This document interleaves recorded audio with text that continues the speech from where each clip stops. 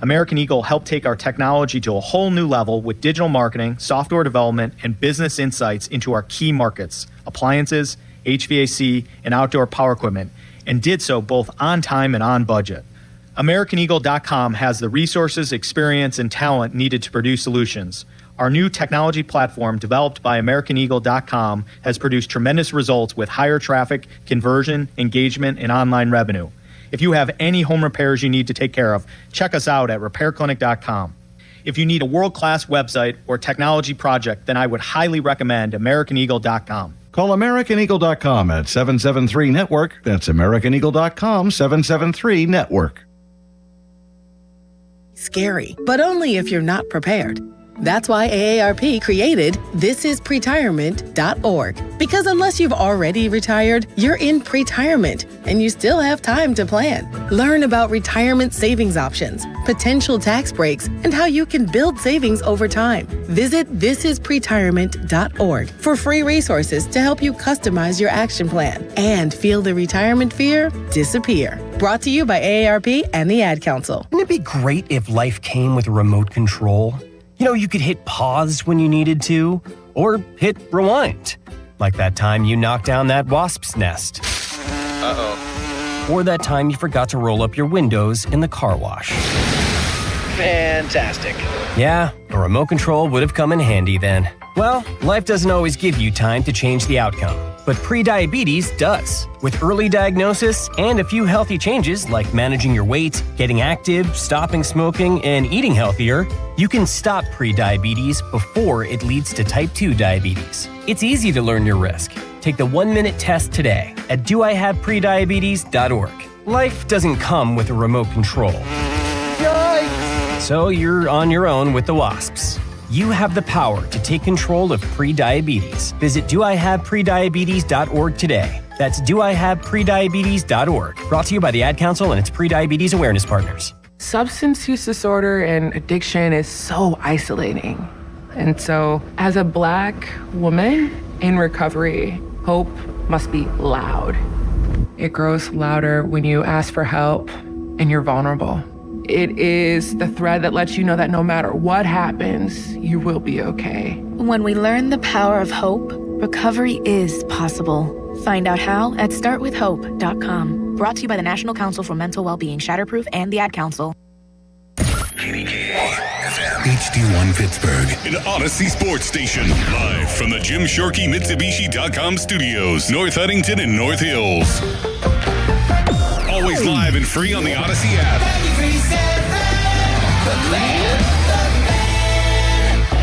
Now, fan headlines powered by Bowser Chevrolet. This is Sean Myers with your fan headlines. With plenty of drama, the Pirates won 4-3 in 11 innings in Chicago against the Cubs on Saturday. Nick Gonzalez scored the game-winning run on a throwing error by the Cubbies. Braxton Ashcraft had a good start, 5 innings, 4 hits, 1 earned, 9 strikeouts. Nick York went 3 for 4. O'Neal Cruz was 4 for 5 in the victory. Pirates at Cubs today, 2:20 the first pitch. Bubba Chandler against former Bucco Jamison Tyone. Coverage on 93.7 The Fan begins at 12:50 with the North Shore Tavern leadoff show. Fan headlines are powered by Bowser Chevrolet. For more, visit 937thefan.com. Live and local, even on the weekends. Let's go! Sports Radio 93.7 The Fan, Pittsburgh's hometown sports station.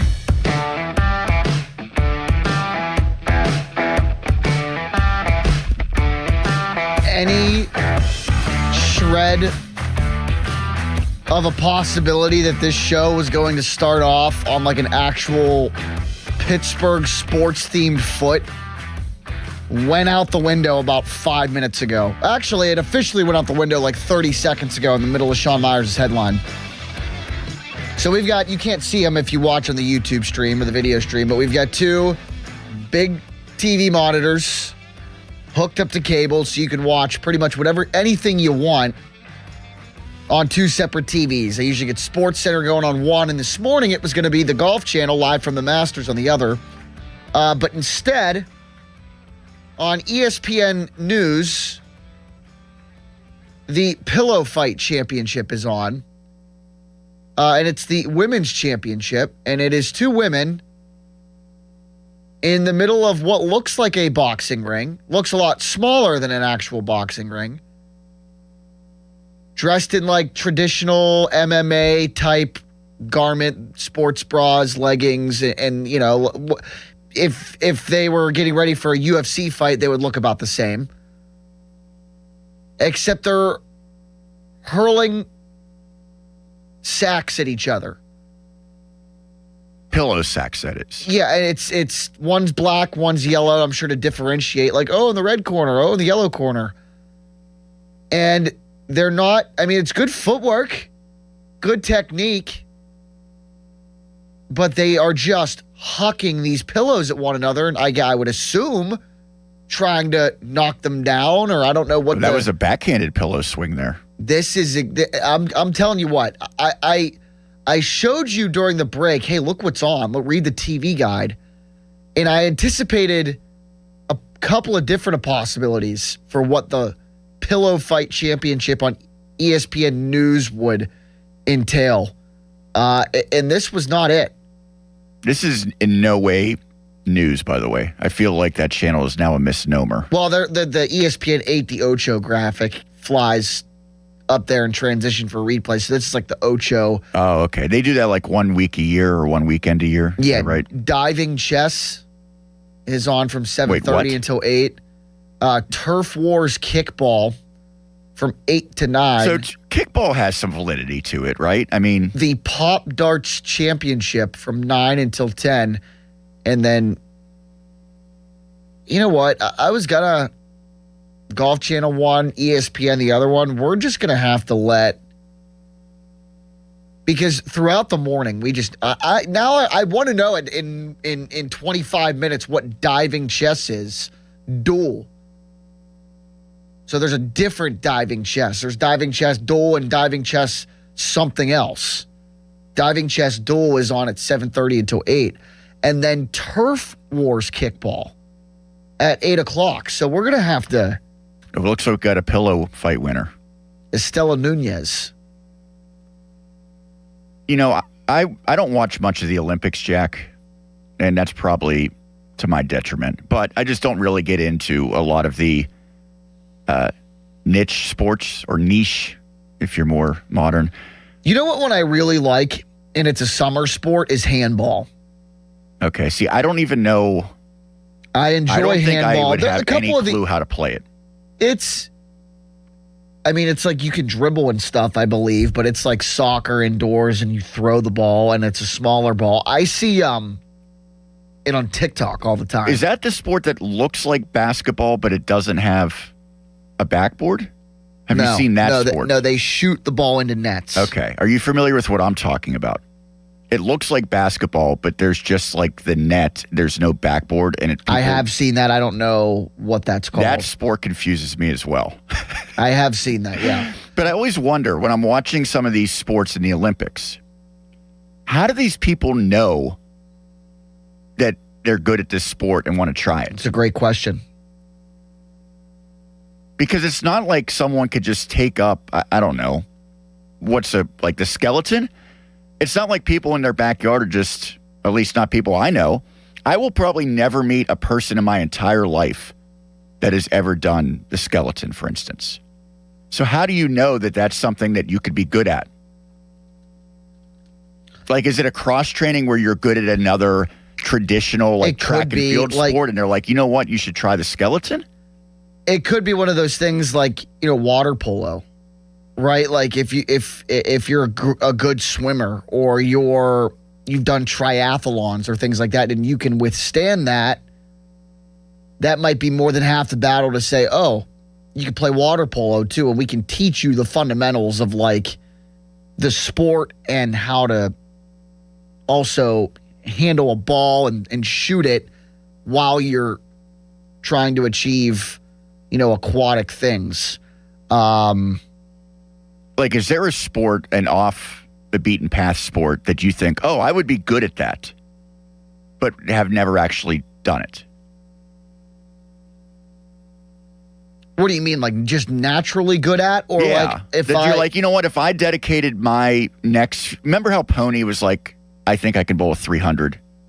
Did you hear about this? Yeah, I remember that. And I don't think he ever came close. Now, bowling is something that like everyone does just like recreationally here and there. But is there something that you're like, you know what, I've seen this on TV and I could actually picture myself being good at it if I dedicated years of my life to doing it?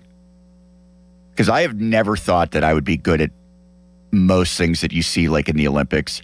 And I'm wondering how these gals are like, you know what, I want to try pillow fighting and I'll get to the point of prominence that I'm on TV doing it and probably making a decent amount of money. I'm looking at the sports for the Summer Olympics in 2028.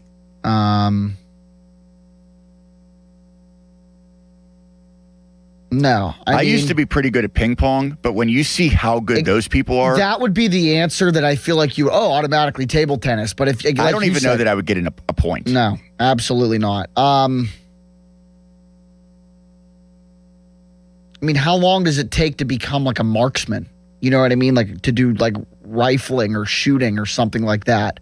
Probably several years. So no, I doubt it. Equestrian, absolutely not. Yeah, that would be terrifying. How about the, what was the big one? Like the breakdancing? Was that a sport? Was that last summer? Because breakdancing is not in the breaking. Yeah, breaking is what it's called at the Olympics. That was a sport in 24. Is breaking in LA in 2028? It got a lot of buzz. Yeah, no, it's not. They've done away with it. Yes. Well, no. So the couple of the new ones, which I like, right? Flag football is going to be interesting. The U.S. is going to win flag football, but baseball and softball comes back. Now, is flag football, have they decided that they are going to use the NFL players? Yeah. Because I thought the NFL lost to the full-time flag football guys in some sort of exhibition recently. Which, to those guys' credit, if that's what they do, they should be really good at it. It's so much different than... According to the old Google, they're still planning on using National Football League players. Jalen Hurts, Patrick Mahomes, and Joe Burrow have all publicly expressed interest in doing it. I do wonder. It feels a little bit different than, the NHL players playing in the Olympics, right? I wonder if there is an NFL player of prominence who gets injured. Yeah, it would be... Does that then kind of start the trend of everyone saying, no, you're not doing this? Because this isn't even real football as they probably look at it. And I mean, hopefully we don't have to cross that bridge when we get there. But the second that, if that does happen in 28 or in a Summer Olympics in the future, yeah, you're not going to see NFL players in flag football in the Olympics much after that. Let's go to the YouTube chat. Yeah, they're already against you doing the marksman. Well, no, that's not me saying. I wasn't claiming that. I just was asking the question. I mean, how long does it take? And Sports Sharp, who's in here a lot, says a lifetime. The muscle memory and eyesight necessary to be an elite marksman is a skill developed over a lifetime. Yeah, that makes sense. So I'm not doing shooting or rifle or anything like that. I was going to say, unless you're secretly a sniper and we don't know it. Trust me, I'm not. No Call of Duty background or anything? I mean, I've played the video game, but, not in real life. That's probably a good thing. So the answer to your original question is no, none of the sports. How would you fare in pillow fighting? These guys look jacked. There's men doing this, too. All right, because this is such a formulaic topic. How the hell do you get 93.7 The Fan? Who would prevail? Doran. The answer to the question for everything athletically is Doran. Is that the lazy answer? Yes, but as I'm watching these guys try to execute whatever this pillow fighting is, and if you're up and you're listening, go ahead and flip it on. Keep ESPN it on mute, News. Though. Yeah, you want to hear us. Yeah, and just take a gander at what we're talking about here if you're in front of a television. ESPN News. But as I watch these guys try to execute what they're doing here, footwork and just swinging this, I guess it's technically a pillow, but they've got it's got shopping bag handles on it so they can really grip it and fling it around. I mean, Doran's got the upper body strength to really, like, if he connects you with this thing, I mean, you're going to be hurting. You think that's a fairly heavy sack then? I don't know Sean, I don't know what the regulations with this are. Because if you get hit with, like, an actual pillow, it's not going to, I mean, if you get hit with a pillow hard enough, it'll hurt. But, like, if this is heavier than something you can sleep on, then it's probably going to hurt pretty bad. Concussion-inducing. Oh, absolutely. So, no, I would have to venture. It just looks like it's sponsored by whatever the hell Hush is. There is no Sponsors on the headgear bag. worn, by the way. These guys just bare skulls. Where is this being held? How many people are attending this to watch it? I was going to say, is this something that's like offshore? And of the people that are there, how many of them are not drunk off their asses? Because this seems like one of those like backside show events in like a convention center. Whereas, like, if I was drunk enough, I'd be like, yeah, I'll go watch some pillow fighting. You think Vegas? I mean, that's usually a safe bet. Well, that's the whole present. That's the whole pretense of Dodgeball, the movie, which is on ESPN 8 The Ocho at the Learning Annex at UNLV. Someone has chimed in. They want beer pong to be an Olympic sport. See, and as good as some people think that they are out there at beer pong, there are people that are better. I'm sure we have both come across a time or two where someone is just an absolute ringer. And, like, they might have a partner who does almost nothing, but you still feel like you have no chance because they're going to sink every single time they get a throw. You know, we did a lot in college. Because, again, to put it for those out there that are unaware, my senior year of college was 2020 to 2021. So it was... We were able to pull off a whole year in person at Waynesburg, some online classes, some not. But I had an apartment off campus senior year. And, you know, it's senior year of college. So, like, my buddies and I, we kept, you know how it was during COVID. Oh, keep your circle small.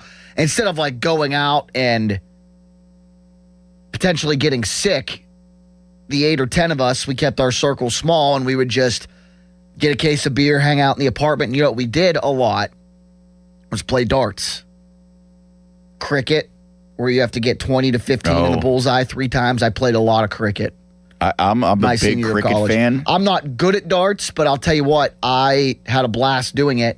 It's great until I have to hit bullseyes to win, and then it just goes all downhill. I might have a sizable lead, 20 through 15, and then I just need those 3 bulls or even just 1 double and a single. And the person I'm going against will have this furious comeback because I cannot hit the bulls to save my life. We had it set up, the dartboard, in like a pretty good spot, but a lot of misses. And towards the end of our lease, our landlord came to like fix something else and saw all the holes in the wall from the dartboard. And were you throwing like metal darts? Yeah. Oh, that seems like a miscalculation. He was actually very cool about it. He's like, I mean, I've got all the paint, so if you go buy the spackle and fix it, it's fine. And we did it. So he was pretty cool about it. All right. Good morning. Good morning. Took 16 minutes to get here, but that's what happens when you stumble across the pillow fighting championships on the Ocho at 7 o'clock on a Sunday morning. People are probably also wondering why Pomp is here, but hasn't said a word yet. Yeah, he was up there. If you're watching on the YouTube stream or on the video stream, his silhouette, his cutout, was still propped up. And I said, you know what? It is Pomp's weekend. His birthday was yesterday. Let's keep him up there. Happy birthday, Pomp. The legend, the godfather of Pittsburgh sports media, Pittsburgh sports period. So we'll celebrate Pomp for 4 hours. Why the hell not? And we can take your phone calls at 412-928-9370. Which Olympic sport, obscure Olympic sport, do you think that you would have a chance of being good at, and why? And how do you think you would fare in the Ultimate Pillow Fighting Championships? Hector Lombard is cutting a promo after he wins. Would you stand a chance against this guy and win a pillow fighting championship? Oh, he's a titan of pillow fighting. Hector Lombard. How do you even get to this point in life?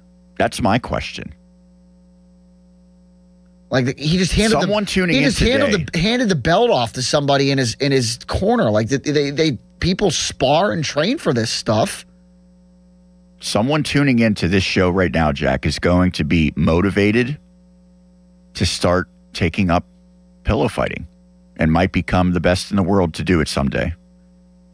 Somebody asked in the YouTube chat if Diana Rossini has an insider. Oh, they deleted the comment. That's pretty good. Should I have said that on the air, or is that not nice? No comment. Pony and Muller are having everybody's field day talked with some about of it these at this topics. point. Yeah, they were talking, have a good laugh. Here's about the that thing. On Friday. Jeff Hathorn chimed in on the subject. I heard, offered his opinion. If Jeff Hathorn feels like he should be, if he can talk about it, it's probably okay to talk about on the air. But we're not going to talk about it at length this morning. We'll just bury that hatchet right now. Focus on the big topics like pillow fighting and darts. No, this is going to be a good segue into our first commercial break. And if you were driving around listening to this first segment and just wondered what the hell we were talking about, I apologize. We'll get the show back on track in a moment here. What a weekend it was for the Pirates. And now it's finally time to start having the discussion of, yeah, this team, I think, is just good. And I say that because, number one, 9-5 through 14 to start the season's a pretty good mark. Number two, they're winning close games. They played in their third extra innings game yesterday. They're 2-1 in extra innings contests. And of games decided by 2 runs or fewer, they are 1, 2, 3, 4,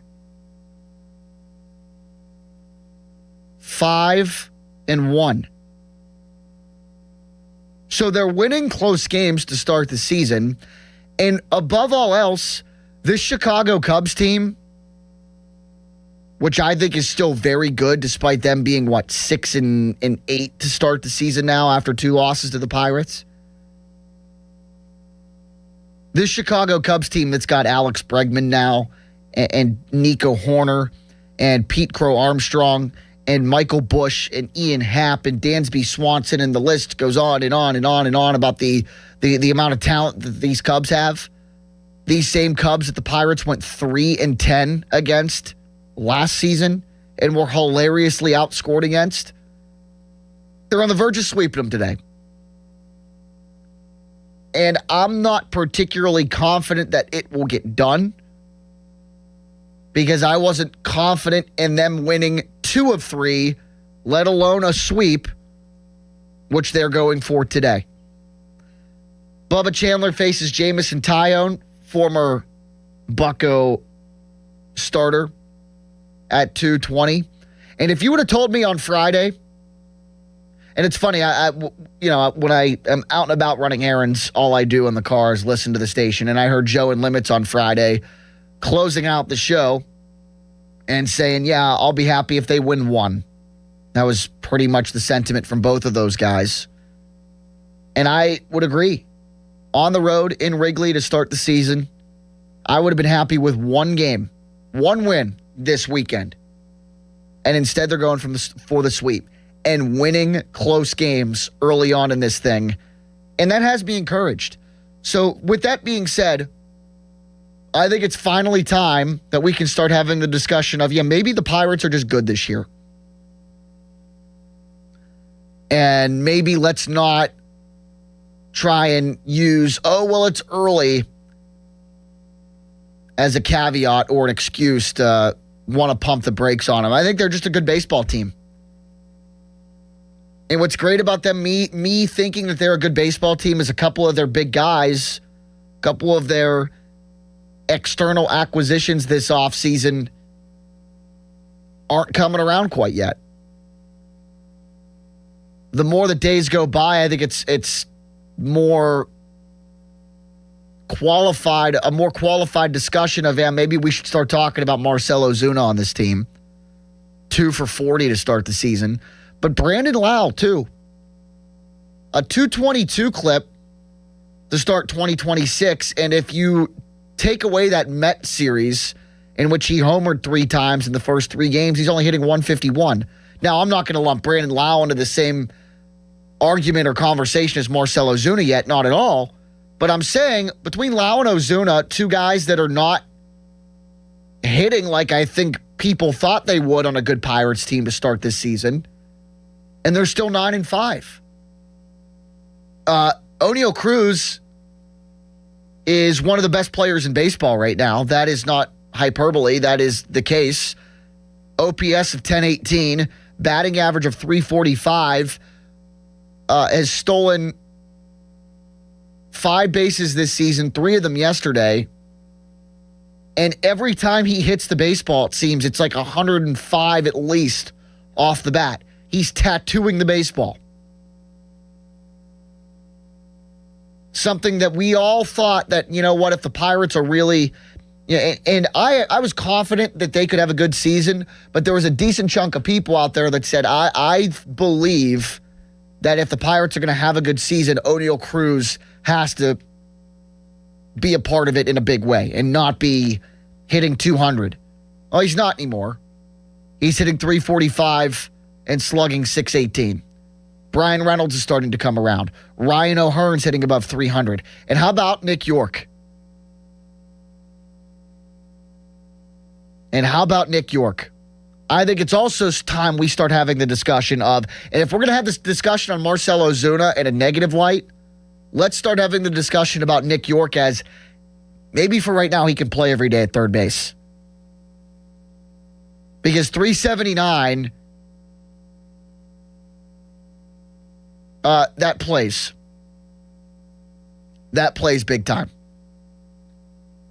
So what am I trying to say? I think the Pirates are a good team when other people that I didn't expect to be having a good start to the season are. And if they keep it up, the Cruzes and the Yorks of the world, and then Brandon Lau, who I think will come around a hell of a lot sooner than Marcelo Ozuna will. But if both of those guys turn it around a little bit, the offense, I mean, look out. Look out. And if they sweep the Cubs today and cement a 10-5 start to the season, yeah. Look out. 412-928-9370. It's the number of the fan text line brought to you by Edgar Snyder & Associates, personal injury law firm where they always say there's never a fee unless we get money for you. Are you sold on the Pirates? And did these first 2 games in Chicago do it for you like they're kind of doing it for me? Because now after 2 wins, 2 close wins against the Cubs on the road, I just think they're a good baseball team. And I think they've proven that. 412-928-9370. We'll also get in the golfing mood. I swung a golf club this weekend for the first time of the spring. And in addition to the Masters talk and how this Sunday could shape out at Augusta, because I think it's going to be must-see TV later on today.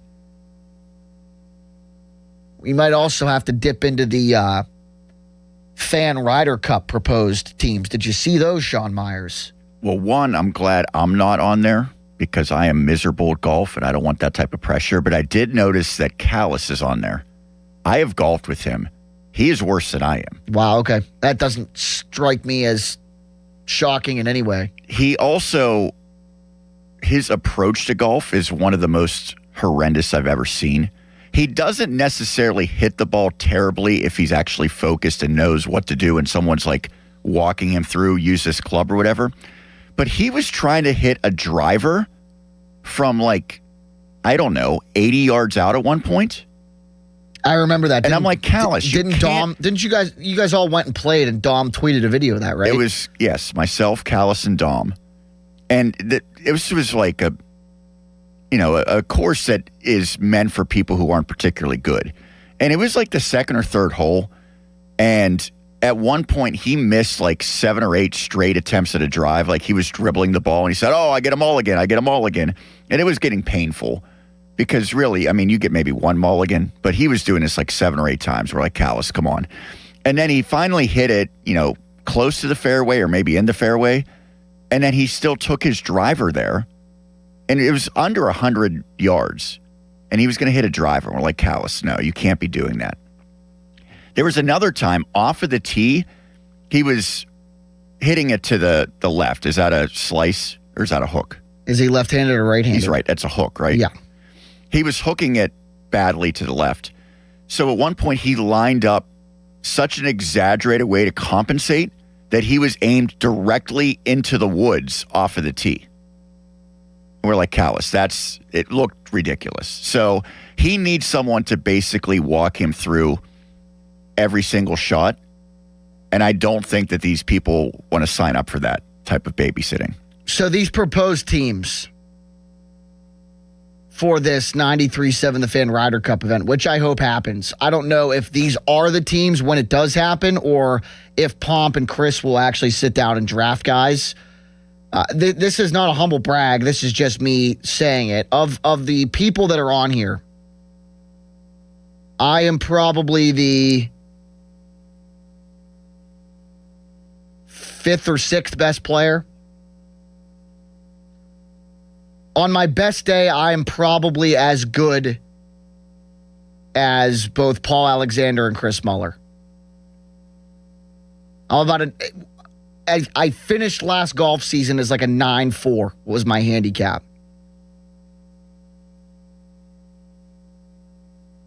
I think Pat Bostic too. I think Chris, Pat, Bob, and Jeff, and Paul are probably all better players than I am. So 5th or 6th. I've never seen Tyler Kennedy play, so I don't know.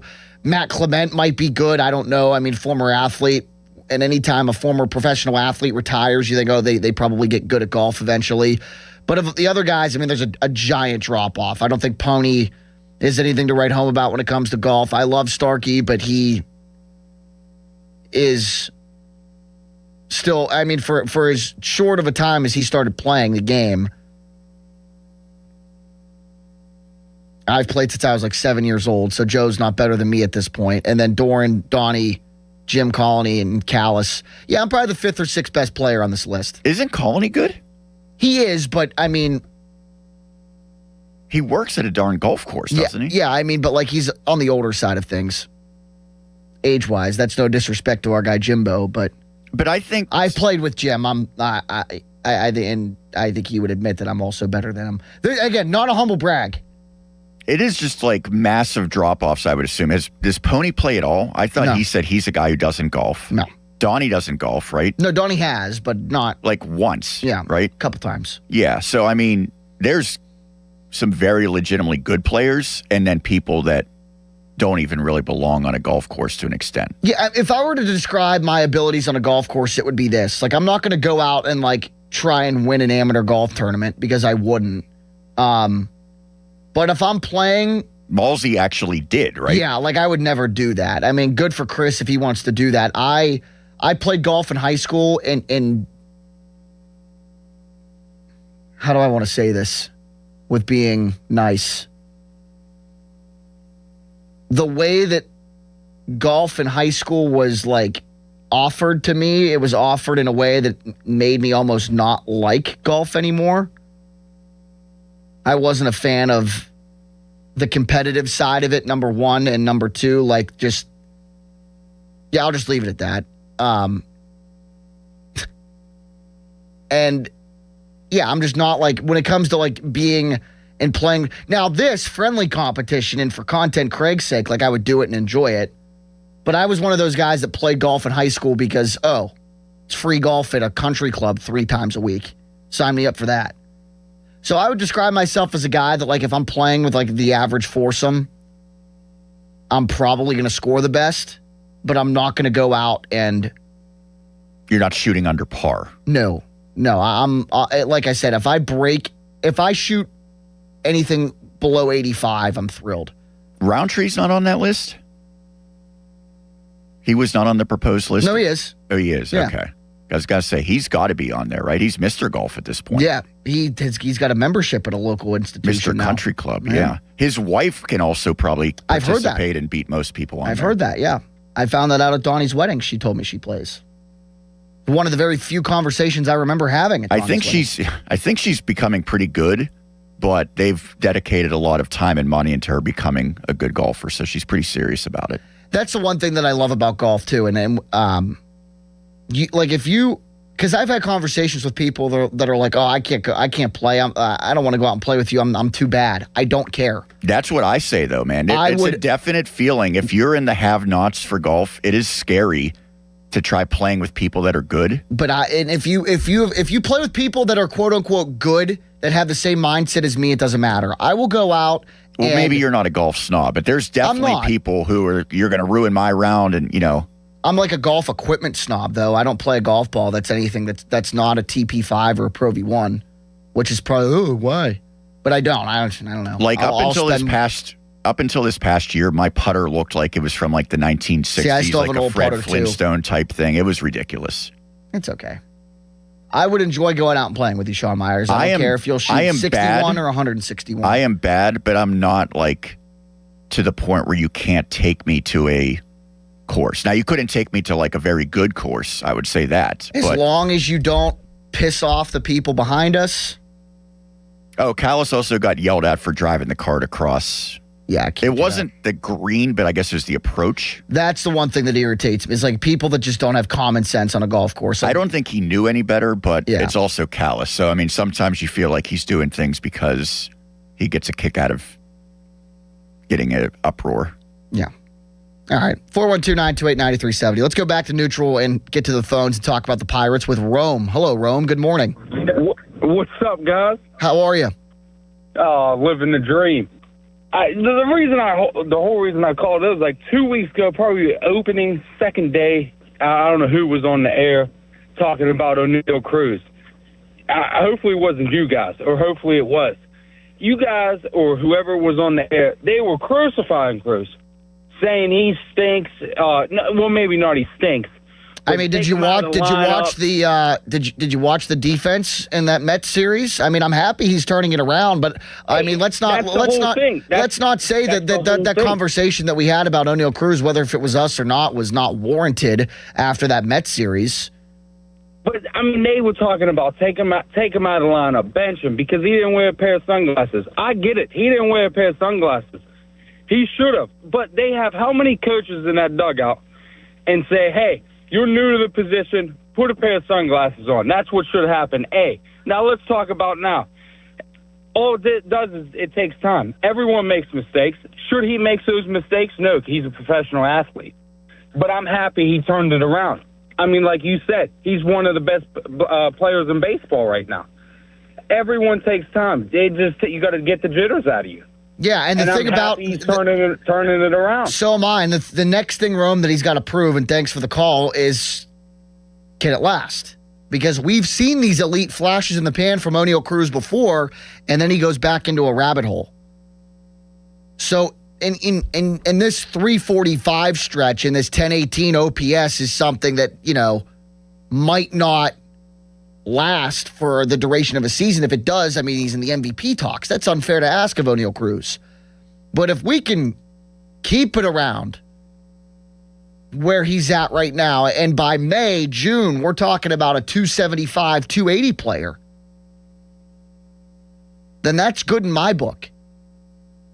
But the biggest issue with O'Neal Cruz to this point in his career is, can he make it last? And he hasn't been able to. I think one of the... Well, this is going to be a 2-segment hour, by the way. Okay. One of the points that I disagree with there is Rome was saying, it's jitters. He's new to the position. But he's at this point, what, like 26?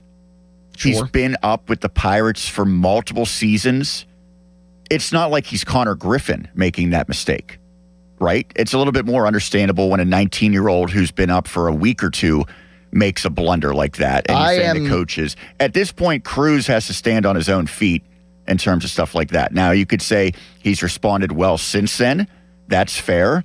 But those are still unexcusable mistakes from a guy who at this point would have to be called a major league veteran. Yeah. No, he absolutely is. This is like his fourth full season in the bigs. Made his major league debut in 2021. I'm 2 months older than O'Neal Cruz. He'll turn 28 in October. 412-928-9370. John. Hello, John. Jack? John, you're on the air. What's up, brother? Yeah, I want to give kudos to Nick York. Hell yeah. Not just for his hitting, but they threw him out there in right field. And that overthrow to first base, if he's not crashing in, backing up to get that overthrow, that tying run's going to score from second base. And then he follows that up with a one-hop strike to the plate on that fly ball.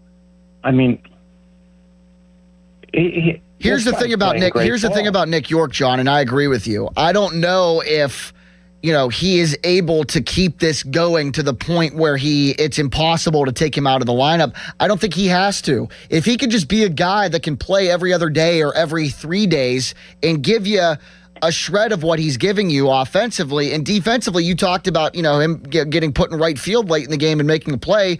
He can play corner outfield. They've put him at first base. He can play all over the infield. And I mean, you go back and look at, I want to compare him to Josh Harrison because Josh Harrison's an all-star, and that's unfair to Jay. But you go back to those playoff teams in the early 2010s, like Josh Harrison was a guy before he became an everyday player that you could put all over the field and you knew that you were going to get above-average defense. Same can be said for Sean Rodriguez. So if Nick York can just be that guy that can play once every 3 days and can put you anywhere. Like if, Triolo's out for a couple of days, throw York at first. Or if, Horwitz or O'Hearn are out and we're in a little bit of a logjam at first base, Nick York can give you a game on a Sunday at first base.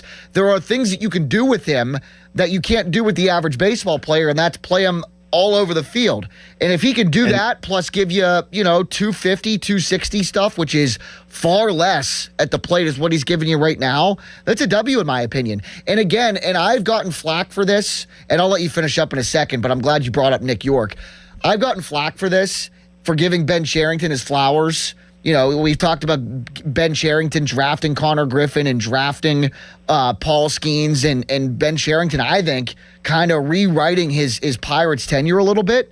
They trade Quinn Priester, who made one start, for the Boston Red Sox. For this guy, that is a flat-out W move. It doesn't even matter if Nick York made the everyday MLB roster and never played, that's still winning that trade because Boston got one game out of Quinn Priester, and that was a straight up trade. And Nick York is exceeding expectations so far in 2026, and I think Ben Cherington deserves all the credit in my book for making that move. Yeah, he's made some good moves, I'll tell you that. All right, thanks, Jack. You got it, brother. Enjoy your Sunday. 412-928-9370. Fan Twitter brought to you by South Hills Kia in Peters Township. Visit them at southhillskia.net. We have just blown by this hour, so we've got to go to a break. When we come back, we'll take a look at the Masters leaderboard heading into the day and get back to the phones at 412-928-9370. The Pirates are 2 for 2 in Chicago, looking for the sweep. Are they just good? We'll talk about it when we come back. It's a Sunday morning. I'm Jack Hillgrove. Now, fan headlines powered by Bowser Chevrolet. This is Sean Myers bringing you fan headlines. The Penguins fell 6-3 against the Washington Capitals on Saturday. Anthony Mantha, Noah Chari, and Kevin Hayes lit the lamp for the Pens. Alexander Ovechkin, an empty netter, his 32nd goal of the season for the Caps. Pens in Washington against the Capitals today at 3 o'clock. Fan headlines powered by Bowser Chevrolet. For more, 937thefan.com. Sports Radio 93.7 The Fan. Get the latest on Pittsburgh sports from anywhere with the Odyssey app. Listen to shows and Pirate games live. Check out our exclusive interviews and content anytime. Download the Odyssey app now and never miss a minute. Sports Radio 93.7 The Fan. Sports Radio 93.7 The Fan. Today's 11 days until the NFL Draft. Get pumped for the draft. Our NFL Draft Watch is brought to you by Lewis Anthony Jewelers. Have we met yet? Sports Radio 93.7 The Fan. A trial is 99% preparation, and nobody prepares better than us. Get the good guys, Goodrich and Geist.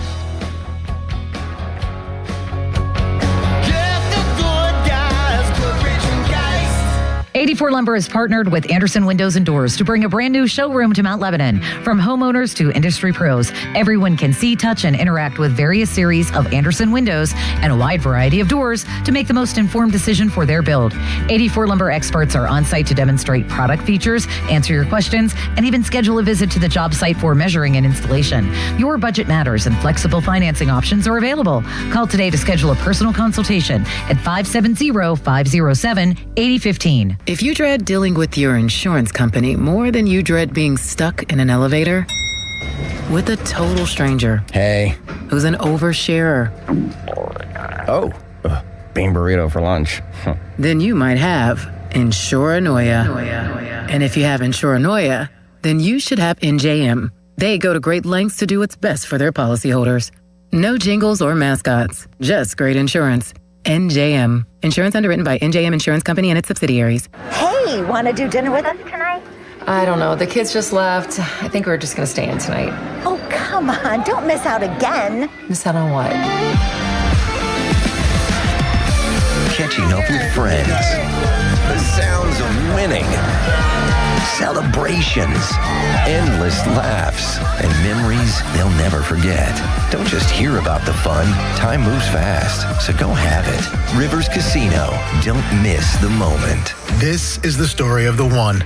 As a maintenance tech at a university, he knows ordering from multiple suppliers takes time away from keeping their arena up and running. That's why he counts on Grainger to get everything he needs, from lighting and HVAC parts to plumbing supplies, all in one place. And with fast, dependable delivery, he's stocked and ready for the next tip-off. Call 1-800-GRAINGER, click Grainger.com, or just stop by. Grainger, for the ones who get it done. Straight Talk Wireless presents Pickup Truck Wisdom. If you're only good to your new friends, you're not going to have any old ones. Straight Talk gets it.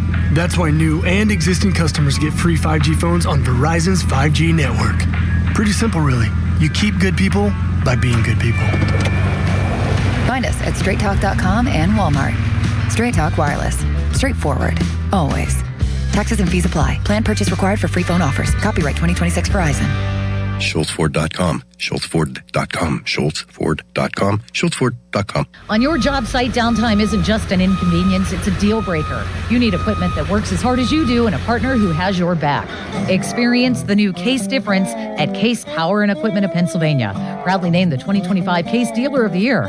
Whether you are looking for the latest iron or need expert service to keep your fleet in the dirt, their pros are ready. With thousands of parts in stock, they're here to ensure you're always running at peak efficiency. Case Power and Equipment of Pennsylvania.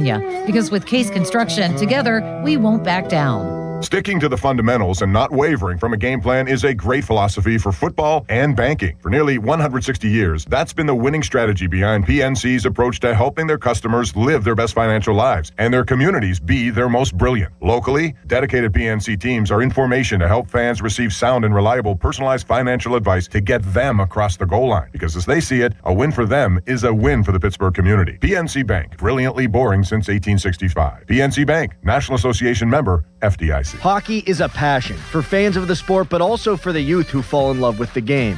With the ever-increasing cost of participating in hockey, many families face financial challenges. The Assisted Goals Foundation was founded to remove financial barriers and to create lasting growth in the sport for current and future players of all backgrounds and communities. Help the Assisted Goals Foundation make the game of hockey available and accessible to anyone, anywhere, at any time. You too can provide an assist. Donate today at assistedgoals.org. Taxes was waiting on the refund you needed yesterday. All right, your car repair is going to run about $3,000. Now Taxes is getting back on the road with TurboTax and Credit Karma, where you can get your refund up to 5 days faster and get personalized guidance to take every dollar further. Now this is Taxes. Intuit Credit Karma with TurboTax. Deposit a federal refund into Credit Karma Money account and early submission of refund data by IRS required. Terms apply. Banking services provided by MVB Bank, Inc. Member FDIC. Credit Karma is not a bank. Cohen Markets is introducing Crave Wraps. Each one comes on a 7-inch tortilla wrapped around one of their famous chicken tenders. Try all 7 varieties or build your own. Get the wrap you crave, now 2 for just $5.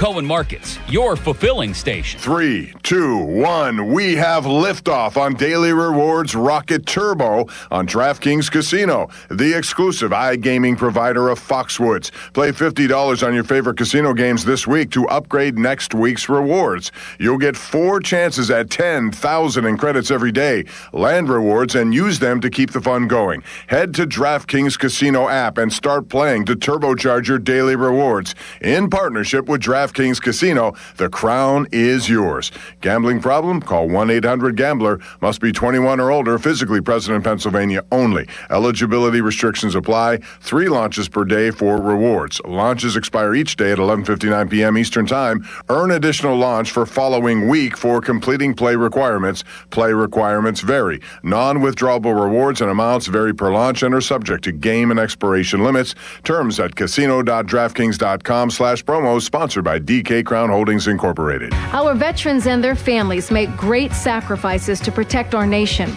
Now it's time for them to receive assistance in their time of need as they age.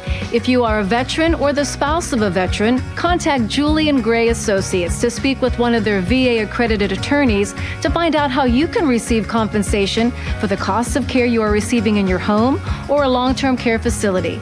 Visit grayelderlaw.com.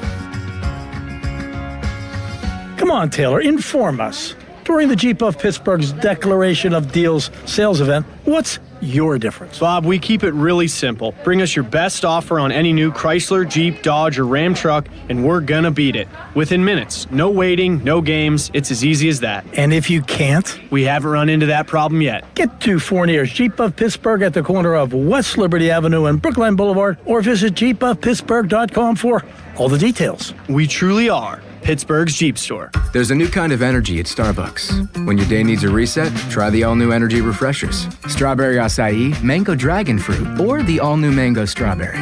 The refreshers you love, now with extra caffeine. New energy refreshers only at Starbucks. Pump up the volume. Business moves fast. Pump up the volume. When you ship with USPS Ground Advantage, you can keep up with confidence. Visit USPS.com/Ground Advantage to learn more. Text us on the Edgar Snyder and Associates text line at 412-928-9370. Edgar Snyder and Associates reminds you to text responsibly. Live from the ShorkeyMitsubishy.com studios, North Huntington and North Hills. 93.7 The Fan is cleared by aquickdrain.com. If it matters in Pittsburgh sports, we're talking about it. Even on the weekend. That's cool. Sports Radio 93.7 The Fan, Pittsburgh's hometown sports station.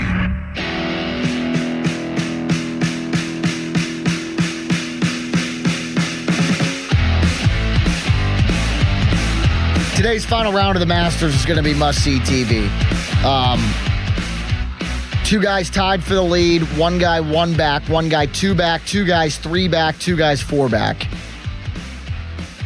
And some heavy hitters that are within 4 shots. Cam Young and Rory McIlroy are minus 11. They tee off at 225. Sam Burns, who I'm rooting for. I'm happy to see him in it. He got hosed last year at Oakmont in that final group with J.J. Spawn and that rolling, having to hit out of that puddle. It completely derailed the back half of his final round. I would like to see him win. That'd be pretty cool. Burns is minus 10. He plays with Shane Lowry. Another one who I'd like. How about Shane Lowry? His career hole-in-ones. He's aced, has 2 hole-in-ones at Augusta on 2 different occasions. He also has hole-in-ones at Memorial Park. He's got a hole-in-one at Sawgrass on 17 in the 2022 Players. And he aced number 6 yesterday, helping him get to this point. And that's what's nice. I feel like a lot of times when you see people have hole-in-ones at, doesn't have to be a major tournament, but just a tournament period, it's a guy that's not really in the hunt.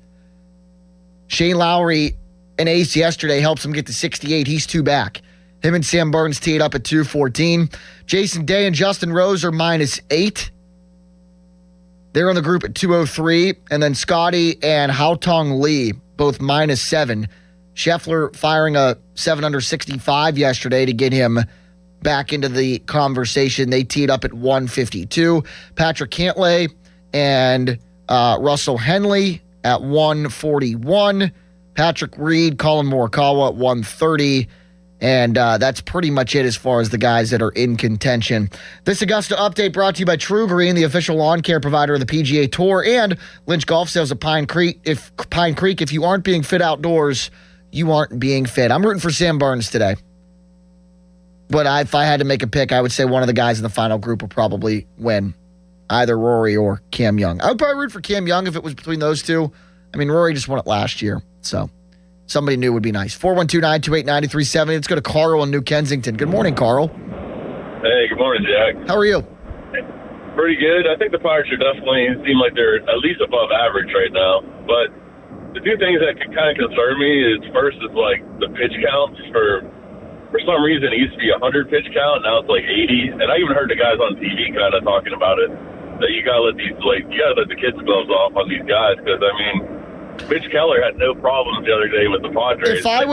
Carl, if I was going to ask you to take a little bit into account here, I would say maybe that it's early in the season. I'm with you on the pitch count argument. I mean, 77 pitches yesterday for Ashcraft. Was it 75 the other day when Mitch Keller was pulled? I would like to think that they are not going to be in the 70s in May or June. But this could be a conversation that we have, and I think this argument has more legs to stand on if these pitch counts stay like this halfway through the season and beyond. I would like to think, and I'm going to the caveat that I'll take here is that I think it might just be because it's early in the season. But in the grand scheme of the argument, I mean, I'm with you, especially with a guy like Mitch Keller, like 75 through 6, especially 6 scoreless the other day. I mean, come on. Yeah, I mean, I've heard some people say, like, oh, we got to save the arms now because we have them for September. But, I mean, the games in April count just as much as September. And, like, sure. I mean, yesterday, we went to put 6 relievers after we took out Braxton Ashcroft. So, I mean, that's going to hurt the bullpen, too. But I guess the other thing I had a concern about was Ozuna. I don't know if you ever used that site called, like, Baseball Savant.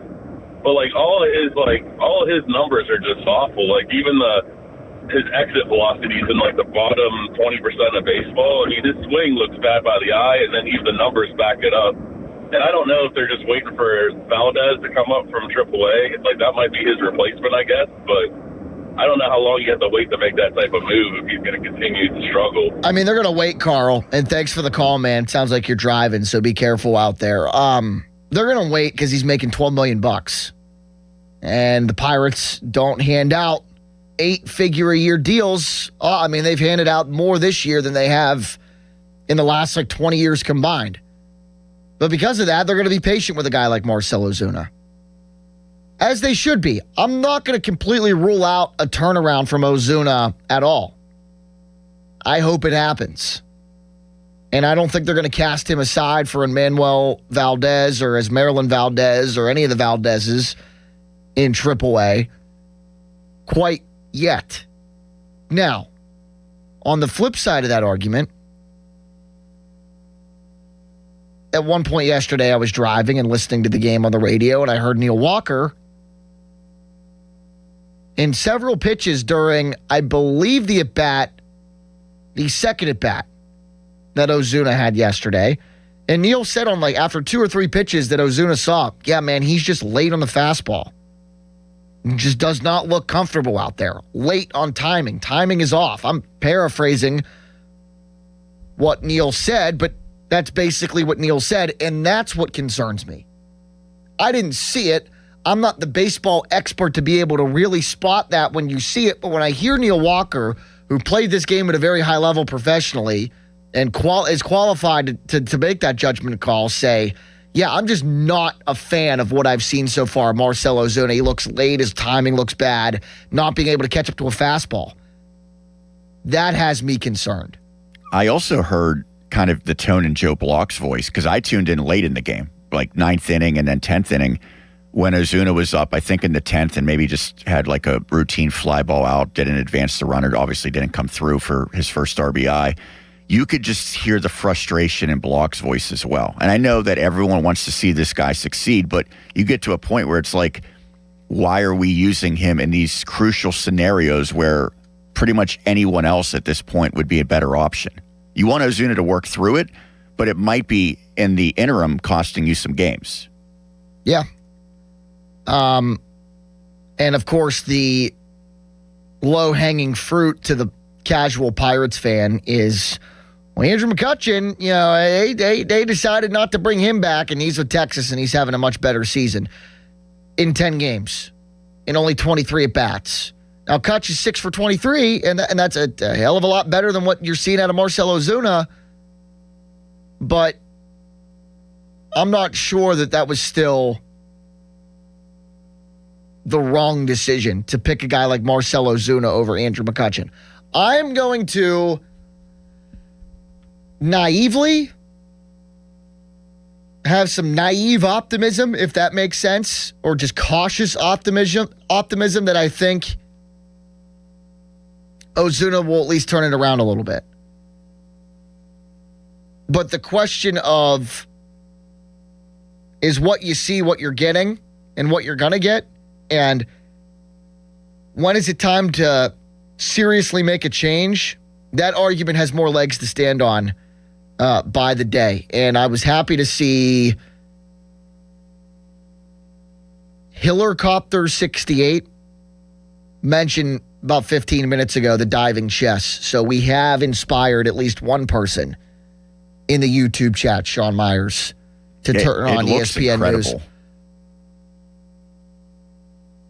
But does the diving have anything, or are they just jumping into the pool for craps and giggles? Yeah, it just looks like they're just punishing these poor people. Do you know how to play chess? No. I don't either. Do you get extra points for how you dive? Look, they're well, I think the thing is you have to kind of work quickly, right?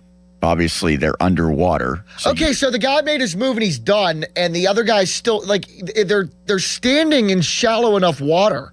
So they're just going underwater. Is it also, too, maybe because you're not allowed to see what they do? So once you get under the water, you have to react in real time to what move the person before you just made? Yeah, I'm assuming this is... One, it's kind of ridiculous this and is comical outrageous. looking, but it is also probably speeding up all the moves because... And they have to shake hands underwater, too? Got a checkmate. Okay, and then so they shake hands underwater and below water. Congratulations to Alex Freeland from the UK winning this diving chess match. Good for that guy. I'm going to have to turn on the volume during the commercial break because he's offering up a soundbite here to somebody. This is outrageous. Fan weather brought to you by Secure Money Advisors. If you're looking to retire soon, let Secure Money Advisors get your retirement on track. Sunny and very warm today. You can play diving chess outside. High of 80. Plexico. No obscure penguin with the number 80 for me today, Sean? I did not find any. I don't think we've had, although, I don't know. I'll probably forget someone. What did Sabinik Mahalik wear? Remember that guy? I do not have the answer for you on that one. Okay. Good stuff in the first hour. When we come back, we can keep the conversation of the Pirates rolling. I do want to get into the Masters today as well. I think this Sunday in this final round of the Masters is about as must-see TV as you can get for Sunday at Augusta. Who are you picking? Who did you pick? Is your pick still alive? And let us know who you think is going to bring it home this afternoon at Augusta National. 412-928-9370. We'll go out to Wrigley at 10 a.m. our time, 9 a.m. his time with Colin Beasley, the Post-Gazette. See his thoughts on these two games that he's observed so far in Chicago. And we'll get into all that this morning until 11 o'clock. Taking you up until then, that's when More Ways to Win Radio with Pony and FanDuel hits the airwaves till 12:50. The North Shore Tavern leadoff show with, we believe, Paul Alexander at 12:50. And then the Pirates leadoff, or the Pirates Insider show with Jason Mackey at 1:20. I'm Jack Hillgrove on a Sunday morning at Sports Radio 93.7 The Fan. Now, Fan Headlines, powered by Bowser Chevrolet.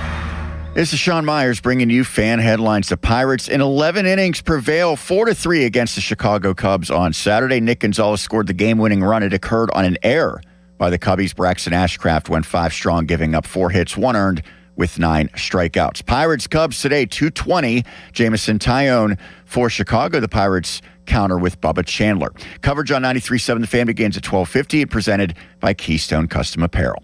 Fan Headlines powered by Bowser Chevrolet. For more, 937thefan.com.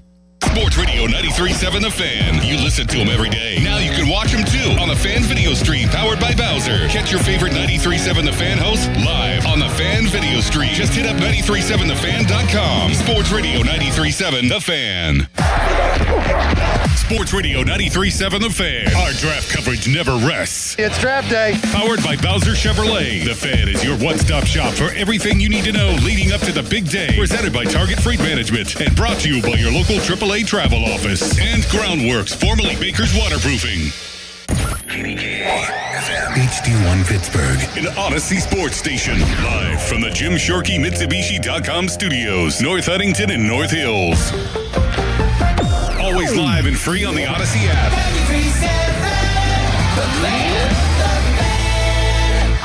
Sports Radio 93.7 The Fan, built by Window Nation. Home of the buy two, get two free offer. At Spitzer Toyota Monroeville, we know your vehicle's more than engine and wheels. This is where road trips create memories and playlists become anthems. It's also your ticket to rewards when you download the Spitzer VIP app.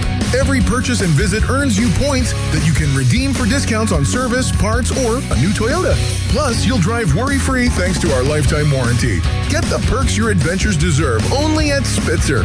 Wag more, spend less at Spitzer Toyota Monroeville. Our world revolves around you. The best club fitters are at Lynch Golf Sales at Pine Creek. You will see ball flight not just 5 feet and drop like other golf stores. Lynch Golf Sales at Pine Creek is the only place to get your new golf clubs.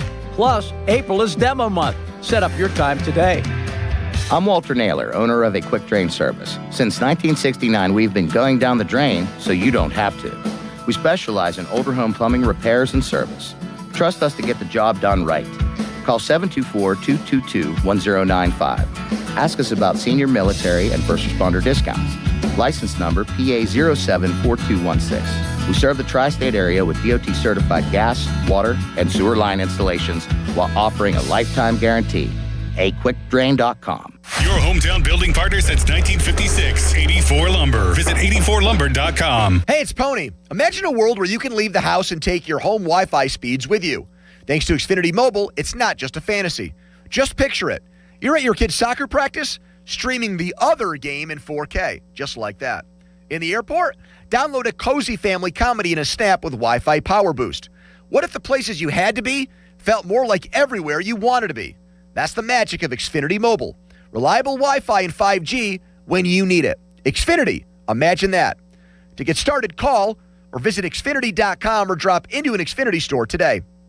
Cut your mobile bill in half with 2 lines of unlimited. Visit XfinityMobile.com to learn more. Restrictions apply. Xfinity Internet required. Savings based on promotional rate for 2 lines of Xfinity Mobile Unlimited versus regular rates for 2 lines of T-Mobile Experience. More, Verizon Unlimited Plus and AT&T Starter. As of 2/10/26. Taxes, fees extra. After promotion, regular rates apply. As the old saying goes, size matters. At Morgan & Morgan, we have over 1,000 lawyers and nearly 6,000 people on staff. But at the core, this is and always has been a family business. Our family watching out for your family. Call us or email us 24 hours a day, 7 days a week, even on a Saturday or a Sunday. And if you ever have a problem, call our mom. Morgan & Morgan. For the people and your family. Injured? Dial Pound Law or visit forthepeople.com for an office near you. The draft is coming to Pittsburgh and the party starts at Ross Park Mall. Get ready for a pregame ticket drop for Jason Aldean concert tickets April 20th from 5 to 6 p.m. Don't miss it. All week long, enjoy game day fun with photo ops, exclusive deals, and your chance to win a $1,000 shopping spree. Celebrate in style at Pittsburgh's premier luxury and shopping destination with more than 150 stores and restaurants. Ross Park Mall, where the draft meets destination shopping. This is the story of the one. As a procurement manager for a hospital system, she keeps every facility in her network stocked and ready. That's why she counts on Grainger to be her single source for thousands of products, from disinfectants to lighting, air filters, and more. And with fast, dependable delivery, Grainger helps her keep every facility stocked, safe, and running smoothly. Call 1-800-GRAINGER, click Grainger.com, or just stop by. Grainger, for the ones who get it done. There's a difference between liking a house and actually getting it. Redfin is built to make up that difference and close the gap between finding and owning the home for you. Redfin agents close twice as many deals as other agents, so when you find a home you love, you're not a step behind when it's time to make an offer. That means less watching great homes disappear and more focus on the ones you'll actually move into and call home. Redfin helps turn saved listings into real addresses. Get started at redfin.com. Own the dream. It's deck days at Lowe's, and the savings are stacked. Right now, pros get 15% off all in-stock composite decking from top brands like Trex, TimberTech, and Decorators. Plus, get a free DeWalt 20-volt max 5-amp-hour battery when you buy a select DeWalt tool. The deck's stacked in your favor with brands pros trust. Our best lineup is here at Lowe's. Valid through 4/22 while supplies last. Selection varies by location. There's a difference between liking a house and actually getting it. Redfin is built to make up that difference and close the gap between finding and owning the home for you. Redfin agents close twice as many deals as other agents, so when you find a home you love, you're not a step behind when it's time to make an offer. That means less watching great homes disappear and more focus on the ones you'll actually move into and call home. Redfin helps turn saved listings into real addresses. Get started at redfin.com. Own the dream. Now, fan headlines powered by Bowser Chevrolet. With your fan headlines, this is Sean Myers. The Penguins suffered a 6-3 loss against the Washington Capitals on Saturday. Alexander Ovechkin scored his 32nd goal of the season with an empty netter. Penn's goal scorers included Anthony Mantha, Noah Chari, and Kevin Hayes. Penn's Washington again today, this time in Washington at 3 o'clock. Fan headlines powered by Bowser Chevrolet. For more, 937thefan.com. Sports don't stop for the weekend, and neither do we. We are going to have so much fun this weekend. Sports Radio 93.7 The Fan, Pittsburgh's hometown sports station.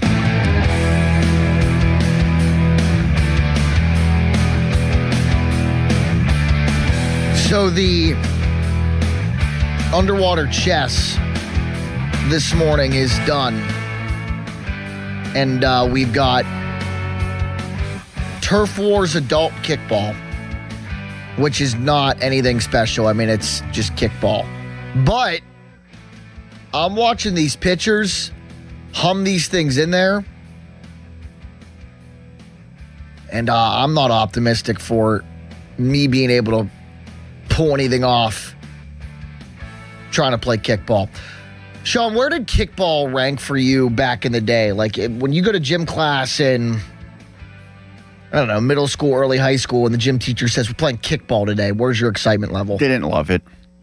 I mean, honestly, I don't really remember doing it all that much after maybe elementary school. Now, we had recess, and that was something we played at recess every now and then. But I wasn't a huge kickball fan. Now, I got excited for the basketball that we played. We used to play like floor hockey, which is... We played mat ball. What is that? At Austin Bechtold High. I was going to say, by the way, he's probably salivating because his chance to shine on the Ocho and wiffle ball at some point will yeah, arrive. But see, I don't know, and this is no disrespect to Austin's wiffle ball capabilities, but I've seen like the national wiffle ball championship kind of stuff. He's not at that level. Not even close. Yeah. The way that they hum those things in there, man, and being able to whip that yellow bat around to catch up to some of that stuff is impressive. Anyway, mat ball was like they used gym mats as bases, and you played in the gym. And you could fit as many people on one base as possible. And you just kept going. But it was kickball? Mm-hmm. Okay. It was impossible to keep score because you'd have like 20 people on a base at a time, and they'd all... This sounds kind of pointless, to be honest. Yeah, I didn't like that. So this wasn't a gym class thing, but when I was growing up, there was two games that we played a lot that I enjoyed. The one was called Buns. Are you familiar with Buns? No. Okay.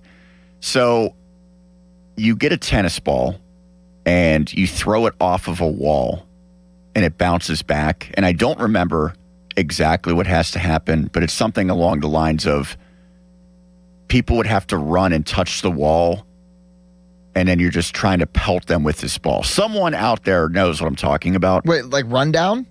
So that was going to say the other game that I played was Rundown. Yep, loved that was probably my favorite game growing up. But that's where you're kind of just like the monkey in the middle. Am I right about that? Yeah, we would play it at the pool. We would use a softer ball for that. We didn't use a tennis ball. We used tennis ball. We would play it at the pool, and you would set up like 2 beach towels on either end, because the pool that I went to growing up, serving as the bases. Yeah, there was a big grass area, at the end, and the 2 beach towels long ways that would serve as the base, and it was usually like 2 of the older kids would play the catchers, right? And you just throw the ball back and forth, and then you're just trying to like peg kids with the tennis ball. I think the purpose of the game was supposed to be like to simulate like a rundown in baseball and like tag people out. But we would just try and peg people with the tennis ball.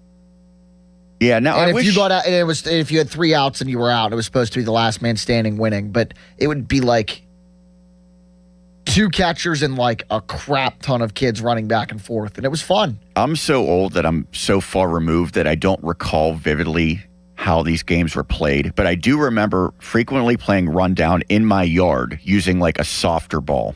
Okay. And then playing buns at my elementary school using the wall of the building.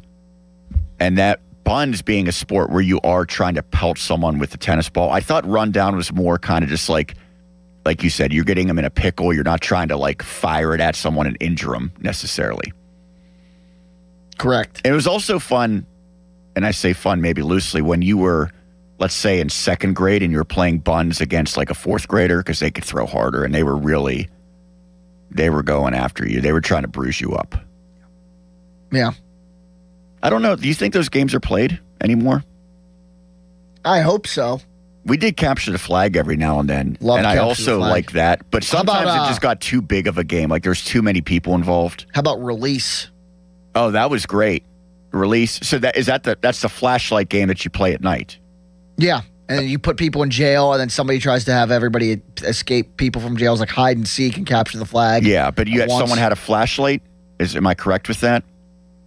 I don't think so. We never played it with a flashlight. I remember playing at night, and you would have a flashlight in someone's yard, and like you tried to spot people as they were like sneaking around. No, we wouldn't play with a flashlight. It would just be like you would hide and try to sneak up to the base or whatever. Yeah, and then if you got captured, then somebody on your team could like try and so you would have like somebody, like you would designate somebody on your team if you were like on defense or whatever you called it, guard the jail. So like you would play defense, and like somebody couldn't come to the jail and release everybody. Yeah.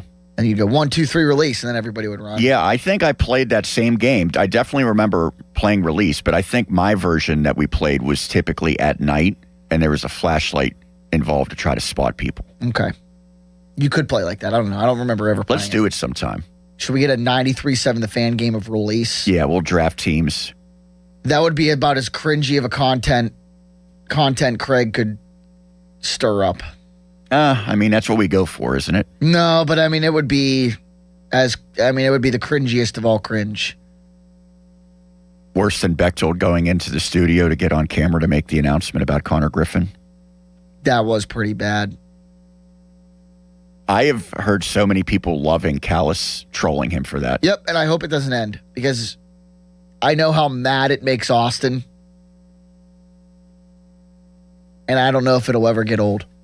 All right, 412-928-9370. Bucks and Cubs at 2:20 today. Is it finally time to start having the discussion of maybe they're just good? Because I think it is. They went 3-10 against the Cubs in 2025. And it's not like these games against the Cubs were competitive. And I mean, for that matter, the games against the Brewers were also not that competitive either. If you look at the games against the Cubs, the games against the Brewers in 2025, 26 games, 13 against each team. They were 6-20. And They gave up a combined 143 runs to both teams last year. That is belt to ass, as cut and dry as it gets. Chicago and Milwaukee, teams at the top of the division. The Pirates, bottom dwellers in the division. That's how the top teams should handle the bottom dwellers, and they did. It's not going to be the case in 2026. The Pirates are going to go for the sweep against the Cubs this afternoon at 2:20.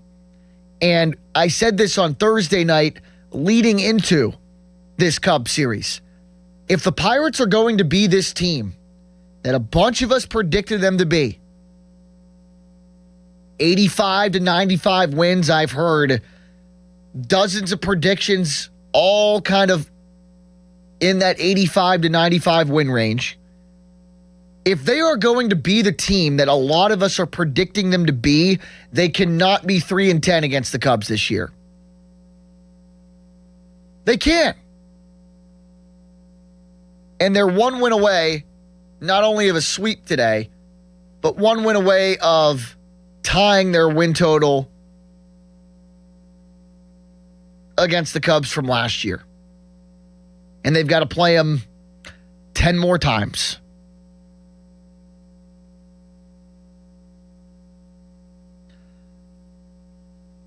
Another thing I said on Thursday night, we were going to find out how good this Pirates team was by the end of April.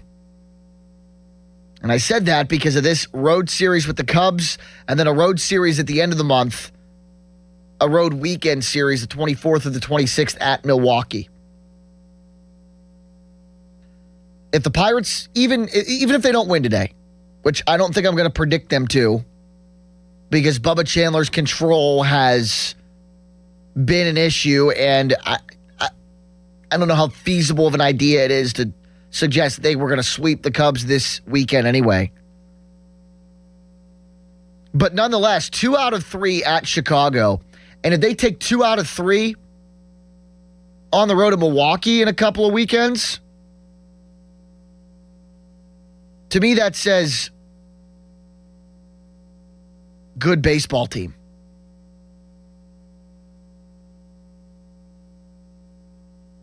(412-928-9370). Jim and Monaca is on the Fan this morning. Hello, Jim. Good morning, guys. I was getting ready for the day, listening to some of the childhood games you guys were describing. The one with the flashlight we always refer to as flashlight tag. You know, it's funny. In the middle, right after it, my mom, she was up texting me, and she texted me and said that's flashlight tag. So, yeah. And then we had 2 variations of I don't remember what we called it, but the tennis ball game, you had 2 ways of scoring, and you defined it before you started playing. You threw the tennis ball off the wall, and then it was either basically like how many gassers you completed on a basketball court, throw it against the wall, how many gassers you could complete before getting hit. And then there was a second version where it was everybody kept running gassers until it was one man standing, and that was your winner. And it was so comical because we were like dead. Like running so many gassers, you're just dead after that. Yeah. But quick Pirate comment. You know, I'm happy to see that O'Neill out and got into a rhythm. Brian Reynolds seems to be improving. And man, I'd like to hear your take on what you think we do with Ozuna. I don't know anymore. Yeah, it's funny, right? Because here I am making these takes, Jim, that I think the Pirates are just a good baseball team because they've won these first 2 games against the Cubs, close games against a good baseball team on April 12th. It is early. I want to try and use that same excuse. Well, not excuse. The excuse that it is early for Marcelo Ozuna. I'm not using the excuse of it's early for the start the Pirates have gotten off to. And I think that kind of contradicts it. And it's a fine line that you have to dance with. They gave the guy an 8-figure contract this year. They're paying him $12 million. So they're going to give him a leash here. But when I hear Neil Walker on the broadcast yesterday saying, 40, almost 50 at-bats into a season, that a guy that's making $12 million is just still consistently late to catching up the fastballs and his timing is way off, then that makes me think, okay, maybe we should start having the conversation about Ozuna, but I don't want to have the conversation about Ozuna yet because he's making $12 million a year. Yeah. And here's the thing, Jim, if he does figure it out to the point where he's hitting like 220 and starts hitting the ball out of the ballpark, I mean, that's going to make this team a hell of a lot better. Yeah, and don't you think, like, I know there's a lot of baseball to be played, and injury will definitely be a factor, but it just seems like everything is adding up to the 2 wild card teams are going to come from our division, I think. Yeah, no, I mean, this, and I was listening to somebody from the national stage say this yesterday, Jim, and thanks for the call, how competitive the NL Central seems to be this year. And, I mean, you look at last year's standings, it was, 83 wins that got the Reds back into it. But that's a team that brought pretty much everybody back from that team and even added with Gio Suarez. So, like, between the Pirates and the Reds and the Brewers and the Cubs, the Cardinals are 8-6 right now. So I don't think, they're still kind of in rebuilding mode. Regardless, could be 4 teams in the NL Central that by the midway point of the season are going to be fighting for playoff positioning. Since he's down, though, probably their best pitcher, Hunter Green. Yeah. Now, I know he's supposed to come back maybe mid-season. Chase Burns has looked good, though, and that's the other thing we haven't talked about. Talking about pitchers that come back mid-season, Jared Jones. What if he comes back and is the same old Jared Jones? Yeah, I think. I think they probably won't initially want to move him to the bullpen. If they do, it's an off-season thing because if you look what the Athletics did with my guy Mason Miller, now his injury did not get to the point that Jared Jones got to where they needed to surgically correct it and he had to sit out for a long time. Before it got to that point, they shut Mason down. And then when they shut him down, he went through an off season and then they brought him in as a reliever.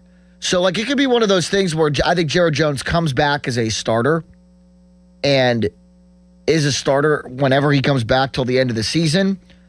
And I don't know. I feel like regardless of whether or not he's good, between what you're seeing from Braxton Ashcraft and if Bubba Chandler can, continue to grow, and obviously Paul Skeens and Mitch Keller, like maybe you still entertain the idea of Jared Jones being a closing pitcher. And I think he could be a pretty damn good one. There's been a few guys. Now, I'm sure there's more examples, but I'll just go 2 off my head. David Price came up as a reliever when everyone knew he was going to be a long-term starter. But at that moment, he best fit as a reliever for a team that was trying to make a playoff push. And I think he threw some pretty high leverage relief innings with Tampa. Last year, I'm a Mariners fan, so I know this is not an apples-to-apples comparison. Their number 6 starter was Emerson Hancock, and he wasn't a great starter. He was good enough, but they didn't have a role for him in the rotation, and they needed another arm or two in the bullpen.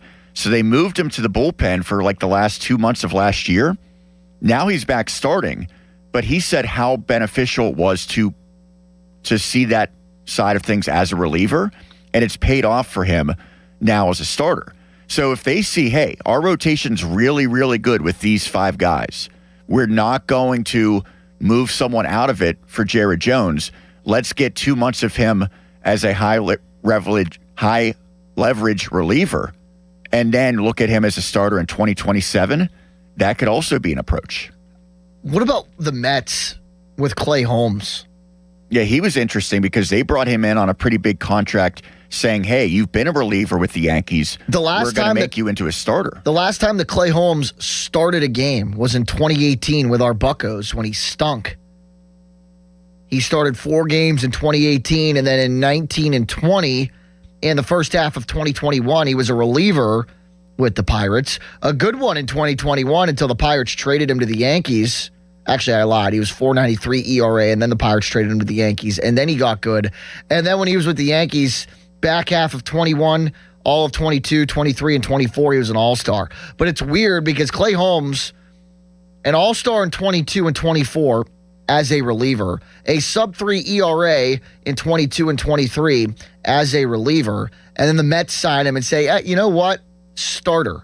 And that's like an odd trajectory because, again, he hadn't started a game since 2018, becomes a starter for the first time again last year, starts 31 games, and actually had a pretty good year, a 3.53 ERA, 165 innings, walked 66 to 129 strikeouts. It's a pretty good ratio. And then through 3 starts so far this season, he's got a 150 ERA. Do you remember Jordan Hicks? Yeah. So he was a pretty explosive reliever, like a high-velocity guy with the Cardinals. And then I think he was with Toronto. Well, he was because I'm looking at his Baseball Reference. But then the Giants brought him in and said, we're going to make him a starter. And he got off to a very nice beginning to 2024 as a starter and kind of just, it just went away. He couldn't finish the season. He's now back as a reliever and looks like not a particularly good one. So sometimes it works, sometimes it doesn't.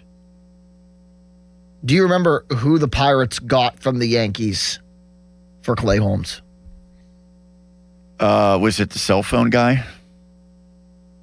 Which one was the cell phone guy? Was that Castro? Yeah, no, it wasn't him. Rodolfo Castro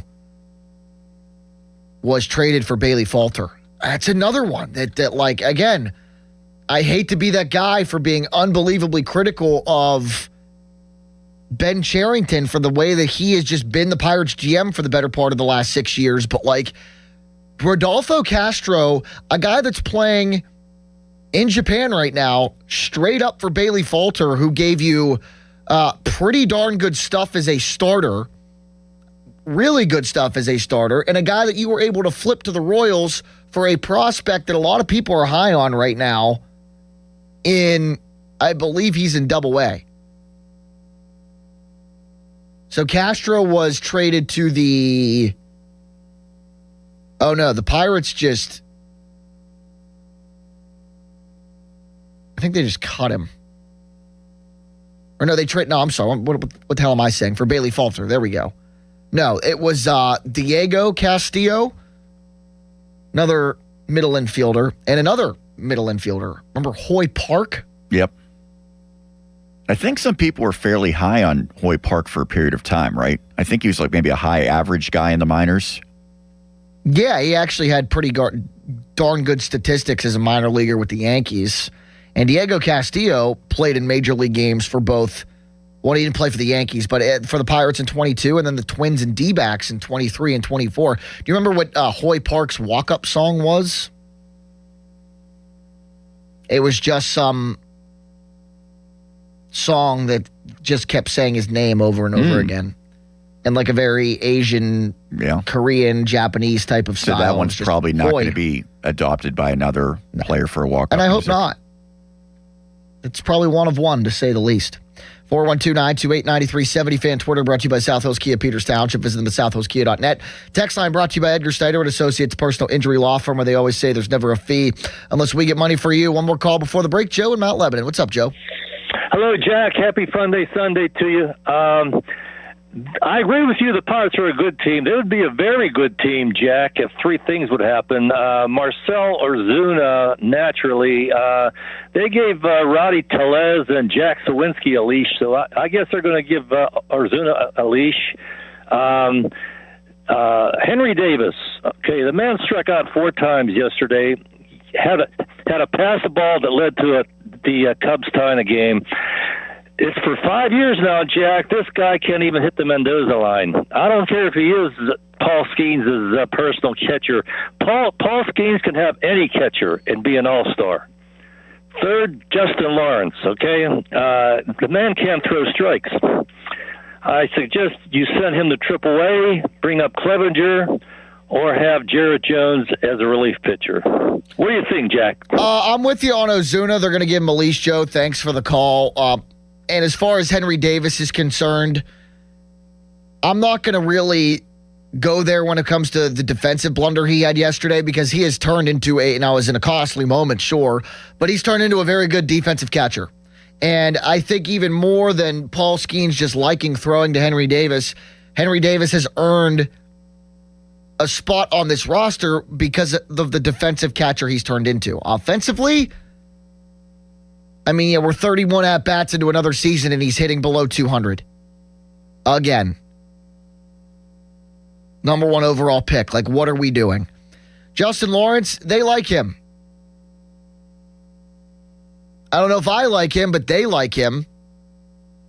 And I think we're still at the point in the season where, between guys like Yohan Ramirez and Isaac Mattson, the back half of games is on lock between Soto and Santana. But there are guys that I feel like, and if the 5th inning, and really at the 6th inning nowadays is going to turn more into a relief role than a starter role, which I'm not a huge fan of. But between guys like Montgomery and Barco and Ramirez and Mattson, I would like to think that 2 of those guys can really be better options for the latter half of a 6th or a 7th inning in relief. And because of that, Lawrence's opportunities might decrease a little bit. But as far as what he's done so far this season, the whip nearing 2, the ERA nearing 10, and like what Joe said, just hasn't really been able to be an accurate strike thrower. Yeah, I don't know. I will say the caveat, last year in 17 innings, an ERA sub 1. Like, let's not write him off all too soon because we've seen some really good stuff from Justin Lawrence. And in the same fashion of, if Marcelo Ozuna can turn it around, maybe Lawrence can as well. So there are some guys that I think that are able to turn it around. They have the capabilities to, and I think Justin Lawrence is one of those guys. 412-928-9370. Happy birthday to Pomp. His birthday was yesterday. That's why we left his cutout up on the video stream, if you're wondering why Pomp was still chilling over there. The godfather of Pittsburgh sports. He needs a tiara. We got to get one of those on him. Birthday sash. Like a birthday sash. Yeah. Yeah. Like that all the ladies wear on their 21st birthday out and about. You know what my favorite thing is? Has Bob ever worn a sash in his life? Yes, for sure. Probably. Yeah, you're right. I always got a giggle out of this, and probably no one else did. Well, my one friend did. So as long as I got amusement, that's all that really mattered. When you see a group of girls come walking in, and they're celebrating something, but it's not a birthday, it's a bachelorette. Mm-hmm. And they would always have like the bride-to-be sash. Right, and she's usually wearing white to stick out too, so you could spot that. They would walk past, and I would say, "Happy birthday." And all of the girls with them would be like, "It's not her birthday. She's getting married." And they thought you were serious. Yeah, and then my friend would be like, "Oh, hey, happy birthday." And they'd get even more furious about it. That was always a good little See, if I was a girl in one of those parties, I would know that you were trying to be funny, and I would find it But annoying. I wasn't, I was being funny. I wasn't being like a jerk about it. No, I would not take it. I would not take it seriously. Yeah. I'd be like, okay, dude. And then they could be like, oh, buy her a birthday shot then. And then you get the conversation rolling. Obviously, you're not going to pursue the woman in white. Hopefully not. Well, some people might. But some people, yeah. But if there are single friends in the bridal party, there you have it. They got their little checklist of games that they might be playing. You've come across that? No. They do like sometimes a scavenger hunt. Why? You don't know about this? No. I've been on one bachelor trip in my life. I don't think guys do it as much. No, it was... This is definitely a bachelorette It was sitting thing. around drinking beer and going to, a beach and This on is a boat. Donnie's. Yes. Yeah, no I'm going on scavenger one hunt to at be the had. end of May to Deep Creek. And the Honey Honey will be in my future. Talk to some gals. Okay. They will tell you, like, there's, I think, fairly commonly scavenger hunts where they have a little checklist of things that they have to do. And sometimes they're a little outrageous. I think Maddie one was time a on girl one- came up to me and said, hey, we're doing this scavenger hunt for a bachelorette party. We need your underwear. And I said, well, you're out of luck. I kind of need those myself. Maddie was on one last June. I'll have to ask her when I get home if she did a scavenger hunt on that. And she'd be like, no, of course we didn't do that, but we've heard of other groups doing it. Okay. It'd be interesting to. I've never heard that. Should we do one on my future bachelor party? I think it would be fun. Be kind of weird if a bunch of guys, and then you had to like ask for, like if the shoe was on the other foot in the example that you. Yeah, well, you can't be doing that, No. okay? But No. there's certain things that you could do that might be fun. Yeah. Sports themed ones. Yeah, you could do all sorts of different. Like get a group photo next to one of the statues on the North Shore. Especially if it's going to be a whole weekend. Because then, like, if you're only doing like a few hour bachelor party, like you're just going out for a few hours, it's tougher to do something like that. But if you have like a whole weekend planned, you can kind of space out different things. I'd rather just drink beer and play golf at my own leisure. Yeah. That's what we're going to do at Deep Creek on my buddies, I'm sure, at the end of May. You going to be out on the water? I think that's in the cards. Yeah. Yeah, golf, boat, beer. There's only That's a few about it. bars down there, right? There's like one, there's the Honey Honey, which is, I think, one of the greatest that's probably bars the in one America. I must have gone to. Like outdoor kind of vibe, but also small indoor, big outdoor, live music. See, I just remember like the indoor part. Small? Kind of. There was a little dance floor. Yeah, that's probably the Honey Honey. Yeah. I haven't been there in a couple of years, but that is one of my favorite bars on planet Earth. It's a fun one. Maybe I'll stop down. Come on down. Got a big house. Yeah. Nobody that is in charge of organizing it's up yet to say, hey, don't invite people, so I can probably get away with it. That's the best way to do it. Absolutely. 412-928-9370. Are the Pirates just good? Can we finally rip the Band-Aid off and after 2 wins against a really good team on the road, say they're just a good baseball team? 412-928-9370. And as far as the guys that are struggling, Ozuna, Henry Davis, a couple of the guys out of the bullpen, Justin Lawrence. Should we still all give them leashes? Who has the shortest one? 412-928-9370. Colin Beasley at 10 o'clock. Sunday same game parlay at 10:25. Taking you up until FanDuel's More Ways to Win. That starts at 11 or maybe a few minutes before. We'll let Sean figure that out. 412-928-9370. Your phone calls and more when we come back on a Sunday morning at Sports Radio 93.7 The Fan. Now, fan headlines powered by Bowser Chevrolet. Sean Myers bringing you fan headlines. The Pirates win 4-3 in 11 innings on Saturday against the Chicago Cubs. Nick Gonzalez scored the game-winning run on an error in extra innings. Braxton Ashcraft went 5 strong. Nick York 3 for 4. O'Neal Cruz was 4 for 5. Pirates Cubs today, 2:20 first pitch. Coverage on 93.7 The Fan begins at 12:50 with the North Shore Tavern leadoff show. Fan headlines are powered by Bowser Chevrolet. For more, 93.7thefan.com. Sports Radio 93.7 The Fan. Get the latest on Pittsburgh sports from anywhere with the Odyssey app. Listen to shows and Pirate games live. Check out our exclusive interviews and content anytime. Download the Odyssey app now and never miss a minute. Sports Radio 93.7 The Fan. 84 Lumber has partnered with Anderson Windows and Doors to bring a brand new showroom to Mount Lebanon. From homeowners to industry pros, everyone can see, touch, and interact with various series of Anderson windows and a wide variety of doors to make the most informed decision for their build. 84 Lumber experts are on site to demonstrate product features, answer your questions, and even schedule a visit to the job site for measuring and installation. Your budget matters and flexible financing options are available. Call today to schedule a personal consultation at 570-507-8015. Pittsburgh is Edgar Snyder and Associates' home. Their offices have been right here in our region for more than 40 years. They know the streets, the people, the stories. Now random law firms are showing up, billboards up and down our streets, names you've never heard of, but they can't compete, not with Edgar Snyder and Associates, their roots, their people, or their legacy. If you need help after you've been injured in an accident, call the law firm that calls Pittsburgh home, 1-800-94-EDGAR, or visit edgarsnyder.com. Remember, there's never a fee unless they get money for you.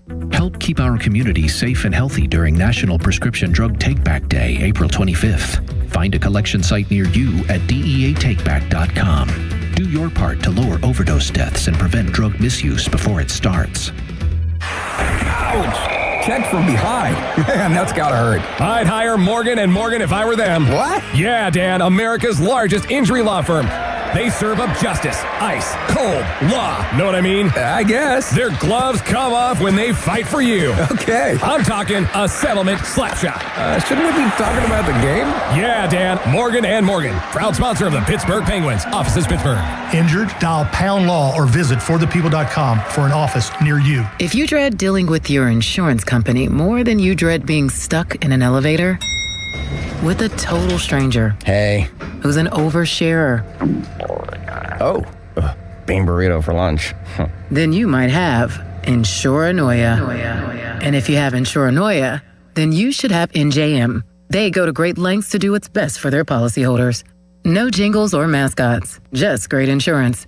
NJM. Insurance underwritten by NJM Insurance Company and its subsidiaries. I need a little range, step to the range, come on, meet me at the range. Introducing the new Chick-fil-A Jalapeno Ranch Club Sandwich. With that juicy Chick-fil-A chicken on a buttermilk ranch bun, jalapeno ranch sauce, and pickled jalapenos, it's a little ranch with a lot of kick. The new Chick-fil-A Jalapeno Ranch Club with original spicy or grilled filet. Available for a limited time only. Order ahead on the Chick-fil-A app. You like saving money, right? We all do. That's why Allstate just lowered the price of car insurance. But wait, there's a catch. Lower. Actually lower. So if you're shopping around or just want to see how much you could save, check Allstate first for a new lower auto rate that could save you hundreds. You're in good hands with Allstate.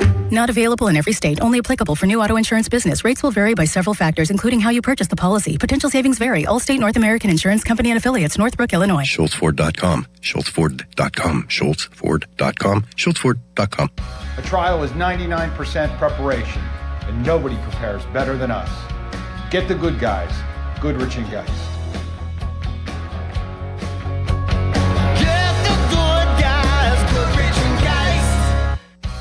When you hire our firm, you become part of the family.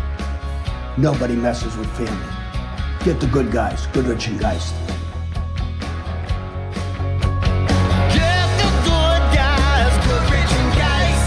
There's a difference between liking a house and actually getting it. Redfin is built to make up that difference and close the gap between finding and owning the home for you. Redfin agents close twice as many deals as other agents, so when you find a home you love, you're not a step behind when it's time to make an offer. That means less watching great homes disappear and more focus on the ones you'll actually move into and call home. Redfin helps turn saved listings into real addresses. Get started at redfin.com.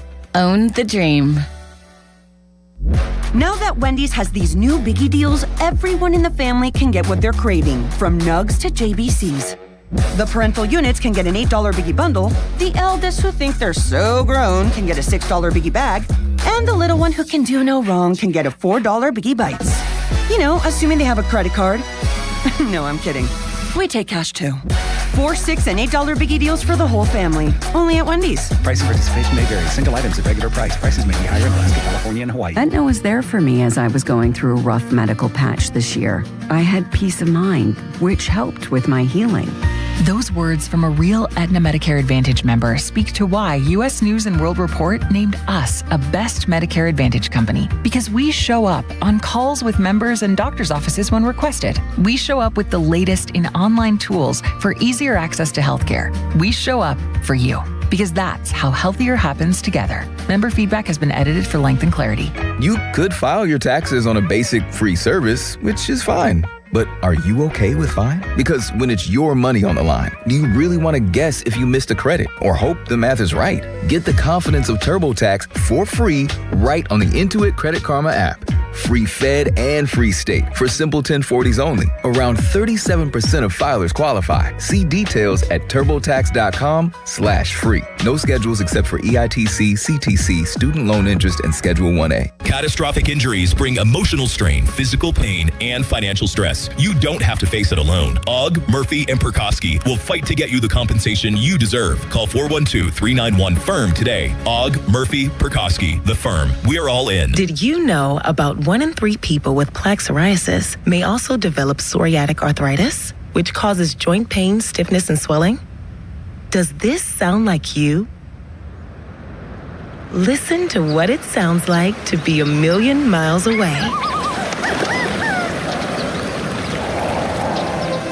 Tremfya, guselkumab, taken by injection, is a prescription medicine for adults with moderate to severe plaque psoriasis who may benefit from taking injections or pills or phototherapy, and for adults with active psoriatic arthritis. Serious allergic reactions and increased risk of infections and liver problems may occur. Before treatment, your doctor should check you for infections and tuberculosis. Tell your doctor if you have an infection, flu-like symptoms, or if you need a vaccine. Imagine being 1,000,000 miles away. Explore what's possible. Ask your doctor about Tremfya. Visit Tremfya.com or call 1-800-526-7736. PNC Bank, brilliantly boring since 1865. Text us on the Edgar Snyder and Associates text line at 412-928-9370. Edgar Snyder and Associates reminds you to text responsibly. Sports Radio 93.7 The Fan, built by Window Nation, home of the buy two, get two free offer. Why wait weeks or even months to service your vehicle? Introducing Car Care Express at Mike Hamlin Hyundai in Greensburg, servicing almost every make and model. No appointment necessary. Come in today. Is your check engine light on? Come in today. Oil changes, brake and tire service, filters, fans, belts, fluids, you name it. Our technicians are ready to service your vehicle today. Plus, new Hyundai owners receive complimentary maintenance. No appointment necessary. No phone call needed. Service your vehicle today with Car Care Express at Mike Hamlin Hyundai in Greensburg. I'm Ultima Morgan of Morgan & Morgan. Every time one of my children started driving, it was terrifying. I am quite aware of the dangers being on the road. Thousands of accidents happen across the country. We see it every day. These families' lives will be changed in an instant. We fight for these families as if they were our own. We've become America's largest injury law firm by winning cases just like these. If you've been injured in a car accident, call us. Injured? Dial #law or visit forthepeople.com for an office near you. Are you an adult with uncontrolled moderate to severe Crohn's disease symptoms and still packing a backup bag of clothes? Just in case? Skyrizi Risankizumab Riza can help you take control of your Crohn's. Feel significant symptom relief, including less abdominal pain and fewer bowel movements at 4 weeks. Plus, Skyrizi is proven to help people achieve remission and visibly improve damage of the intestinal lining. Individual results may vary. Skyrizi is a prescription injection medicine. Don't use if allergic to Skyrizi. Serious allergic reactions, increased infections, or lower ability to fight them may occur. Before treatment, get checked for infections and tuberculosis. Tell your doctor about any flu-like symptoms or vaccines. Liver problems leading to hospitalization may occur when treated for Crohn's. Ready to take control of your Crohn's? Ask your doctor about Skyrizi, the #1 prescribed biologic in Crohn's disease. Control is everything to me. Learn more at skyrizi.com or call 1-866-SKYRIZI. Live from the ShorkeyMitsubishi.com studios, North Huntington and North Hills. 93.7 The Fan is cleared by aquickdrain.com. Keeping you up to date, even on the weekend. Did you hear that? Sports Radio 93.7 The Fan, Pittsburgh's hometown sports station.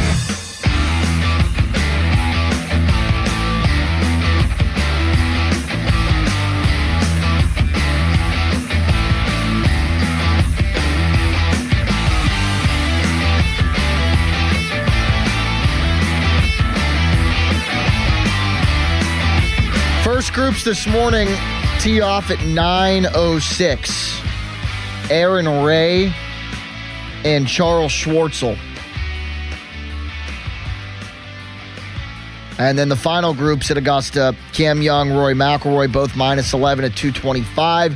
Sam Burns and Shane Lowry. Burns 1 back, Lowry 2 back at -10 and -9. Then they tee off at 214. A couple of guys 8 under.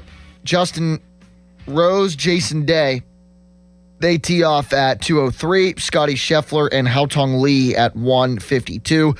Lee and Scheffler 7 under, 4 back. This Masters Augusta update brought to you by True Green, the official lawn care provider of the PGA Tour, and by Lynch Golf Sales at Pine Creek. If you aren't being fit outdoors, you aren't being fit.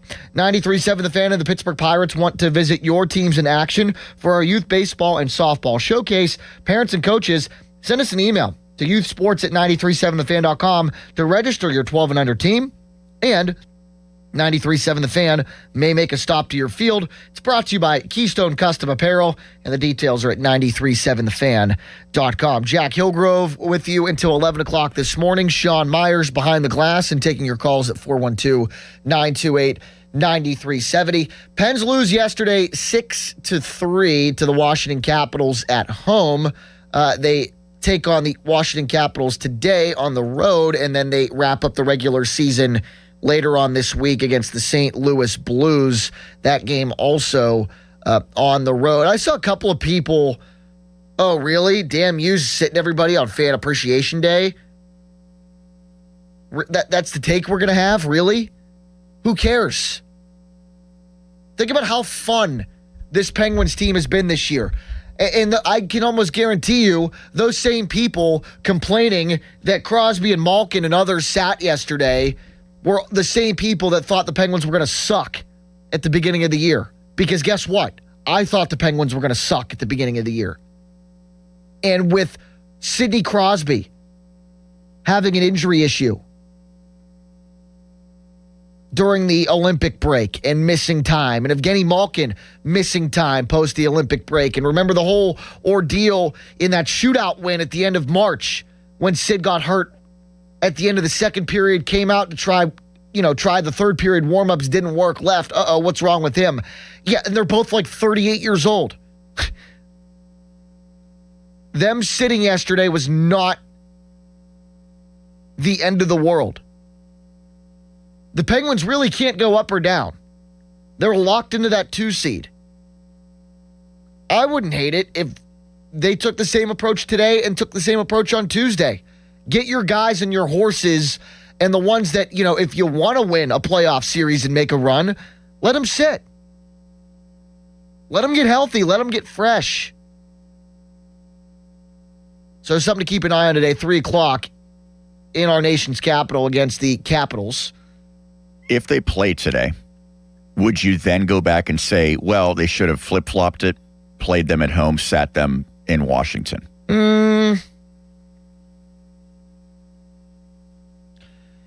No, because, 3 wins in a row, Florida, New Jersey, scoring like crazy, and those 3 wins in a row got them, home ice.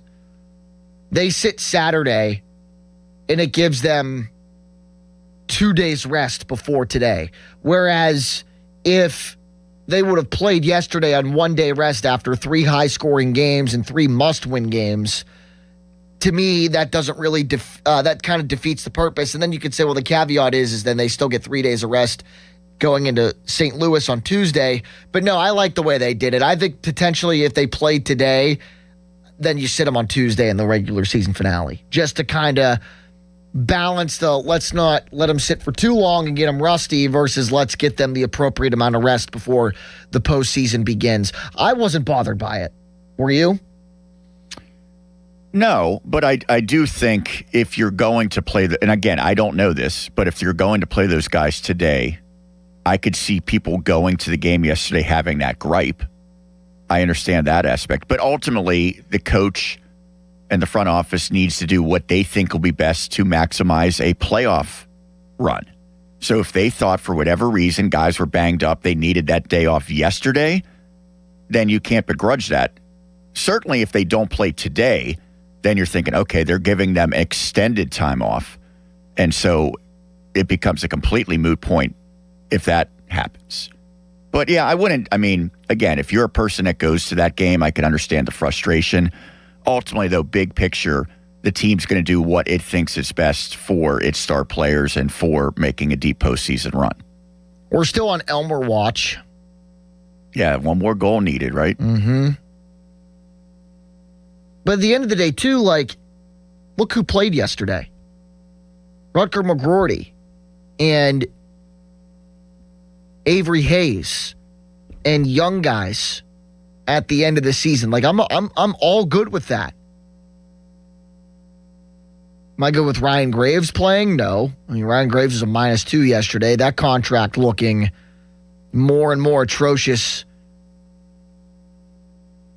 as the years go on.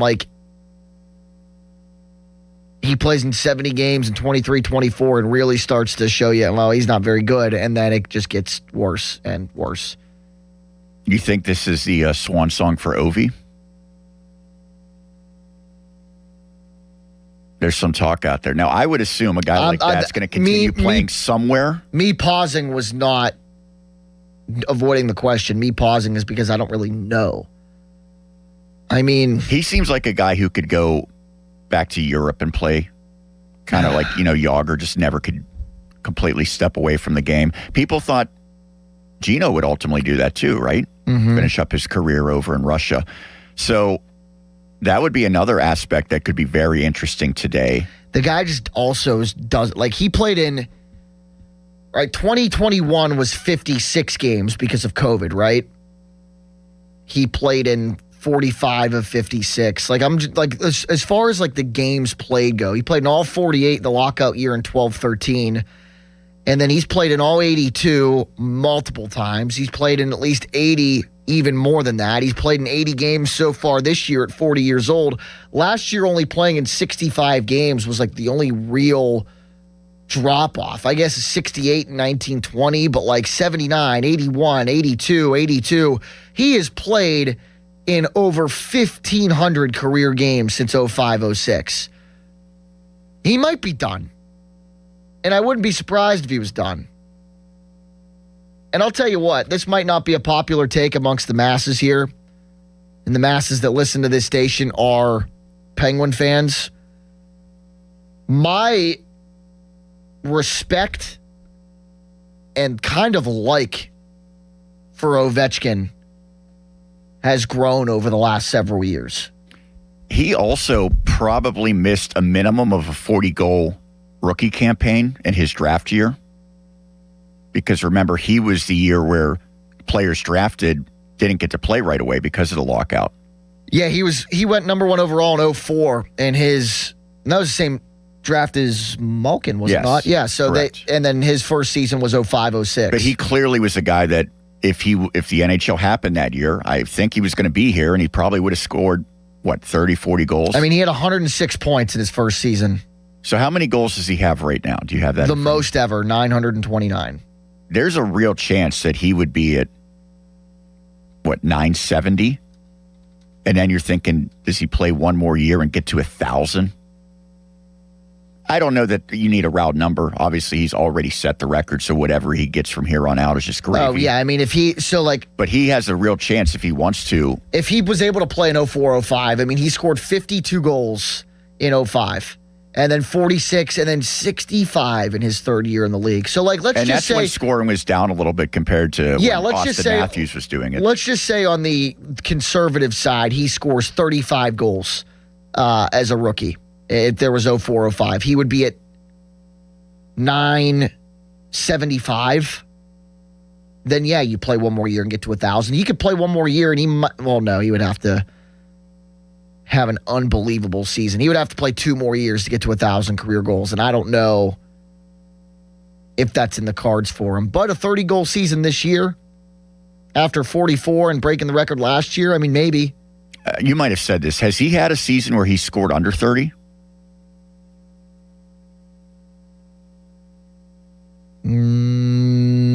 Does the lockout shortened seasons count? Because so he scored 30 in the 48-game season in 12-13, and then he only scored 24 in the COVID-shortened season. But that season wasn't shortened that much, was 56 games. It was 56 games, okay. Yeah, then if you toss that season out, then no, he's never had a sub-30-goal season in his career. Let's grab the legend real quick. Wants to talk about the Masters before we go to break. What's up, legend? Jackie boy, listen, I hope you're right about Burnsy. Our pool, we get 4 golfers, so the first 2 golfers, if they kill each other, I could care less. I think McIlroy, Young, Scheffler, and Tommy Fleetwood Mac are our 4 golfers that we get. So we get to pick 5 golfers in an amateur. Amateur don't really count. I got Burns. And I'm hoping the Irishman after he got done playing golf, he went to get something to eat and he drank a bottle of Jameson. I need him. I need But you say you have Cam Young on your golfers as well? Yeah. I mean, you're sitting pretty today, and you're going to have a hell of a time watching this one today. I got Patrick Cantley. See, I was worried about Reed, but I got Patrick Cantley covering him. Well, here's the thing, man. I mean, Cantley shot 66 yesterday. If you get that again from him today, 66 gets him to minus 12, and that's definitely in the conversation. Even if he shoots 69, I think I wouldn't be surprised if, and I think the weather's still good enough down there where those guys could score. But I think, 11, right around where the leaders are at now, 11, 12, 13, maybe 14, and you're looking at first place today. I'm excited. I mean, between these two guys and Sam Burns, one back, I'm excited, man. And I got Morikawa, and I got the Mad Russian, Sepp Straka down there moving up. So I got to go. I only had one miscut. I had Ryan Fox. Well, congratulations on all your success. I got to run to a break, and I thought there was going to be a little bit more opinion and stuff on the Masters. But I appreciate the passion for guys golfer poll. He's got Cam Young and Sam Burns.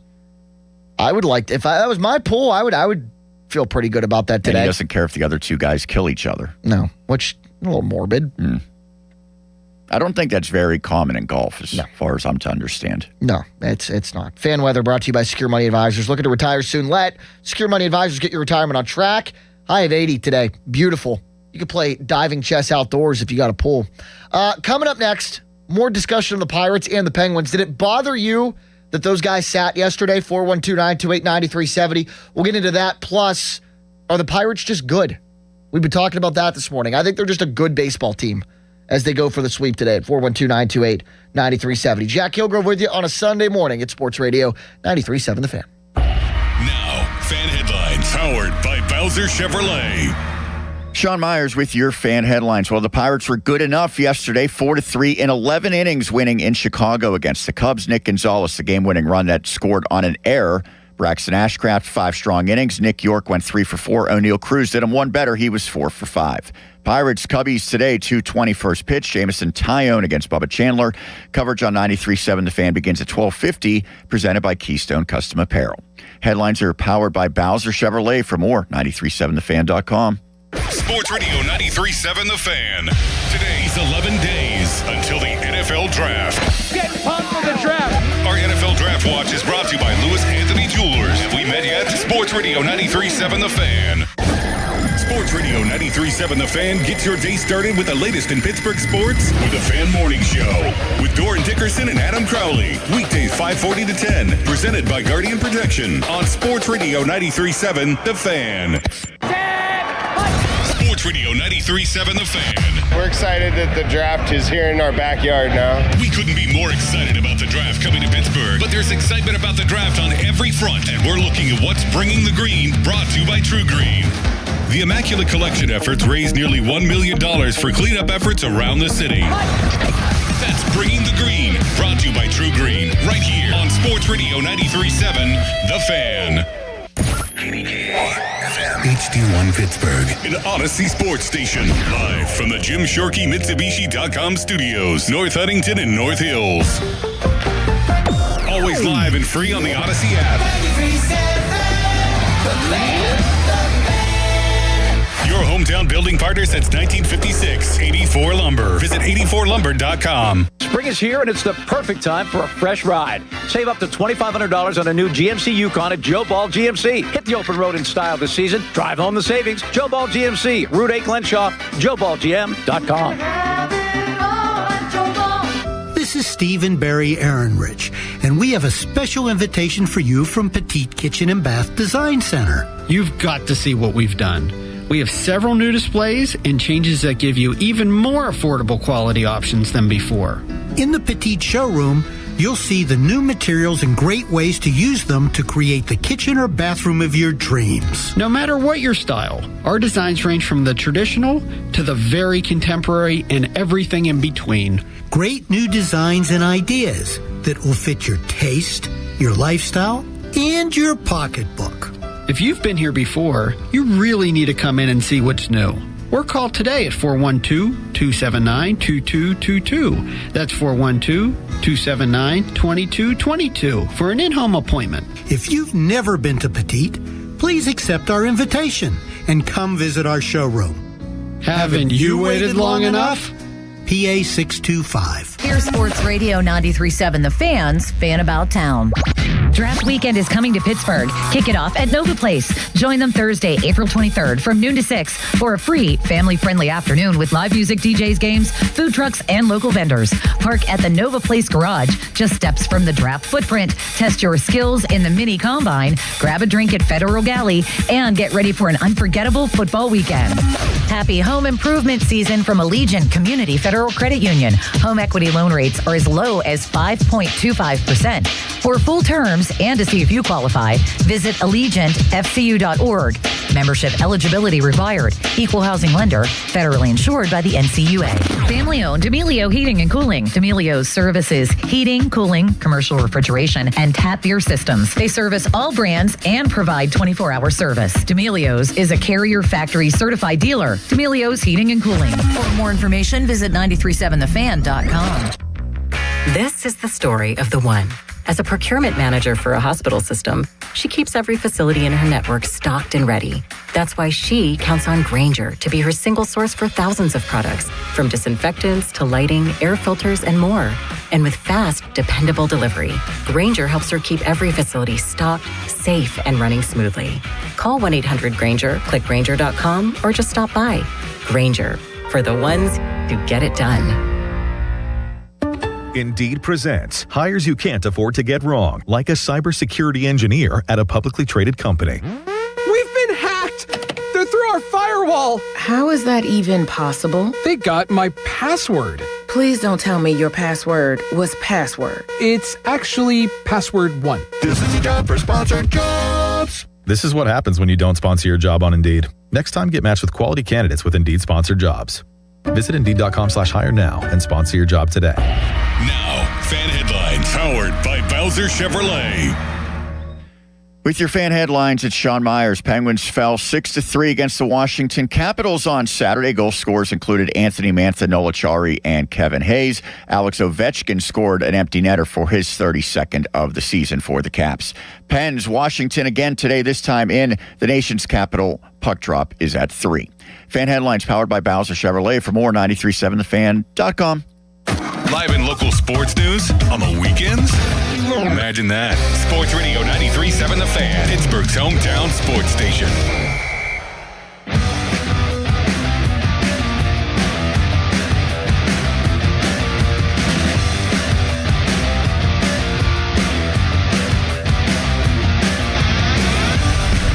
Hello. Good morning. Happy 412 day. I didn't even get that out yet this morning. April 12th, 412. Good for you, Pittsburgh. Jack Hillgrove with you until 11 o'clock this morning. Colin Beasley, Pirates beat man for the PG, is going to join us in about an hour from Wrigley as we preview this last matchup of the weekend series between the Buccos and the Cubbies. If you would have told me at the outset that the Pirates would be looking for a sweep today, I wouldn't have believed you. Not because I don't think this baseball team is good, but just because it's the Cubs and it's on the road, and I just wouldn't have believed you. But here we are. The Pirates going for the sweep. 9-5 on the season. And I think they're just a good baseball team. We can talk all we want about 3-10 last year against the Cubs. I think they said on the broadcast in the last 162 games against Chicago, which is like since, I believe, the turn of the century. I forget when, but in the last 162 games against the Cubs, the Pirates are 60-102 or 162, something along those lines. The Cubs have owned the Pirates since the NL Central has become a thing. And how about this, Sean Myers? The last time the Pirates swept the Cubs, swept them, period, 2019. It's been a minute, as they say. I was in college the last time the Pirates swept the Cubs. COVID didn't happen the last time the Pirates swept the Cubs. I actually, August of 2019, now hold on a moment. Let me do some sleuthing here to see when that series was. Bear with me. Give me a moment. And I'm doing this because my birthday is in August. Happy birthday. That series against the Cubs was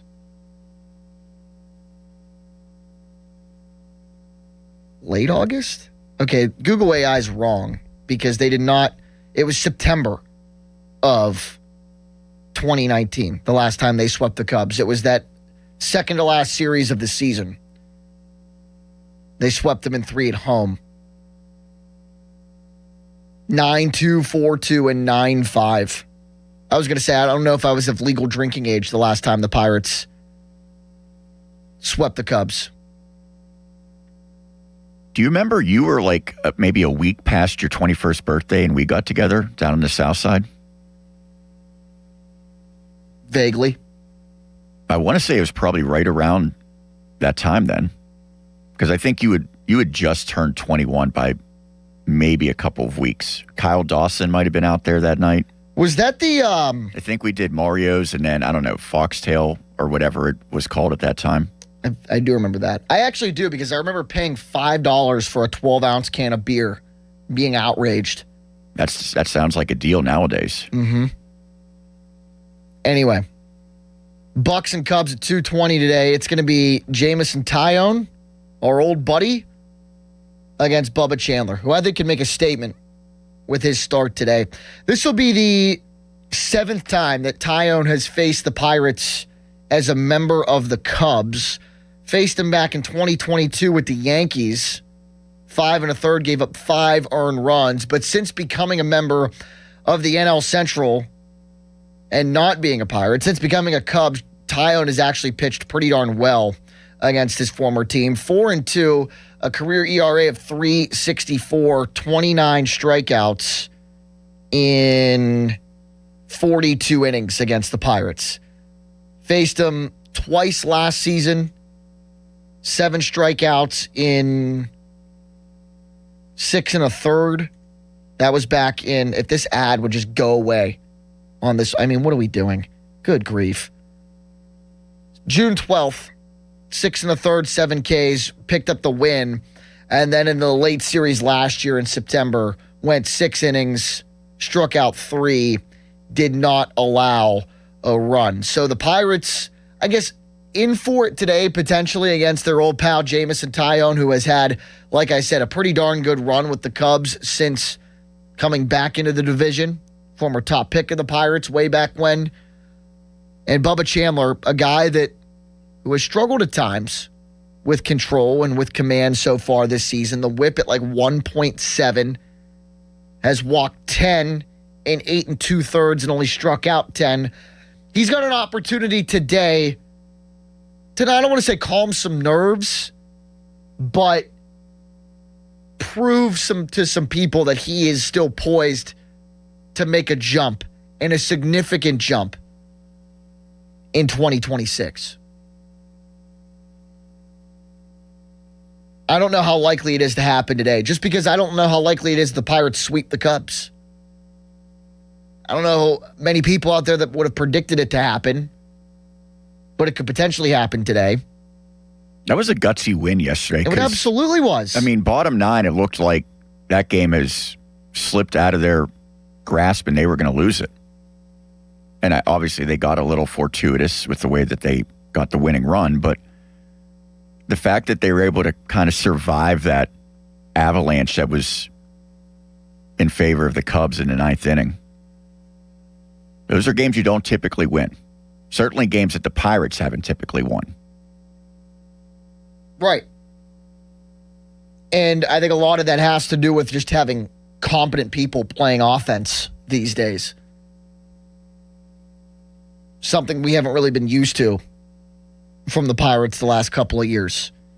Like, if it's like a Sunday lineup today, we're not going to look at this lineup and say, what the hell is this? Like we have in years past at Sunday lineups. I don't know if it will. I doubt it will, because the Pirates are going for the sweep today. And another thing maybe potentially worth noting about this series, like they were able to pick up the win on Friday. Brandon Lau wasn't in the lineup. That was a scheduled off day. So a scheduled off day for Lau. He'll definitely play today then. That's a guy that needs to come around, but I don't think a lot of people are concerned about it. He started the year off unbelievably hot. Couple of home runs, 3 of them against the Mets. But if you throw that Mets series out the window, Brandon Lau is hitting 151 to start the season. Not great, but I think eventually will come around. 4 home games in the early portion of the week against the Nats, and then the weekend series against the Rays. An opportunity for a lefty at home to come around, and I think he will. The $1 million question is Marcelo Ozuna going to do it? He needs to. And I just wonder how short the leash is on the Pirates DH. If it's getting shorter, or if it's to the point, and we had a caller earlier, Joe, who I agree with, if this regime and this team has given guys like Tommy Pham and Rowdy Tellez enough runway, Marcelo Ozuna is going to get some runway as well. But on the flip side of that equation, those Pirates teams stunk and never had any chance of competing for anything. And this Pirates team doesn't look like it's going to do that. And the other caveat that I'll offer here before we go to the phones at 412-928-9370, and the question I have for you at 412-928-9370 is simple. Are the Pirates just good? Can we finally get to that point after 2 wins on the road against a good Cubs team? 2 gritty wins. Are they just a good team? I think that's the answer to that question, 412-928-9370. Caveat I'll offer is, like, if they try to, or if they get to the point where they just wash their hands with Marcelo Ozuna, there's different ways you can go about replacing him at DH. You could, especially when Jared Triolo comes back and is healthy. Because if Triolo's back and healthy, then that allows you to put that defense in at the bottom of the lineup. And then between Nick York and Nick Gonzalez and Brandon Lau, one of those guys can DH and the other one can play second base. If you choose to call somebody up, like a Valdez, then there's a platoon situation of DH, first base, right field with O'Hearn and Spencer Horwitz and somebody there. Or you could just let them get some runway, which I think is going to happen.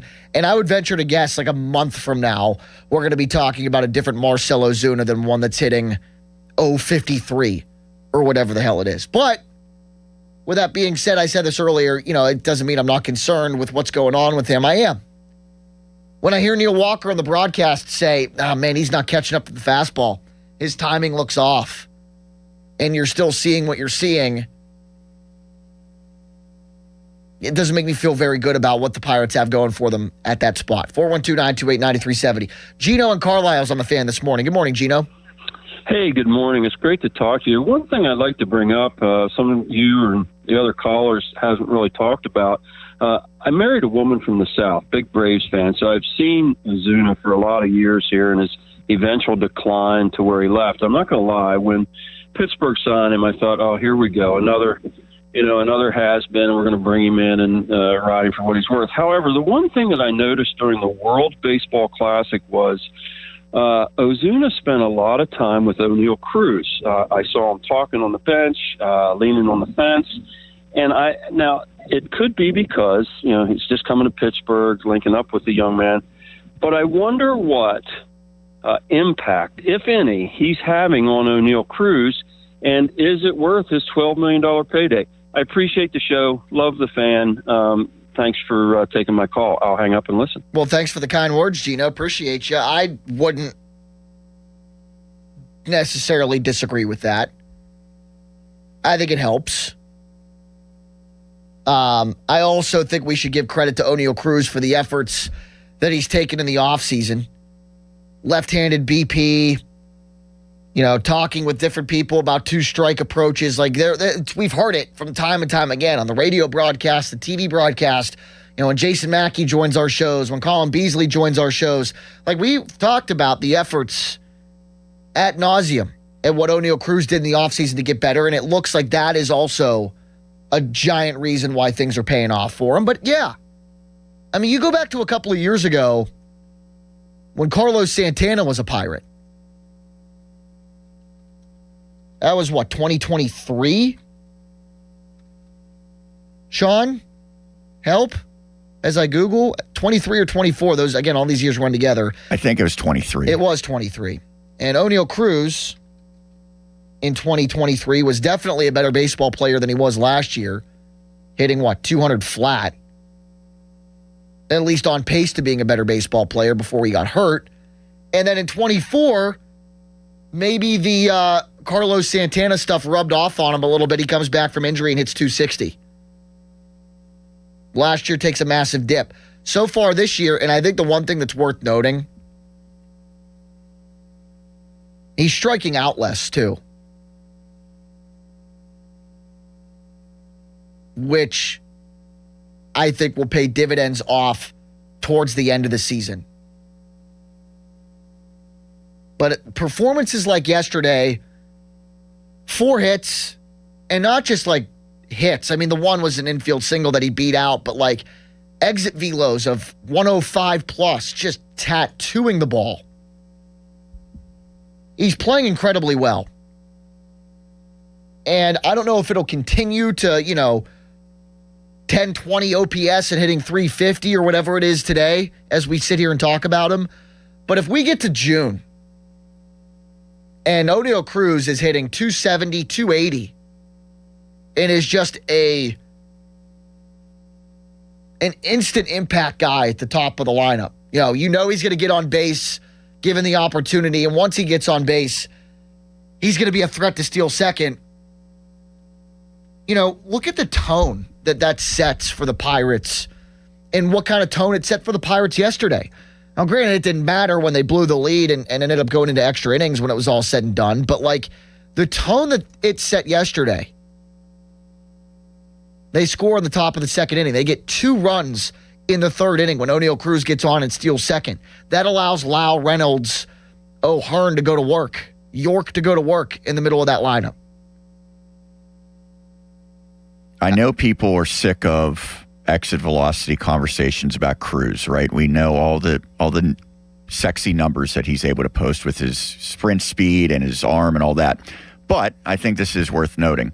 Sarah Langs, who's great with the baseball analytics, it's the second time O'Neal Cruz had 3 base hits at 113 plus miles per hour in a game, referring to the exit velocity. He's the only player with multiple such games since 2015 when StatCast began tracking this. Only player ever since 2015 with multiple games of 3+ hits of 113 or beyond in terms of the exit velo. And that's when the exit velo stuff matters. 100% it does. Because he's hitting the ball hard on line drives and getting on base. And it's funny what a difference a couple of weeks makes, because at the end of the first game of the season, everybody was ready to disregard O'Neal Cruz, and I was kind of inching closer and closer to that argument. Now, I'm not. 412-928-9370. Are the Pirates just good? Can we finally get to that point now and maybe suggest that the Pirates are a good baseball team? Let's go to Chris in Swissvale. Chris, always good to talk to you, my man. Good morning. Hey, good morning, fellas. Yeah, I think, we knew with the pitching staff, that if a couple of things happened. If the Pirates added some actual professional hitters to their lineup, and if Cruz and Reynolds performed to their previous levels, that this was going to look like a pretty good team, and they are a good team. Ozuna, I don't know. Bro, does he even lift? He's lost significant bat speed. He is late.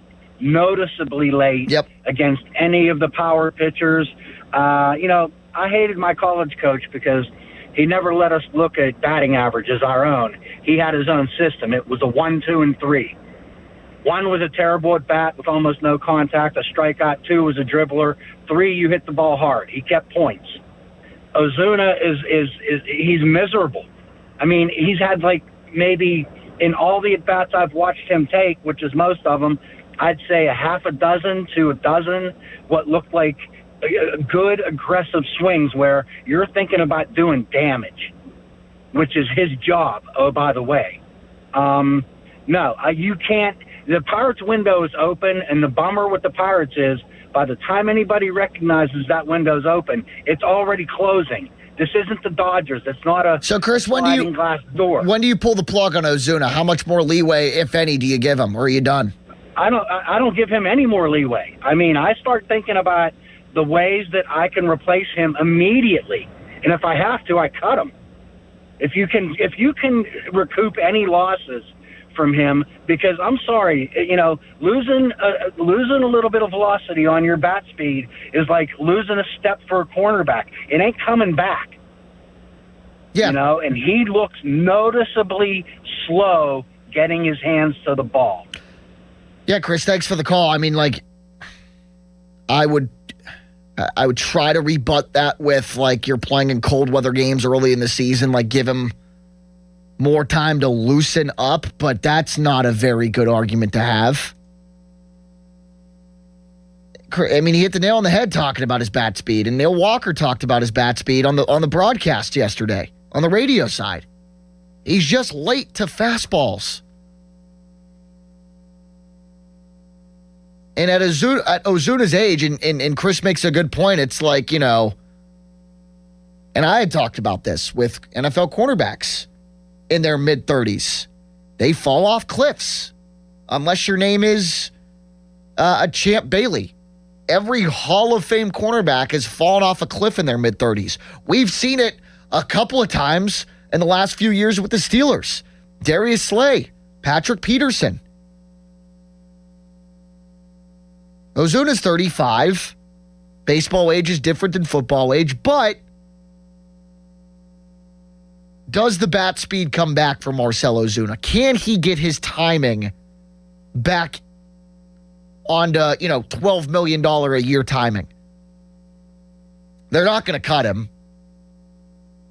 And yes, the Pirates are giving out 8-figure-a-year contracts more often than these days, actually within the last couple of months than the last 20 years combined.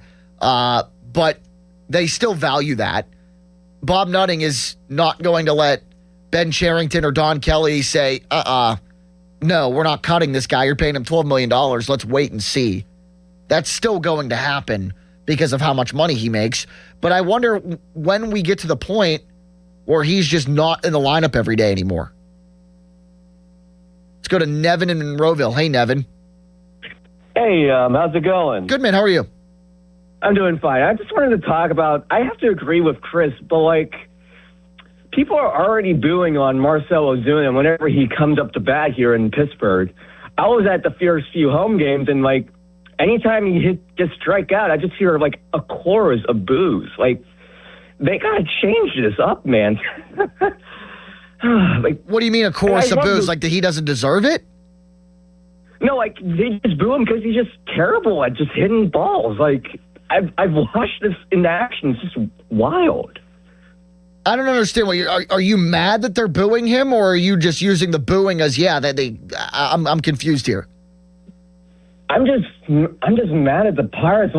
Listen, I love this team more than anyone else. They're doing Ozuna justice here. Don't get me wrong. It's just I can't put it to words exactly like I said, but what I meant to say was whenever Ozuna gets up to bat in PNC Park, anytime he comes up to bat and gets strike out, anytime he misses the ball, they just always boo him. He's always done something. I don't think those are not justified boos.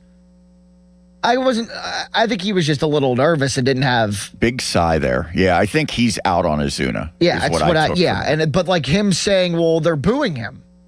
Well, should they not boo him? Because it sounded like he was out on him. I agree with you. I don't know. The boos are justified at this point. I mean, the one at bat against Baltimore on Saturday, in the Saturday game against the Orioles, when he looked at 3, right down the it wasn't the middle of the plate, it was the outer third, but if you look at the ABS, all 3 of those pitches, 1, 2, 3, bang, bang, bang, were all firmly into the strike zone. And I believe strike 3 was like a cutter at 91 on 0-2. Why are we not swinging the bat? The decision-making there, red flag. And again, the last few games, ever since he's come back into the lineup, timing ain't there. Another red flag. He's going to get more runway. But at what point do we say, thanks for your service, Marcel. We're going to try and utilize our designated hitter in a different fashion. 412-928-9370. Tyler on the Fan this morning. Good morning, Tyler. How are you? Hey, how you doing? Good. Yeah, not to keep piling on Marcelo Ozuna here, but we have seen Rowdy Tellez and Tommy Pham kind of hit out of these. Pham was like our best hitter at the end of last year. Right. The team was very good. Right. But that being said, this is more about Don Kelly and his decision making. We saw him pull Mitch Keller against San Diego. I think that goes above. I think that goes above Don Kelly, Tyler. I think that comes from Ben Cherington and the analytic people that are tasked with deciding what Mitch Keller's pitch count is, because every major league team has those guys, and I think that comes from above the manager. But to your point, like, when do we say as a baseball manager in a baseball mind, like, he's at 70, he's sub 80 in 6 scoreless, let's let him at least start the 7th inning. Like, I don't know how much ability Don Kelly has to override the pitch count rule like that. I don't know how set in stone that is for these guys. But yeah, I mean, in the grand scheme of things, this is me just kind of playing devil's advocate. I'm with you. 77 pitches for Mitch Keller, or 75, whatever it was. 77 was Ashcraft yesterday. At what point do we say, like, let's let him go a little bit more and let the momentum ride?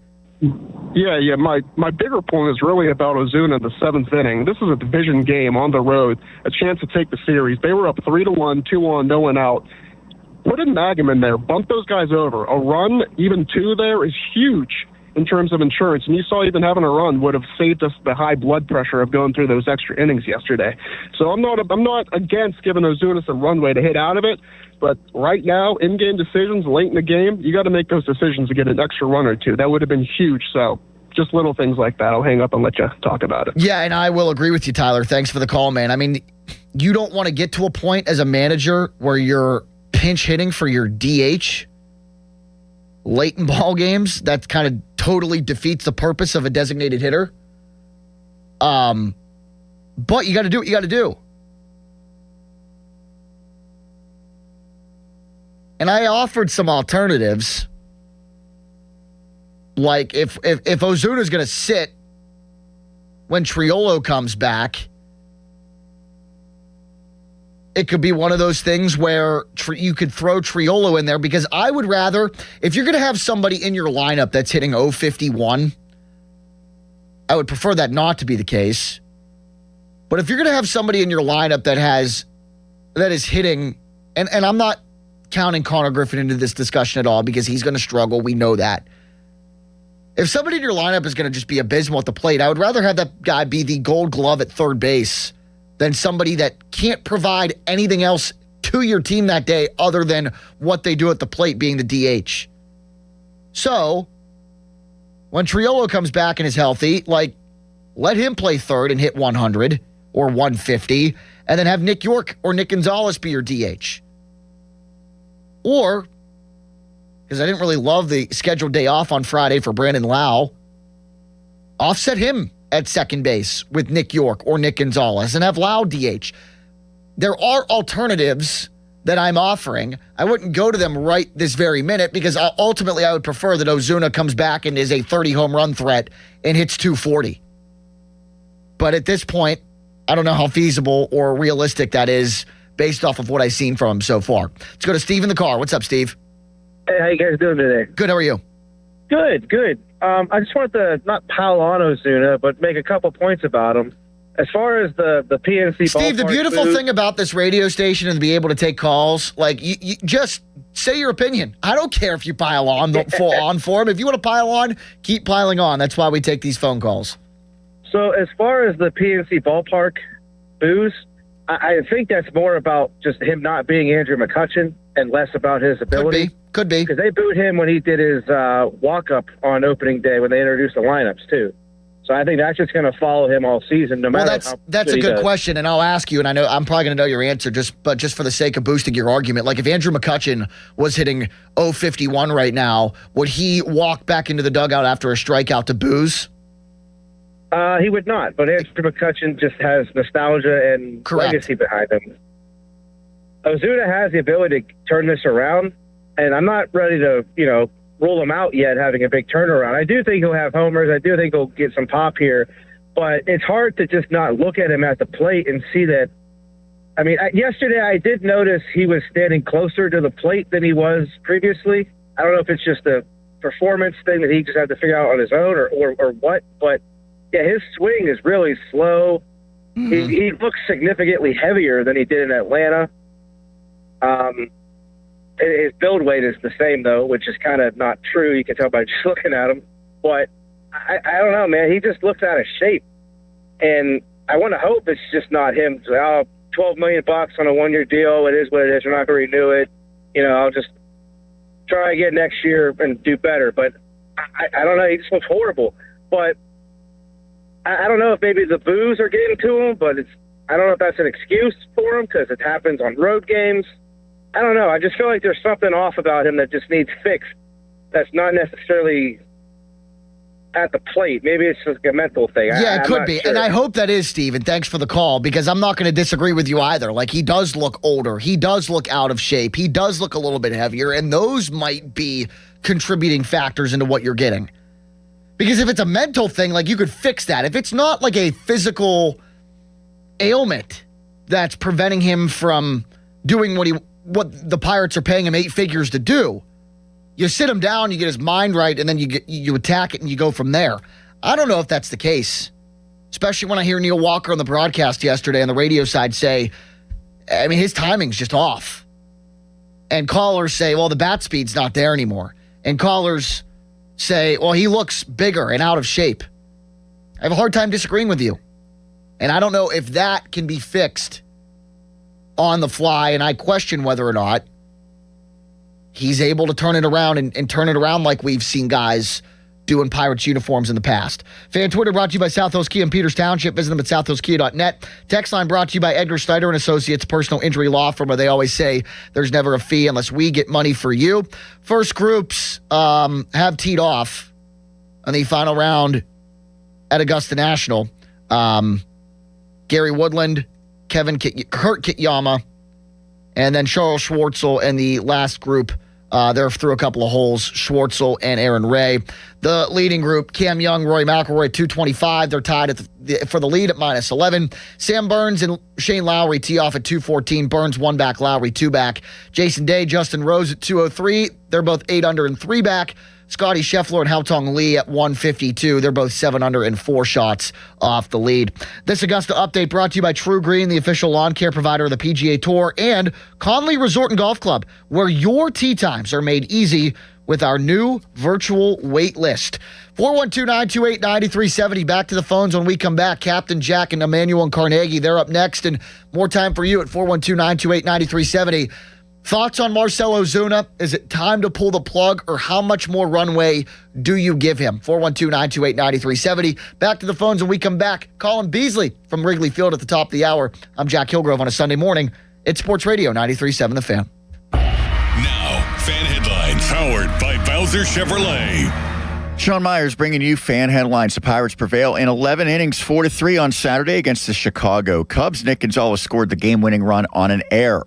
Pirates-Cubs today, 2:20 first pitch. Jamison Tyone, the former Bucco, will be throwing it. Bubba Chandler opposes for the Pirates. Coverage on 93.7 The Fan. That begins at 12:50 and is presented by Keystone Custom Apparel. Headlines are powered by Bowser Chevrolet. For more, 937thefan.com. Sports Radio 93.7 The Fan. Every Wednesday, 93.7 The Fan gives you an inside look from a former general manager with Wednesday with Whaley. Hey, we're playing to win the game. Doug Whaley joins the Fan Morning Show from 9 to 10 to give his insight from the front office perspective. Wednesdays with Whaley. Doug Whaley is brought to you by 2 Men in a Junk Truck. Cohen Market, the official crispy chicken of the Fan. Tri-State Office Furniture, Morgan & Morgan Law Firm, and Allegiant Community Federal Credit Union. Sports Radio 93.7 The Fan. Sports Radio 93.7 The Fan. Today's 11 days until the NFL Draft. Get pumped for the draft. Our NFL Draft Sports Radio 93.7 The Fan. Sports Radio 93.7 The Fan gets your day started with the latest in Pittsburgh sports with the Fan Morning Show with Doran Dickerson and Adam Crowley. Weekdays 5:40 to 10. Presented by Guardian Protection on Sports Radio 93.7 The Fan. 84 Lumber has partnered with Anderson Windows and Doors to bring a brand new showroom to Mount Lebanon. From homeowners to industry pros, everyone can see, touch, and interact with various series of Anderson windows and a wide variety of doors to make the most informed decision for their build.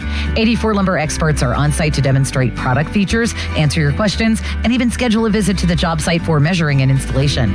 Your budget matters and flexible financing options are available. Call today to schedule a personal consultation at 570-507-8015. Aetna has been my lifesaver. Easy to understand, and if not, customer service is always there to help. Those words from a real Aetna Medicare Advantage member speak to why U.S. News & World Report named us a best Medicare Advantage company. Because we show up with care management that ensures doctors work together on complicated conditions. We show up with the latest in online tools to make healthcare easier to use anytime. We show up for you because that's how healthier happens together. Member feedback has been edited for length and clarity.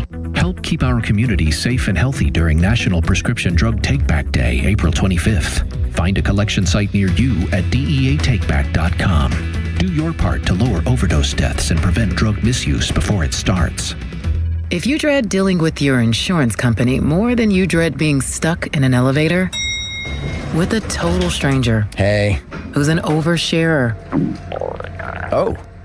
bean burrito for lunch. then you might have Insuranoia. And if you have Insuranoia, then you should have NJM. They go to great lengths to do what's best for their policyholders. No jingles or mascots, just great insurance. NJM. Insurance underwritten by NJM Insurance Company and its subsidiaries. I'm Piera Palazzolo, VP of Digital Marketing for the American Management Association, a company focused on the management training skills needed to enhance the careers of business professionals. We did our research when it came to the best companies for website development and chose AmericanEagle.com. And we couldn't be happier. AmericanEagle.com worked closely with us to understand the front and back end requirements needed to launch an e-commerce website that could handle the complexities of running thousands of seminars nationwide. A robust new website and improved SEO saw immediate increases in site traffic and web revenue. If you're in need of managerial effectiveness and success, visit our website at amanet.org. If you're in need of a website that provides an unparalleled consumer experience, I highly recommend AmericanEagle.com. Transform your business today. Dial 877-WebNow1 for a free digital consultation with AmericanEagle.com. SchultzFord.com. SchultzFord.com. SchultzFord.com. SchultzFord.com. At Spitzer Toyota Monroeville, we know your vehicle's more than engine and wheels. It's where road trips create memories and playlists become anthems. It's also your ticket to rewards when you download the Spitzer VIP app. Every purchase and visit earns you points that you can redeem for discounts on service, parts, or a new Toyota. Plus, you'll drive worry-free thanks to our lifetime warranty. Get the perks your adventures deserve only at Spitzer. Wag more, spend less at Spitzer Toyota Monroeville. Our world revolves around you. There's a difference between liking a house and actually getting it. Redfin is built to make up that difference and close the gap between finding and owning the home for you. Redfin agents close twice as many deals as other agents, so when you find a home you love, you're not a step behind when it's time to make an offer. That means less watching great homes disappear and more focus on the ones you'll actually move into and call home. Redfin helps turn saved listings into real addresses. Get started at redfin.com. Own the dream. 3, 2, 1. We have liftoff on Daily Rewards Rocket Turbo on DraftKings Casino, the exclusive iGaming provider of Foxwoods. Play $50 on your favorite casino games this week to upgrade next week's rewards. You'll get 4 chances at 10,000 in credits every day. Land rewards and use them to keep the fun going. Head to DraftKings Casino app and start playing to turbocharge your daily rewards. In partnership with DraftKings Casino, The crown is yours. Gambling problem? Call 1-800-GAMBLER. Must be 21 or older, physically present in Pennsylvania only. Eligibility restrictions apply. 3 launches per day for rewards. Launches expire each day at 11:59 p.m. Eastern Time. Earn additional launch for following week for completing play requirements. Play requirements vary. Non-withdrawable rewards and amounts vary per launch and are subject to game and expiration limits. Terms at casino.draftkings.com/promos. Sponsored by DK Crown Holdings Incorporated. Hockey is a passion for fans of the sport, but also for the youth who fall in love with the game. With the ever-increasing cost of participating in hockey, many families face financial challenges. The Assisted Goals Foundation was founded to remove financial barriers and to create lasting growth in the sport for current and future players of all backgrounds and communities. Help the Assisted Goals Foundation make the game of hockey available and accessible to anyone, anywhere, at any time. You too can provide an assist. Donate today at assistedgoals.org. I'm Ultima Morgan of Morgan & Morgan. Every time one of my children started driving, it was terrifying. Thousands of accidents happen across the country. We see it every day. If you've been injured in a car accident, call us. Dial Pound Law or visit forthepeople.com for an office near you. A great lawn doesn't happen by accident. It takes the right expertise and the right team. That's why more homeowners trust True Green, America's #1 lawn care company. As the official lawn care treatment provider of the PGA Tour, True Green knows what it takes to make grass look like a fairway. Their local specialists analyze your lawn, build a plan, and handle the hard work with routine visits throughout the season. And it's all backed by the True Green Satisfaction Guarantee. Visit truegreen.com today to get a golf course quality lawn. Restrictions apply. See site for details. Take a break and come out with us tonight. Not tonight, man. Come on. You deserve a night out. You're going to miss out. Miss out on what? While you stayed home, they won big. They celebrated. They got the suite, stayed up all night, and made memories. And you weren't there. Some nights are too good to sit out. Rivers Casino. Don't miss the moment. Don't let tax refund worries hold you back. File now with TurboTax on Intuit Credit Karma. They'll find every credit and deduction to help you get every refund dollar you deserve, or your money back. Start filing today in the Credit Karma app. My name is Christine, and I'm a widow. My husband, Ryan, was a healthy 34-year-old, and 3 months later, he was gone. Thankfully, he had life insurance. Ethos made it so easy. You can get a quote in seconds, apply in minutes, and get same-day coverage. 100% online, no medical exam. Life insurance didn't take away the loss, but it did give us the space to just grieve. Get your free quote at ethos.com/protect. Ethos.com/protect. Paid spokesperson. Time spent on application may vary. Online health questions required. Text us on the Edgar Snyder and Associates text line at 412-928-9370. Edgar Snyder and Associates reminds you to text responsibly.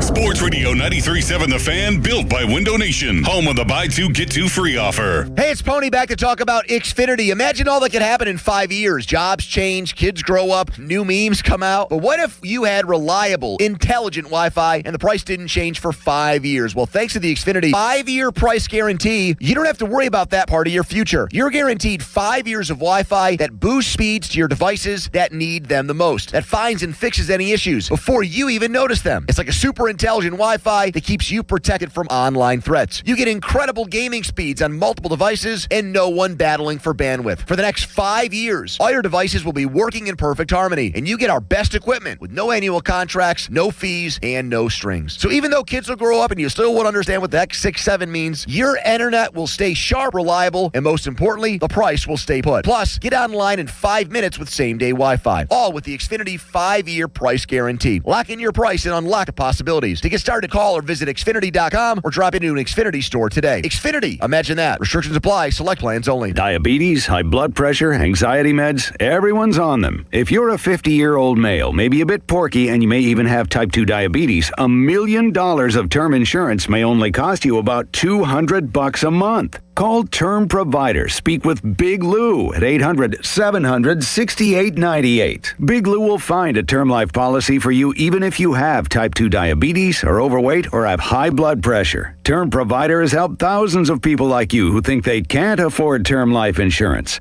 To buy $1 million of affordable term life for you, all you need to do is call Big Lou at 800-700-6898. Lou will make sure the scales are tipped in your favor. Call 800-700-6898. Big Lou will answer your call and work to fit you into a term life policy that you can afford. Remember, Big Lou's like you. He's on meds too. Call 800-700-6898 or biglou.com. Live from the ShorkeyMitsubishi.com studios, North Huntington and North Hills. 93.7 The Fan is cleared by aquickdrain.com. We're here so you don't miss a thing. I'm turning it up. Live and local on the weekends. Sports Radio 93.7 The Fan, Pittsburgh's hometown sports station. Here's a list of the upcoming ticket drops for the night before, featuring Jason Aldean with John Morgan and Shane Profit at Rivers Casino on April 22nd. Today, from noon until 1 at the Rally House on the North Shore. On the 14th, which is Tuesday, 5:30 to 6:30 at Federal Galley. That's 200 Children's Way, Pittsburgh. Wednesday, the 15th, from noon until 1 at the Junk Luggers of Pittsburgh. 3255 Babcock Boulevard, Suite B. Also that day from 4 until 5, April 15th at the AAA of South Hills. It's 160 Fort Couch Road. And then on the 16th, Thursday, Federal Firearms, 5035 Thomas Run Road in Oakdale. And then April 16th at Cohen Markets on Library Road, 5281 Library Road, Bethel Park, PA. 412-928-9370, talking Buccos, talking about Marcelo Ozuna, talking about if this team's just good. Can we call the Pirates a good baseball team after 2 wins so far in Chicago against the Cubs? 412-928-9370. Captain Jack will get you by tonight. He's in Munhall. Hello, Captain Jack. Jack, how are you today? I'm fantastic, sir. How about you? I'm good. I haven't had the pleasure. I have met your grandpap, though. I'm probably the first guy ever to say that to you. You would not be the first guy to ever say that to me. He's a pretty popular guy. As far as Ozuna, when he signed the DH, he thought that meant dinner hall, I think. Creative. I like it. If he gets any bigger, he's going to look like Yokozuna.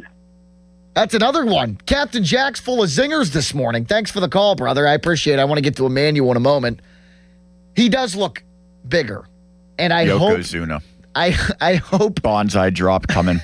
I hope that that's not why we're dealing with what we're dealing with Marcelo Ozuna, but I fear that it is. Always good to talk to Emmanuel in Carnegie. What's up, brother? Hello, how you doing, man? Good.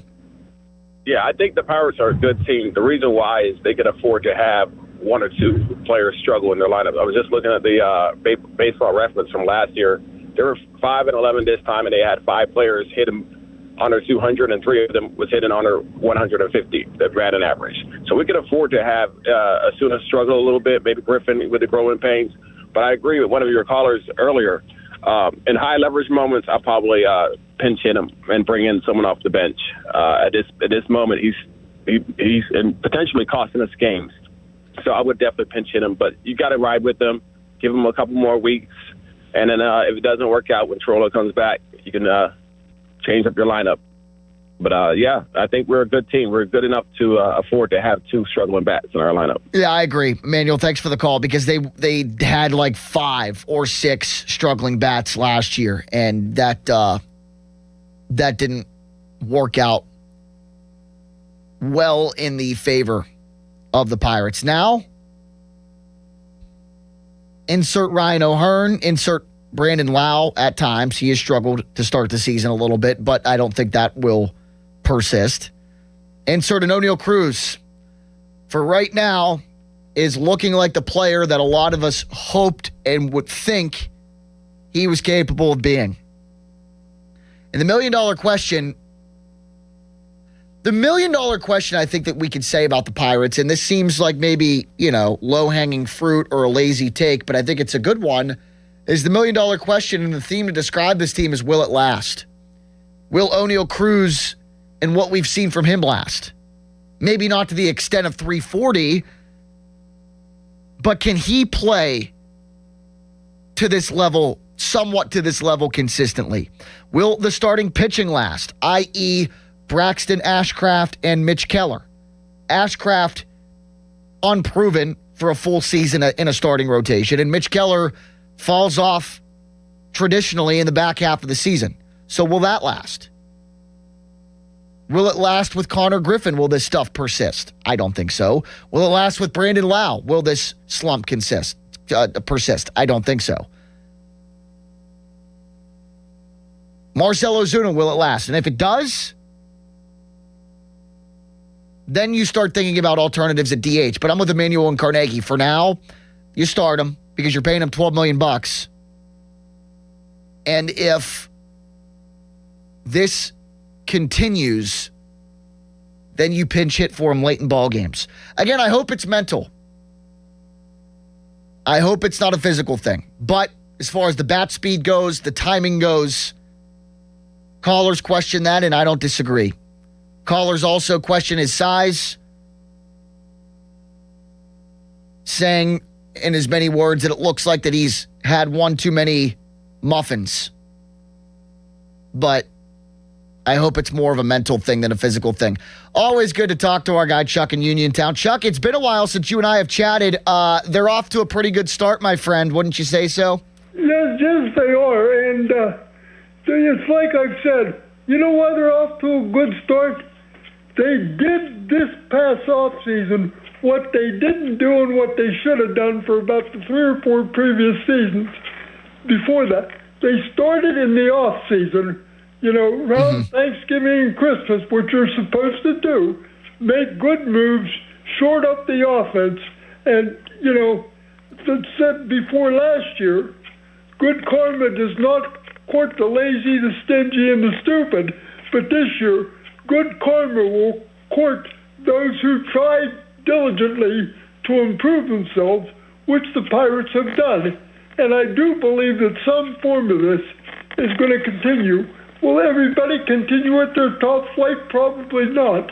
But I do believe this is going to continue, and you may be looking at a postseason team here. If we're going to go along your line of thinking, Chuck, and say that good karma has something to do with it, I think the biggest form of good karma is what they did with Connor Griffin and the 9-year, $140 million extension. It's unprecedented. It's something that we've been begging this franchise to do for years. And if we're going to go by the good karma moniker here, I think that's the biggest piece of it. Would you not agree? Yes, because, that's what good contenders do, Jack. Yep. That's that's what good contenders do, and that's what the Pirates failed to do for so many years. But I'm hoping that this is not only just for a year or two run. I'm hoping this signals that that the Pirates can turn into somebody like the Cardinals. You're not going to have a winning record every year. You're not going to make the playoffs every year. But that you won't go 10, 15 years finishing in the cellar all the time. And let me say this, Jack, as I close. Yep. What you want to do, the thing that the Pirates will need is still resiliency, because there's going to be valleys.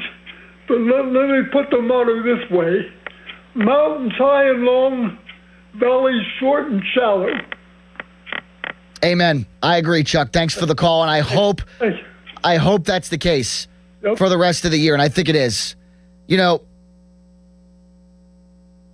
I am of the belief that this is a good baseball team, and we're going to find out more, and hopefully my case is proven, and I think it has a chance to be proven by the end of the month of April.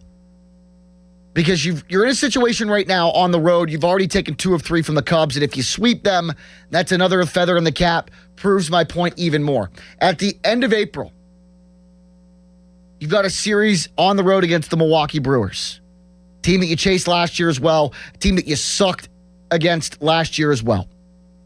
If they can have a similar series, April 24th through the 26th in Milwaukee, the same way we're talking about this Cubs series, off-season acquisitions worked. Starting pitching being good again worked. And this is a good baseball team. Fan weather Brought to you by Secure Money Advisors. Looking to retire soon? Let Secure Money Advisors get your retirement on track. I have 80 today. If you're looking to get out there and scratch the golf itch because you're watching the Masters, I don't blame you. I wish I could, but I've got to go home and take a nap before the full-time gig this evening. Coming up, the Beeswacker, as some call him. Colin Beasley from Wrigley Field covers the Pirates for the PG. We'll get his take on this series in Chicago and get his take on this series finale coming up at 2:20 this afternoon. Beasley's next. One more hour of a Sunday morning with yours truly, Jack Hillgrove, right here on Sports Radio 93.7 The Fan. Now, fan headlines powered by Bowser Chevrolet. This is Sean Myers bringing you fan headlines. The Penguins suffered a 6-3 loss against the Washington Capitals on Saturday. Anthony Mantha, Nola Chari, and Kevin Hayes lit the lamp for the Pens. They'll play in Washington against the Caps today. Puck drop is at 3. Fan headlines powered by Bowser Chevrolet. For more, 937thefan.com. Sports Radio 93.7 The Fan.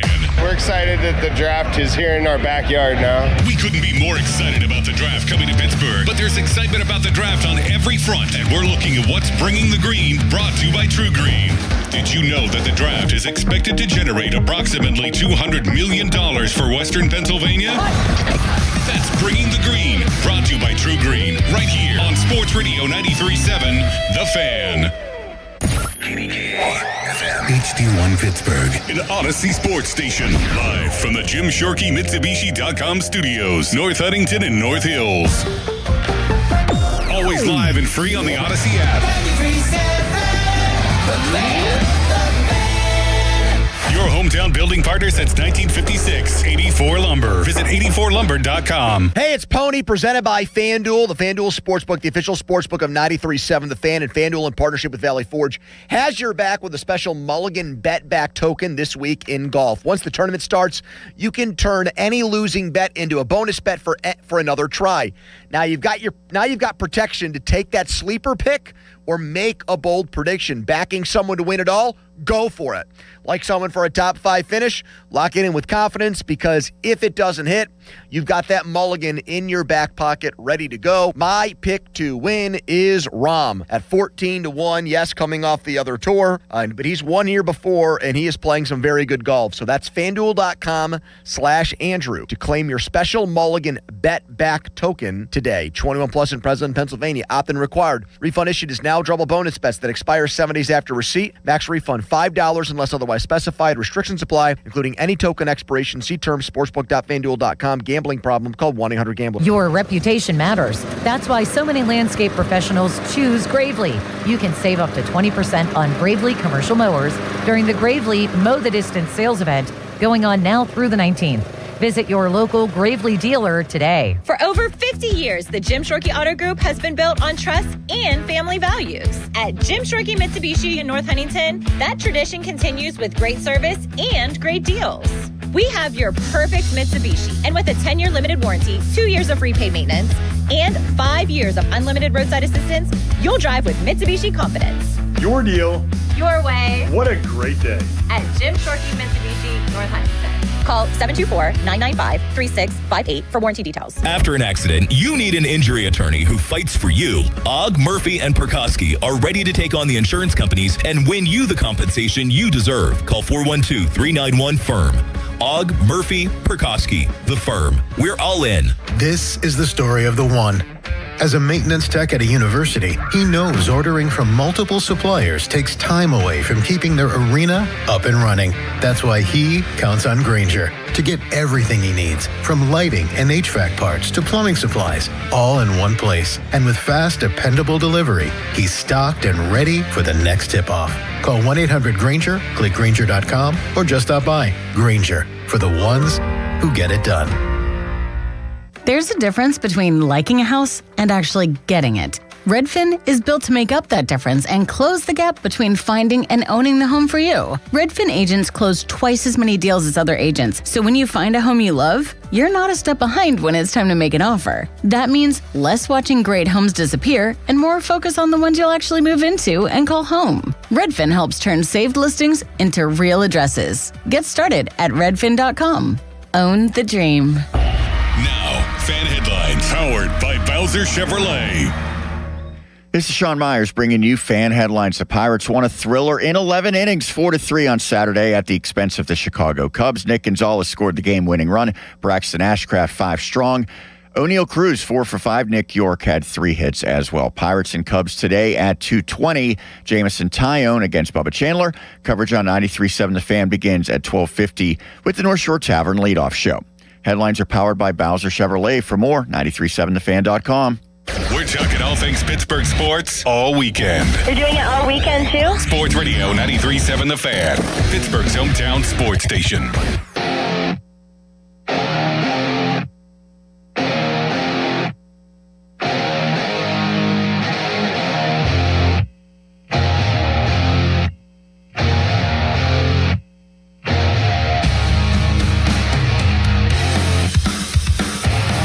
All right, 1 hour left on a Sunday morning before we give way to FanDuel's More Ways to Win with Andrew Filipponi, and then ultimately the North Shore Tavern leadoff show with Paul Alexander this afternoon. Paul paves the way for Jason Mackey and the Pirates Insider Show at 1:20. At 2:20, first pitch between the Pirates and the Cubs as the Buccos look for a sweep. There would be their first sweep over their division foe since late 2019. Colin Beasley writes about the team for the PG. He's in Chicago. Colin, off the top of your head, not to put you on the spot, but do I have that correct? It would be their first sweep over the Cubs since 2019? Yeah, I don't have the exact year in front of me, but that sounds right. I think we heard a similar stat. I don't remember whether it was 19 or 18 or somewhere in there, but it's been a minute for sure.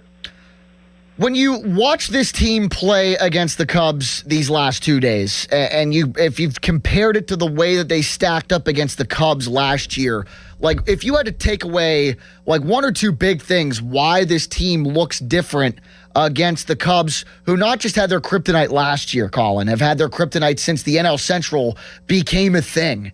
What do you cite as a big reason why the Pirates have been able to, it seems like, turn it around against the team that's quite literally had their number for the last couple decades?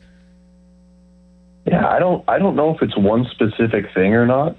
My biggest takeaway is simply over the last 2 games is the 2025 Pirates and the Pirates of years past, they don't win either of those games. Pirates went 2-5 at Wrigley last year. 4 of those losses were by 1 run. The other was by 2 runs. The last 2 games very, very easily could have been just another one of those. They were getting no hit through 6 innings on Friday, and yesterday they went, I think it was 3 for 19 with runners in scoring position. They blew a couple of leads. They had all sorts of nonsense happen in extra innings, and in both games they ended up winning. So I don't know if you can put it down to clubhouse vibes or the power of the Pirate dads drinking beers in the clubhouse, or whether you can put it down to simply some good luck. But the Pirates of years past haven't been winning these 2 games, and today they're going for a sweep in a series that they haven't exactly been dominant, but they're 2-0. Did you get a chance to talk to any of the dads that are on that trip? Because I've seen it on the broadcast. It looks like they're all having a blast, and it looks like obviously the players that had their dads with them on this trip are obviously enjoying the company. Yeah, I haven't been talking to too many of the dads. I kind of want to let them enjoy the trip, but any player you talk to, they're loving having their parents here. We talked to Mason Montgomery after the first game, and he was just like, yeah, his dad is always trying to get him to throw harder and thinks he has more than 100 in him, and he's like thinking of his dad as he's on the mound, wanting to throw a baseball as hard as he can, and they both get to celebrate by having a beer together in the clubhouse after the game. It's really cool. Like this, it's kind of a reminder that some things are bigger than baseball, and seeing these players hang out with their dads, guys who have been very, very important in their baseball careers, in their lives, in just in general. It's awesome to see the dads getting to experience a little bit of their son's big league experience. Yeah, Colin Beasley with us, joining us from Chicago, Pirates beat writer for the Post-Gazette. Colin, from your 3 takeaways yesterday, I think the biggest one, and you had it on there, was Yohan Ramirez. And Don Kelly talked about him being a Swiss Army knife type guy, a guy that can go long relief. We saw it at the outset on opening day and late in ball games, and we saw it yesterday. And it's nice to have that kind of moniker, right, when you are late in games, extra inning games, when you can really save your bullpen by having that long relief type of thing in your bag that can eat up innings late, plus keep your team in it, which he ultimately did yesterday. Yeah, I appreciate you reading my work, Jack. I read your work all the time, my friend. Yeah, I know. I'm not calling you out. That's genuine. I appreciate it. Yeah, Yohan Ramirez he's someone who has been really, really important to this Pirates team, and he's a guy who, in years past, really going into the season, his 2 main roles were kind of to be the last guy out of the bullpen and to just be an incredible clubhouse vibes guy. That's something that not a lot of people realize, but Yohan Ramirez is the definition of a glue guy and a vibes guy in the clubhouse too. But this year he's been really, really good. He's got a sub-2 ERA. He's had a whole lot of scoreless appearances. He's appeared in the 1st inning. He's appeared in the 9th inning. He's appeared in the 10th and 11th innings. He's someone that Don Kelly can call on pretty much whenever he needs him to. And obviously this is one of the first times that Ramirez is having obviously it's like 3 weeks, so it's not a super extended period, but he is having major league success. It shows that what kind of stuff that Yohan Ramirez has. I think that every team needs someone like Yohan Ramirez, and he's been super, super valuable to this club. Justin Lawrence, on the flip side of that, comes in the 7th, Colin, walk, single, and then that wild pitch, and that obviously sets up the Cubs to be able to cut it to 1. Are we looking at a situation where Lawrence is, I don't want to say falling off, but, maybe, certainly struggling at times, but I look at what he did last year, Colin, and that's where I still find some solace in what he's capable of doing, because he's coming off of a season, a pretty darn good one in the sample size that we saw him last year with the Pirates. So what, to your assessment, is going on so far with Justin Lawrence at the start of this season?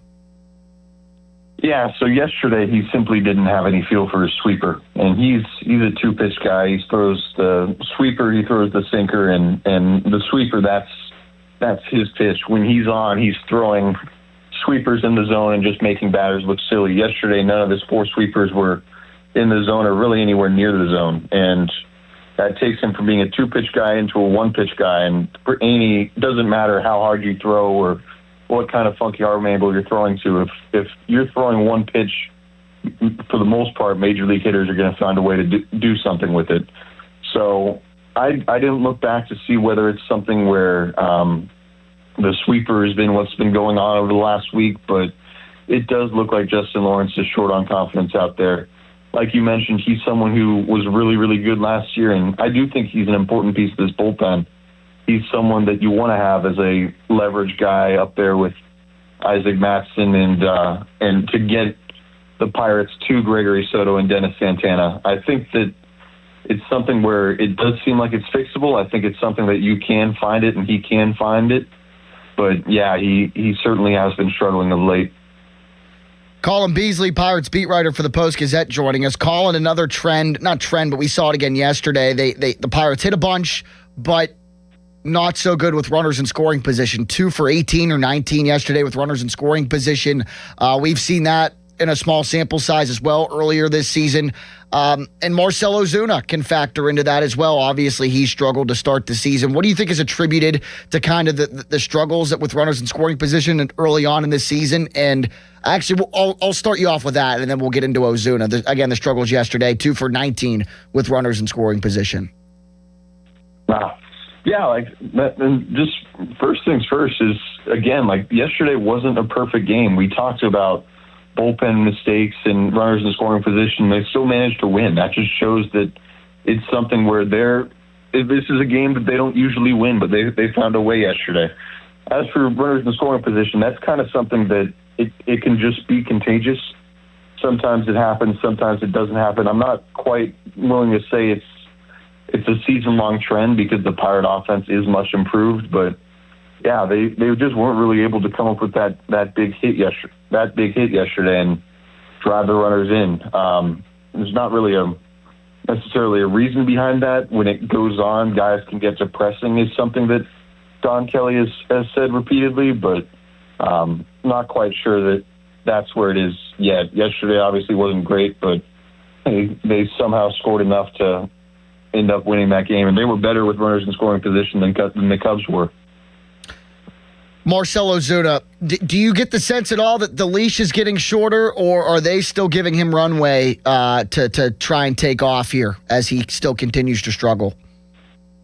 It's certainly something that they're noting, and we kind of saw how Don Kelly is going to treat this. He gave Ozuna basically a reset. He was off Tuesday and Wednesday, had the off day Thursday, and Ozuna spent a lot of time working in those off days and getting after it in the cage and trying to find his swing.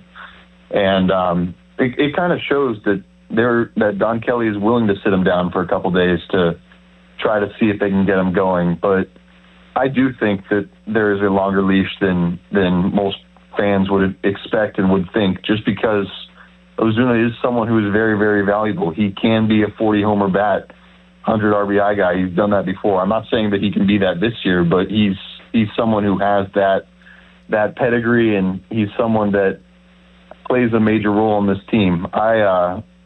Ozuna's gotten off to slow starts before, so I think there's some thought that maybe that's just happening again this year. Even in 23, when he had that 40-homer, 100 RBI year, he was hitting below 100 like late in April. So it's not exactly like this is unprecedented. Ozuna's shown he can get out of it. I do think that they're managing it and being careful with it and a little bit worried about it, but they also understand that this is a guy you're signing for his track record. You got to assume that that's going to start showing up soon. Is he in the lineup today? Because as far as the same gamer goes for Sunday, Colin, he's a career 8 for 19 against Jamison Tyone with 3 doubles and a 1,008 OPS. Like, I'm kind of thinking, I don't know, maybe I throw it in there, but is there a chance that he gets sat today, though? Don Kelly has liked to play the matchups, especially when you have a sample size that's like 20 at-bats, so I'd expect Ozuna to be in the lineup. I'd expect him to be in the lineup, but I haven't seen the starting 9 yet. I'm not at the ballpark yet. Couple more for you. Colin Beasley with us on the fan hotline, Pirates beat writer for the PG. These pitch counts, Colin. Braxton Ashcraft, sub 80 yesterday when he was pulled. Mitch Keller, 75 or whatever it was after 6 scoreless.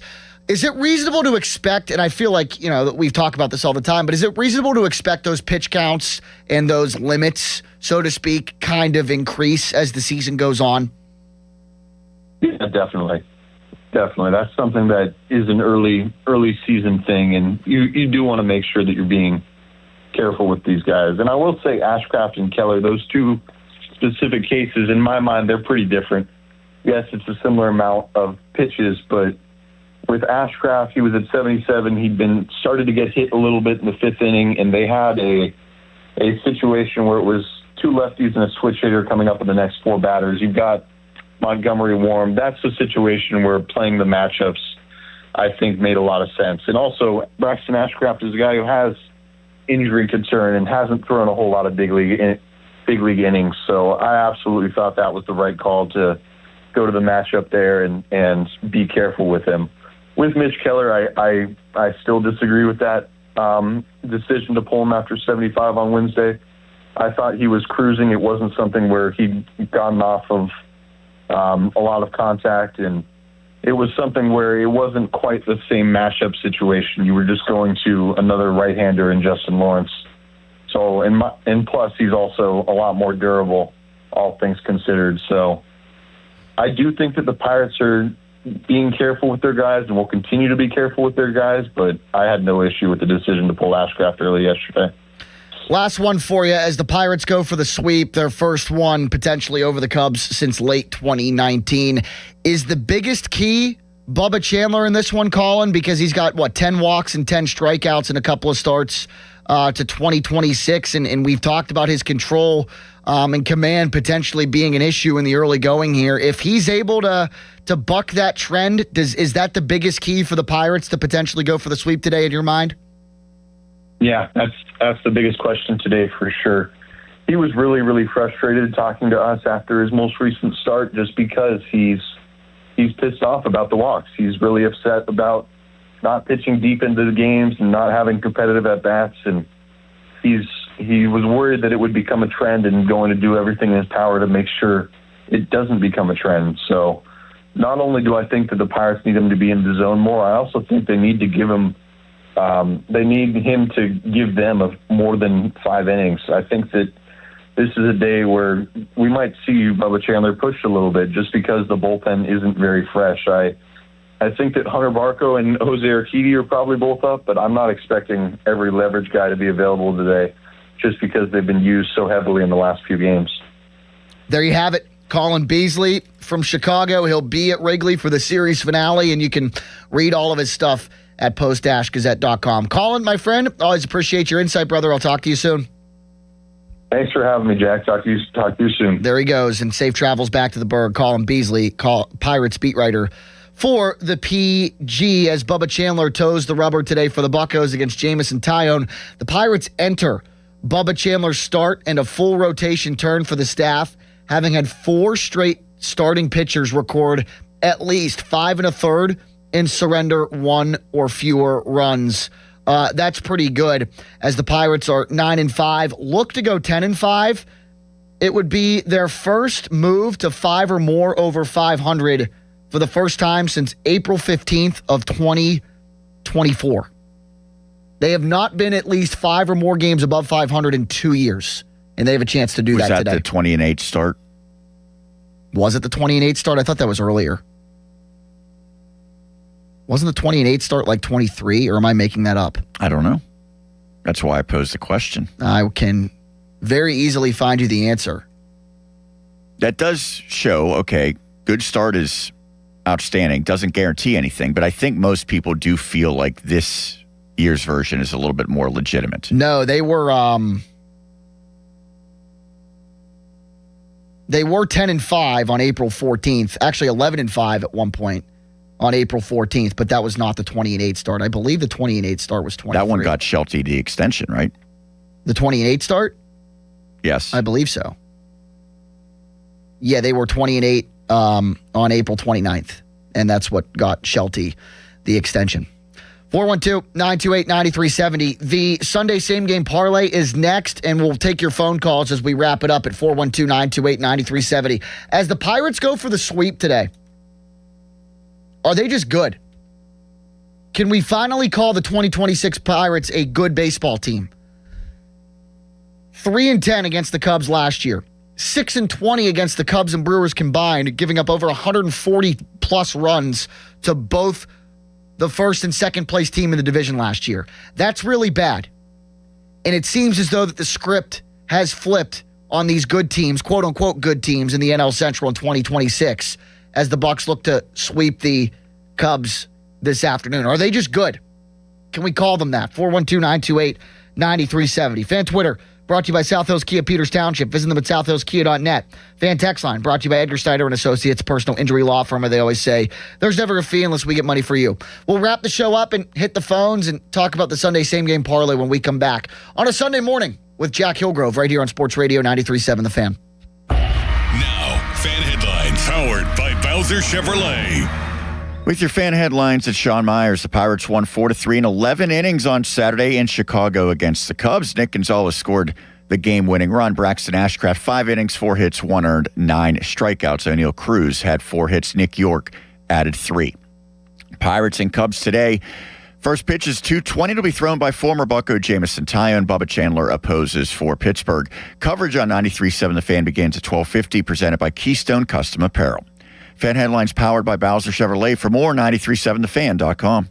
Sports Radio 93.7 The Fan. Get the latest on Pittsburgh sports from anywhere with the Odyssey app. Listen to shows and Pirate games live. Check out our exclusive interviews and content anytime. Download the Odyssey app now and never miss a minute. Sports Radio 93.7 The Fan. Y108 presents Odyssey, The Night Before, powered by Bowser Chevrolet, starring Jason Aldean. Oh my goodness, let's go! Don't let me down, don't sell me out, don't blow my cover, don't fall apart, get to my heart, don't tell on me now. You can't buy a ticket to this show. You can only win your way in. Full details at Y108.com. Presented by Miller Lite and brought to you by Giant Eagle, Pool City, True Green, and Broken Bow Records. Golf season is back, and it's time to claim your spot at Conley Resort and Golf Club. Conley is forming new weekly golf leagues for players that want great competition, a beautifully maintained 18-hole course, and the perfect place to unwind after the round. Grab your buddies, form a team, and make Conley's your weekly golf night. Great golf, cold drinks, and bragging rights on the line. Want to make a weekend of it? Come stay and add Suncrest Golf and Grill to the fun to play 36. Visit ConleyResort.com. Conley Resort and Golf Club, where the round doesn't end on the 18th. Springs are the most critical and dangerous part of your garage door. It's not unusual for springs on a 250-pound door to break after only 5 years. That's extremely dangerous for people or pets nearby. Don't gamble. Call 1-844-345-4737. That's locally owned Precision Garage Door Service, the only area company with springs engineered to last up to 10 times longer. Precision Garage Door offers a preventative maintenance and 25-point safety inspection program in Pittsburgh and surrounding areas for only $39.95. That's peace of mind. As America's #1 garage door service company, Precision has locations in over 80 cities. Need a new door? Repairs, replacement springs, openers, or rollers for your old door? Precision provides free estimates. 1-844-345-4737. Garage doors are their only business. Precision trucks are stocked to roll 24/7. Online, it's PittsburghGarageDoors.com. Precision Door Service, a name you can trust. PA 060566. Help keep our community safe and healthy during National Prescription Drug Take-Back Day, April 25th. Find a collection site near you at DEATakeback.com. Do your part to lower overdose deaths and prevent drug misuse before it starts. Running a small business means juggling a lot. Your network has to handle it all. That's where a fiber-only provider falls short. You need a partner who gives you a greater advantage. Introducing the Total Solutions Advantage only from Comcast Business. A first-ever combination of the largest, fastest fiber-powered network, the most reliable Wi-Fi, gig speeds with equipment and security included, and a 5-year price lock. Plus, it's all backed by a 30-day money-back guarantee. The Total Solutions Advantage only from Comcast Business. A new standard for small business with reliability, security, and savings in one. Switch today. Get started with a great offer as low as $60 a month. When you add it all up, no one does business like Comcast Business. Offer ends 6/1/26. New customers only. Requires 300 megabits per second internet and security edge. 1-year agreement, eco-bill, and autopay required. Equipment, taxes, and fees extra. Most reliable Wi-Fi based on Open Signal Awards USA Fixed Broadband Experience Report, May 2025. If you dread dealing with your insurance company more than you dread being stuck in an elevator with a total stranger. Hey. Who's an oversharer. Oh. Bean burrito for lunch. Then you might have Insuranoia. And if you have Insuranoia, then you should have NJM. They go to great lengths to do what's best for their policyholders. No jingles or mascots, just great insurance. NJM. Insurance underwritten by NJM Insurance Company and its subsidiaries. In a world in need of a hero, one man rises to the challenge in style. He is... just driving the kids to soccer practice. Make every day feel epic in the all-new Hyundai Palisade Hybrid with up to an EPA-estimated 619 miles of range on select trims, advanced tech, and class-leading interior space. Visit HyundaiUSA.com or call 562-314-4603 for more details. And hey, come on, no cleats on the seats. There's a difference between liking a house and actually getting it. Redfin is built to make up that difference and close the gap between finding and owning the home for you. Redfin agents close twice as many deals as other agents, so when you find a home you love, you're not a step behind when it's time to make an offer. That means less watching great homes disappear and more focus on the ones you'll actually move into and call home. Redfin helps turn saved listings into real addresses. Get started at redfin.com. Own the dream. SchultzFord.com. SchultzFord.com. SchultzFord.com. SchultzFord.com. Mike Rowe here with a random fact. More than half of the homes that have basements in North America will experience water damage. It's true. Whether it's basement moisture, flooding, or bowing walls, do yourself a favor. Call Groundworks. I spent some time working with these guys. They're the real deal. Their people are trained and certified to waterproof your basement and stabilize your walls. Baker's Waterproofing is now Groundworks. Schedule a free inspection. Licensed in all states where work is performed. See website for details. Hey, it's Pony, presented by FanDuel, the FanDuel Sportsbook, the official sportsbook of 93.7 The Fan, and FanDuel in partnership with Valley Forge has your back with a special Mulligan Bet Back token this week in golf. Once the tournament starts, you can turn any losing bet into a bonus bet for another try. Now you've got protection to take that sleeper pick or make a bold prediction. Backing someone to win it all? Go for it. Like someone for a top 5 finish? Lock it in with confidence, because if it doesn't hit, you've got that mulligan in your back pocket ready to go. My pick to win is Rahm at 14-1. Yes, coming off the other tour, but he's won here before, and he is playing some very good golf. So that's FanDuel.com/Andrew to claim your special mulligan bet back token today. 21 plus and present in Pennsylvania. Opt-in required. Refund issued is now double bonus bets that expire 7 days after receipt. Max refund $5 unless otherwise specified. Restrictions apply, including any token expiration. See terms sportsbook.fanduel.com. Gambling problem? Call 1-800-GAMBLER. There's a difference between liking a house and actually getting it. Redfin is built to make up that difference and close the gap between finding and owning the home for you. Redfin agents close twice as many deals as other agents, so when you find a home you love, you're not a step behind when it's time to make an offer. That means less watching great homes disappear and more focus on the ones you'll actually move into and call home. Redfin helps turn saved listings into real addresses. Get started at redfin.com. Own the dream. Now that Wendy's has these new biggie deals, everyone in the family can get what they're craving, from nugs to JBCs. The parental units can get an $8 biggie bundle, the eldest who think they're so grown can get a $6 biggie bag, and the little one who can do no wrong can get a $4 biggie bites. You know, assuming they have a credit card. No, I'm kidding. We take cash too. 4, 6, and $8 biggie deals for the whole family. Only at Wendy's. Price and participation may vary. Single items at regular price. Prices may be higher in Alaska, California, and Hawaii. I'm John Morgan of Morgan & Morgan. If you've been injured in a car accident, call America's largest injury law firm. For over 35 years, my mission has been to deliver more for our clients, to deliver more for you. If you or anyone in your family has been injured in a car accident, call us now, as the time to file a claim may be limited.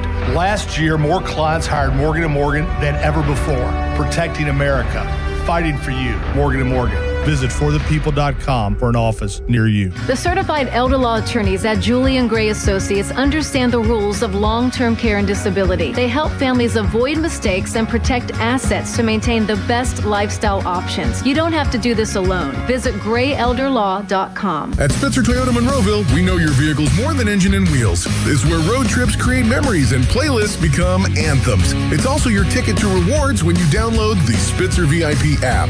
Every purchase and visit earns you points that you can redeem for discounts on service, parts, or a new Toyota.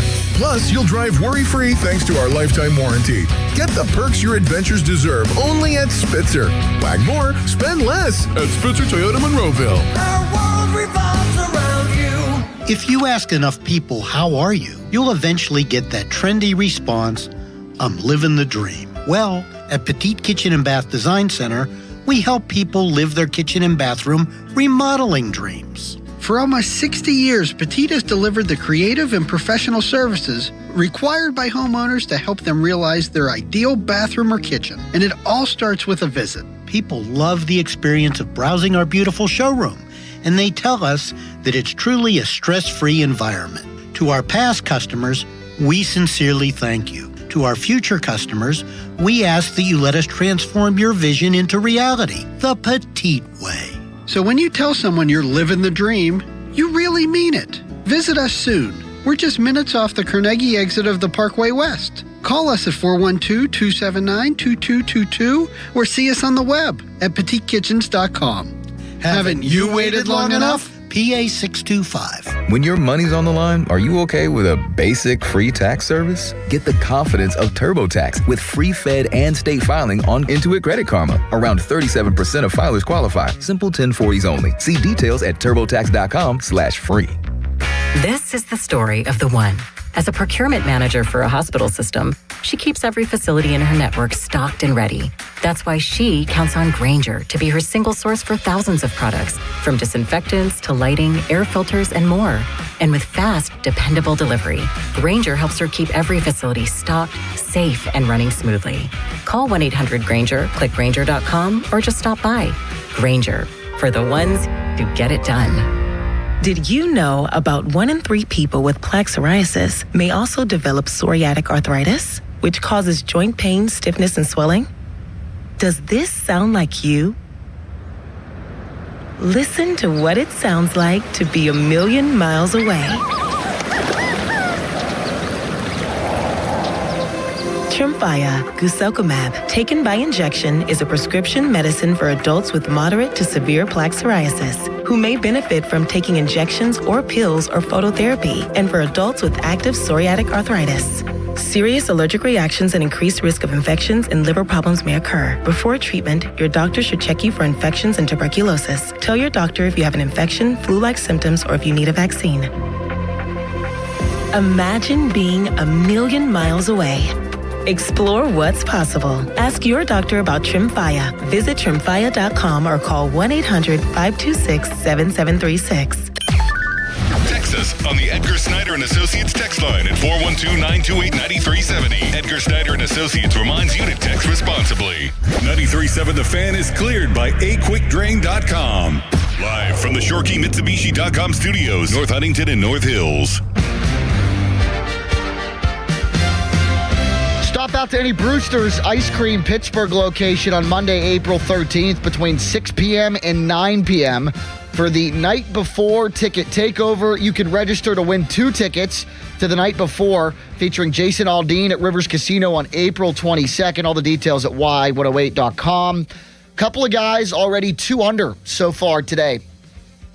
At the final round at Augusta, it is Matt McCarty and Gary Woodland are both -2. John Rahm 1 under today. Dustin Johnson -1 as well.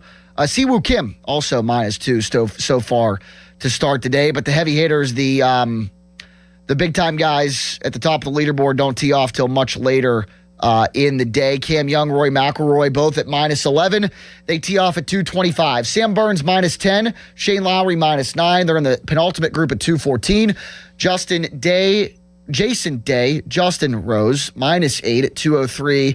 Scotty Scheffler and Haotong Li, -7.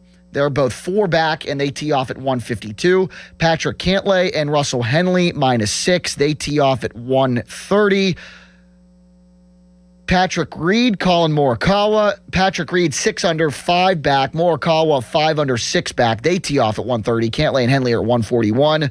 And then you've got Jake Knapp, who is -5, and then Ben Griffin, also -5. Those 2 tee off at 1:08. They're both 6 back. Brooks Koepka, 7 back, a bunch of guys at 4 under. But the money group at 2:25, Cam Young and Rory McIlroy. This Augusta update brought to you by True Green, the official lawn care provider of the PGA Tour, and Conley Resort and Golf Club, where your tee times are made easy with our new virtual wait list. 412-928-9370. Couple of calls on the Buccos and whatever the hell else before we get to the Sunday same-game parlay. Let's start with Skip in Mount Lebanon. What's up, Skip? Hey, really enjoying the show. Great interview with Colin Beasley. Thank you. You know what's kind of under the radar is when the Pirates in the offseason were trying to sign Schwarber, and if they would have pulled that off, they wouldn't have the team they have now. They'd be all their eggs in one basket.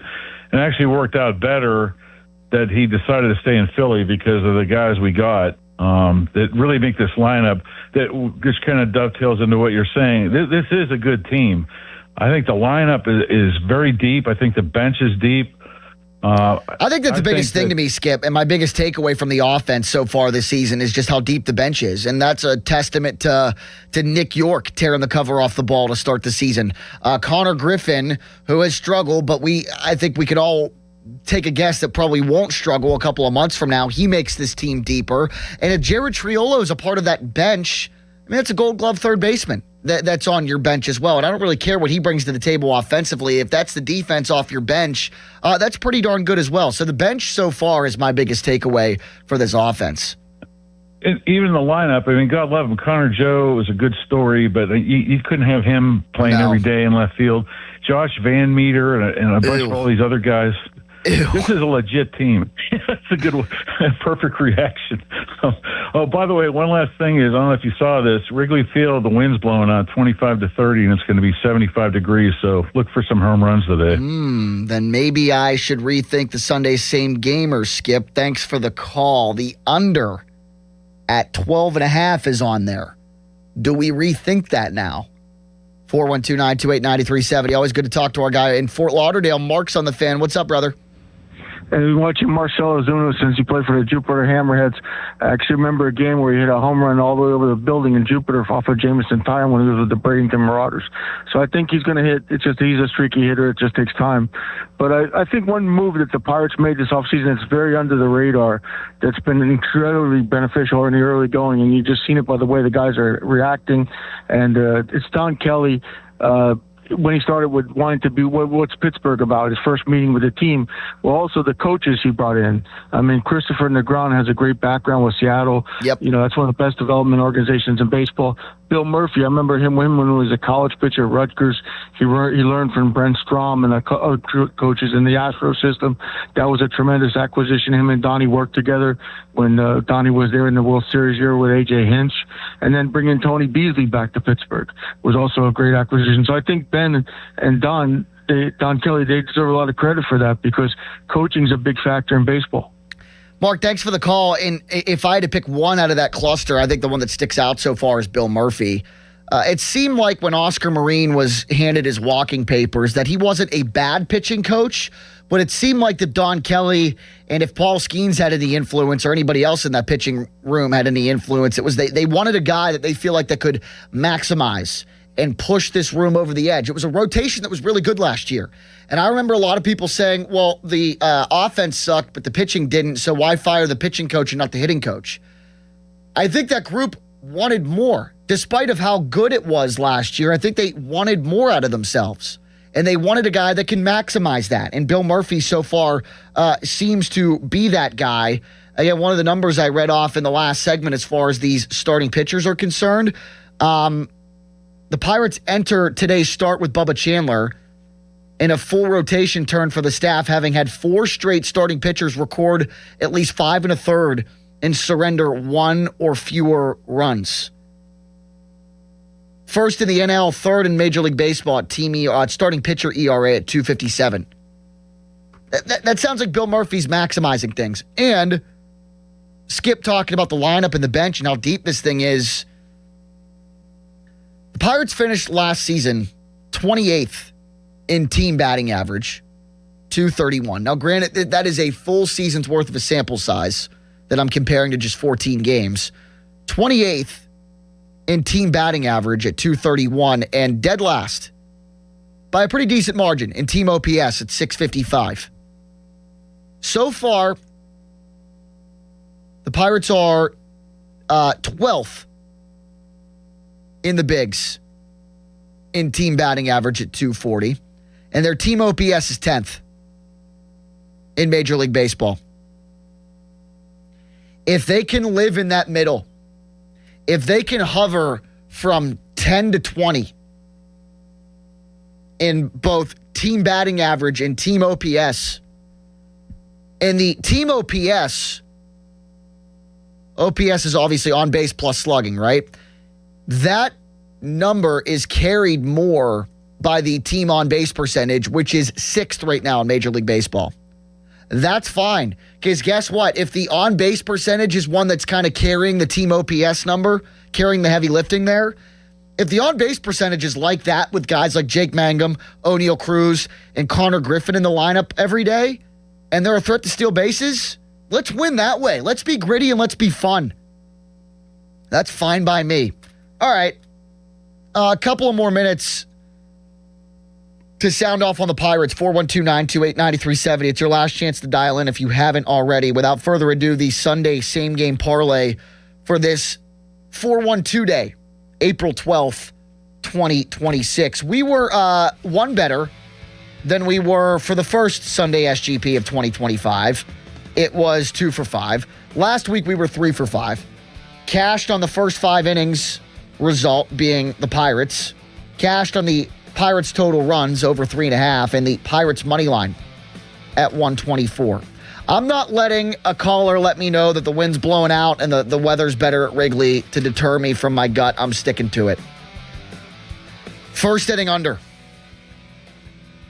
0.5 runs. The Pirates have played in 5 consecutive games in which the first inning went scoreless. The pitching matchup today, Bubba Chandler against Jamison Tyone. Let's go over on both of their strikeouts at 4.5. Even with the wind carrying things at Wrigley, and even with the temperature being a little bit better, 12.5 to me seems like a lot of runs, especially when they played an 11-inning game yesterday. It only went 4-3, 2-0 on Friday. Even if they win like 6-4 or lose 6-4, that's a high-scoring game, and it's still under 12.5. So I'm going under 12.5. And maybe this is where the offense being a little bit more optimistic today with the weather comes into play. And the aggressiveness of the Sunday same-game parlay kicks in. Sean Myers, I am betting on Connor Griffin to have his first multi-hit game as a big leaguer. Connor Griffin, 2+ hits.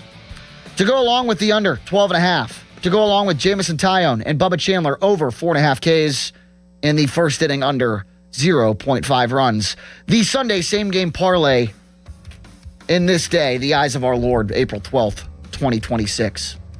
So just to clarify, for those maybe wondering, this is a 5-leg parlay, but they're saying you only said 4 things. 2 separate for the starting pitcher, so it's not a combined. Who said I'm only saying 4 things? No, I'm just saying for the people that might be questioning, because you said both starting pitchers over 4.5. So those are 2 separate things. It's not like a combination number. Yes. For them. Leg 1, first inning under 0.5 runs. Leg 2, Bubba Chandler over 4.5 strikeouts. Leg 3, over Jamison Tyone 4.5 strikeouts. Leg 4, the under 12.5. Leg 5, Connor Griffin, 2+ hits. Well, you're trending in the right direction. Yep. You were close last week. Closer than 2 out of 5. We were 3 out of 5. Should we shoot for 4 out of 5 today? I mean, I think you got to shoot for the stars, my friend. Yeah, we have to every week. That's the whole point of a parlay. It's all or nothing. And I think the best thing you can aim for here is not only getting all 5, but not even sweating it out. Like, get to 13 runs by the 7th inning. I bet the under. Both get under. Yeah. Yep. Ignore that part. But yeah, you know what I'm talking about. It'll be 2-1 in the 7th inning is what I meant to say. Yeah, if we're looking at 2-1 in the 7th or like even 4-2 in the 7th inning, I'd feel pretty good. Connor Griffin gets 2 hits in his first 2 ABs. Both starting pitchers are racking up the Ks. Yeah, this is going to be settled more or less by 6th or 7th inning, I think. It's a slam dunk. What? It's a slam dunk. I hope you're right. Yeah. It's plus 3974 on the official sports book of 93.7 The Fan, the FanDuel Sportsbook. It's what, $10 to win you 300? Tail it or don't. I don't care. Nonetheless, we had a caller. If you think it's a dumb segment or a lazy radio segment, we had a caller, right? Yeah, he called in thinking the show was ending at 10 today. Yeah.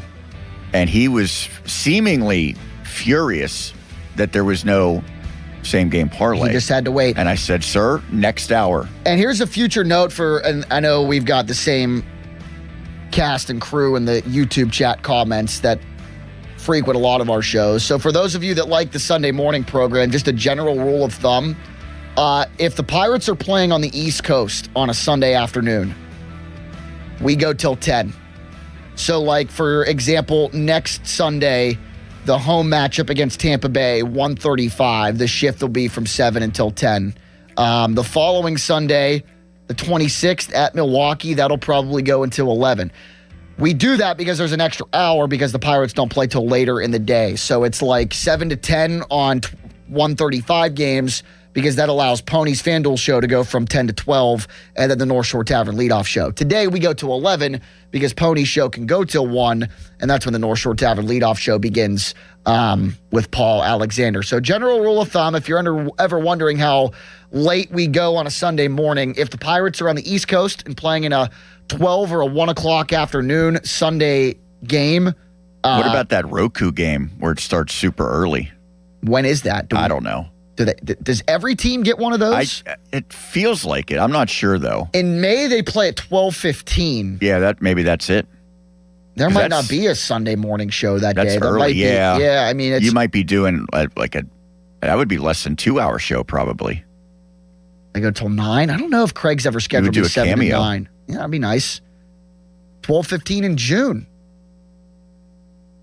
Sunday at 12:15 on Peacock against the Marlins at 12:15. Maybe it's Peacock. Maybe that's what I was thinking. No, they've had a Roku game though. Yeah, they used to be on Apple. I don't know. It's so many different. Yeah, things they still have the Friday nights on Apple TV. Is there a Roku game this year? Is that a thing still? Doesn't look like it. No. Yeah, so a couple of 12:15 starts on Sunday, so TBD on that. But again, general rule of thumb, and if it's an East Coast afternoon Sunday game, we're going until 10. If they play later in the day, 2:20 West Coast Sunday game, like a 4:05 on May 10th at San Francisco. That'll also be a 7 until 11 type deal. Fan weather brought to you by Secure Money Advisors. Looking to retire soon? Let Secure Money Advisors get your retirement on track. Sunny and warm today, a high of a Plexico Burris, 80 degrees, and the weather for the game at Wrigley the afternoon. It's currently 62 degrees. High this afternoon in Chicago is... It'd be nice if it said that. I have to click on AccuWeather to get to that point. What are we doing? High today is... Just make up a number. Shouldn't the high be 81? Good grief, they bury it in here. We just know it's windy. It is windy in the Windy City. Always is. Sean Myers, thank you for your service this morning. Appreciate you, brother. You're a wonderful man, Jack. You are a wonderful man as well. Thanks to Colin Beasley for joining the conversation as he gets set to cover the series finale in Wrigley. Pirates going for the sweep against the Cubs. First time they would have swept Chicago, potentially could sweep the Cubs since September of 2019. And an even more interesting nugget from this one. If the Pirates win today and advance to 10-5, it'll be their first time being 5 or more games above 500 since April 15th of 2024. Better times hopefully are ahead for this Bucco brigade and this Bucco team in 2026. Chandler against our old buddy Jamison Tyone at 2:20. North Shore Tavern leadoff show at 1 with Paul Alexander. FanDuel's More Ways to Win Radio with Andrew Filipponi is next. Again, thank you for calling, texting, watching, and listening. I'm Jack Kilgrove. I'll talk to you on Thursday night at 6 o'clock. That's my next time on the air. We'll talk to you Thursday night at 6. See ya. Now, fan headlines powered by Bowser Chevrolet. Sean Myers bringing you fan headlines. Pirates winners in 11 innings on Saturday, 4-3 in Chicago against the Cubbies.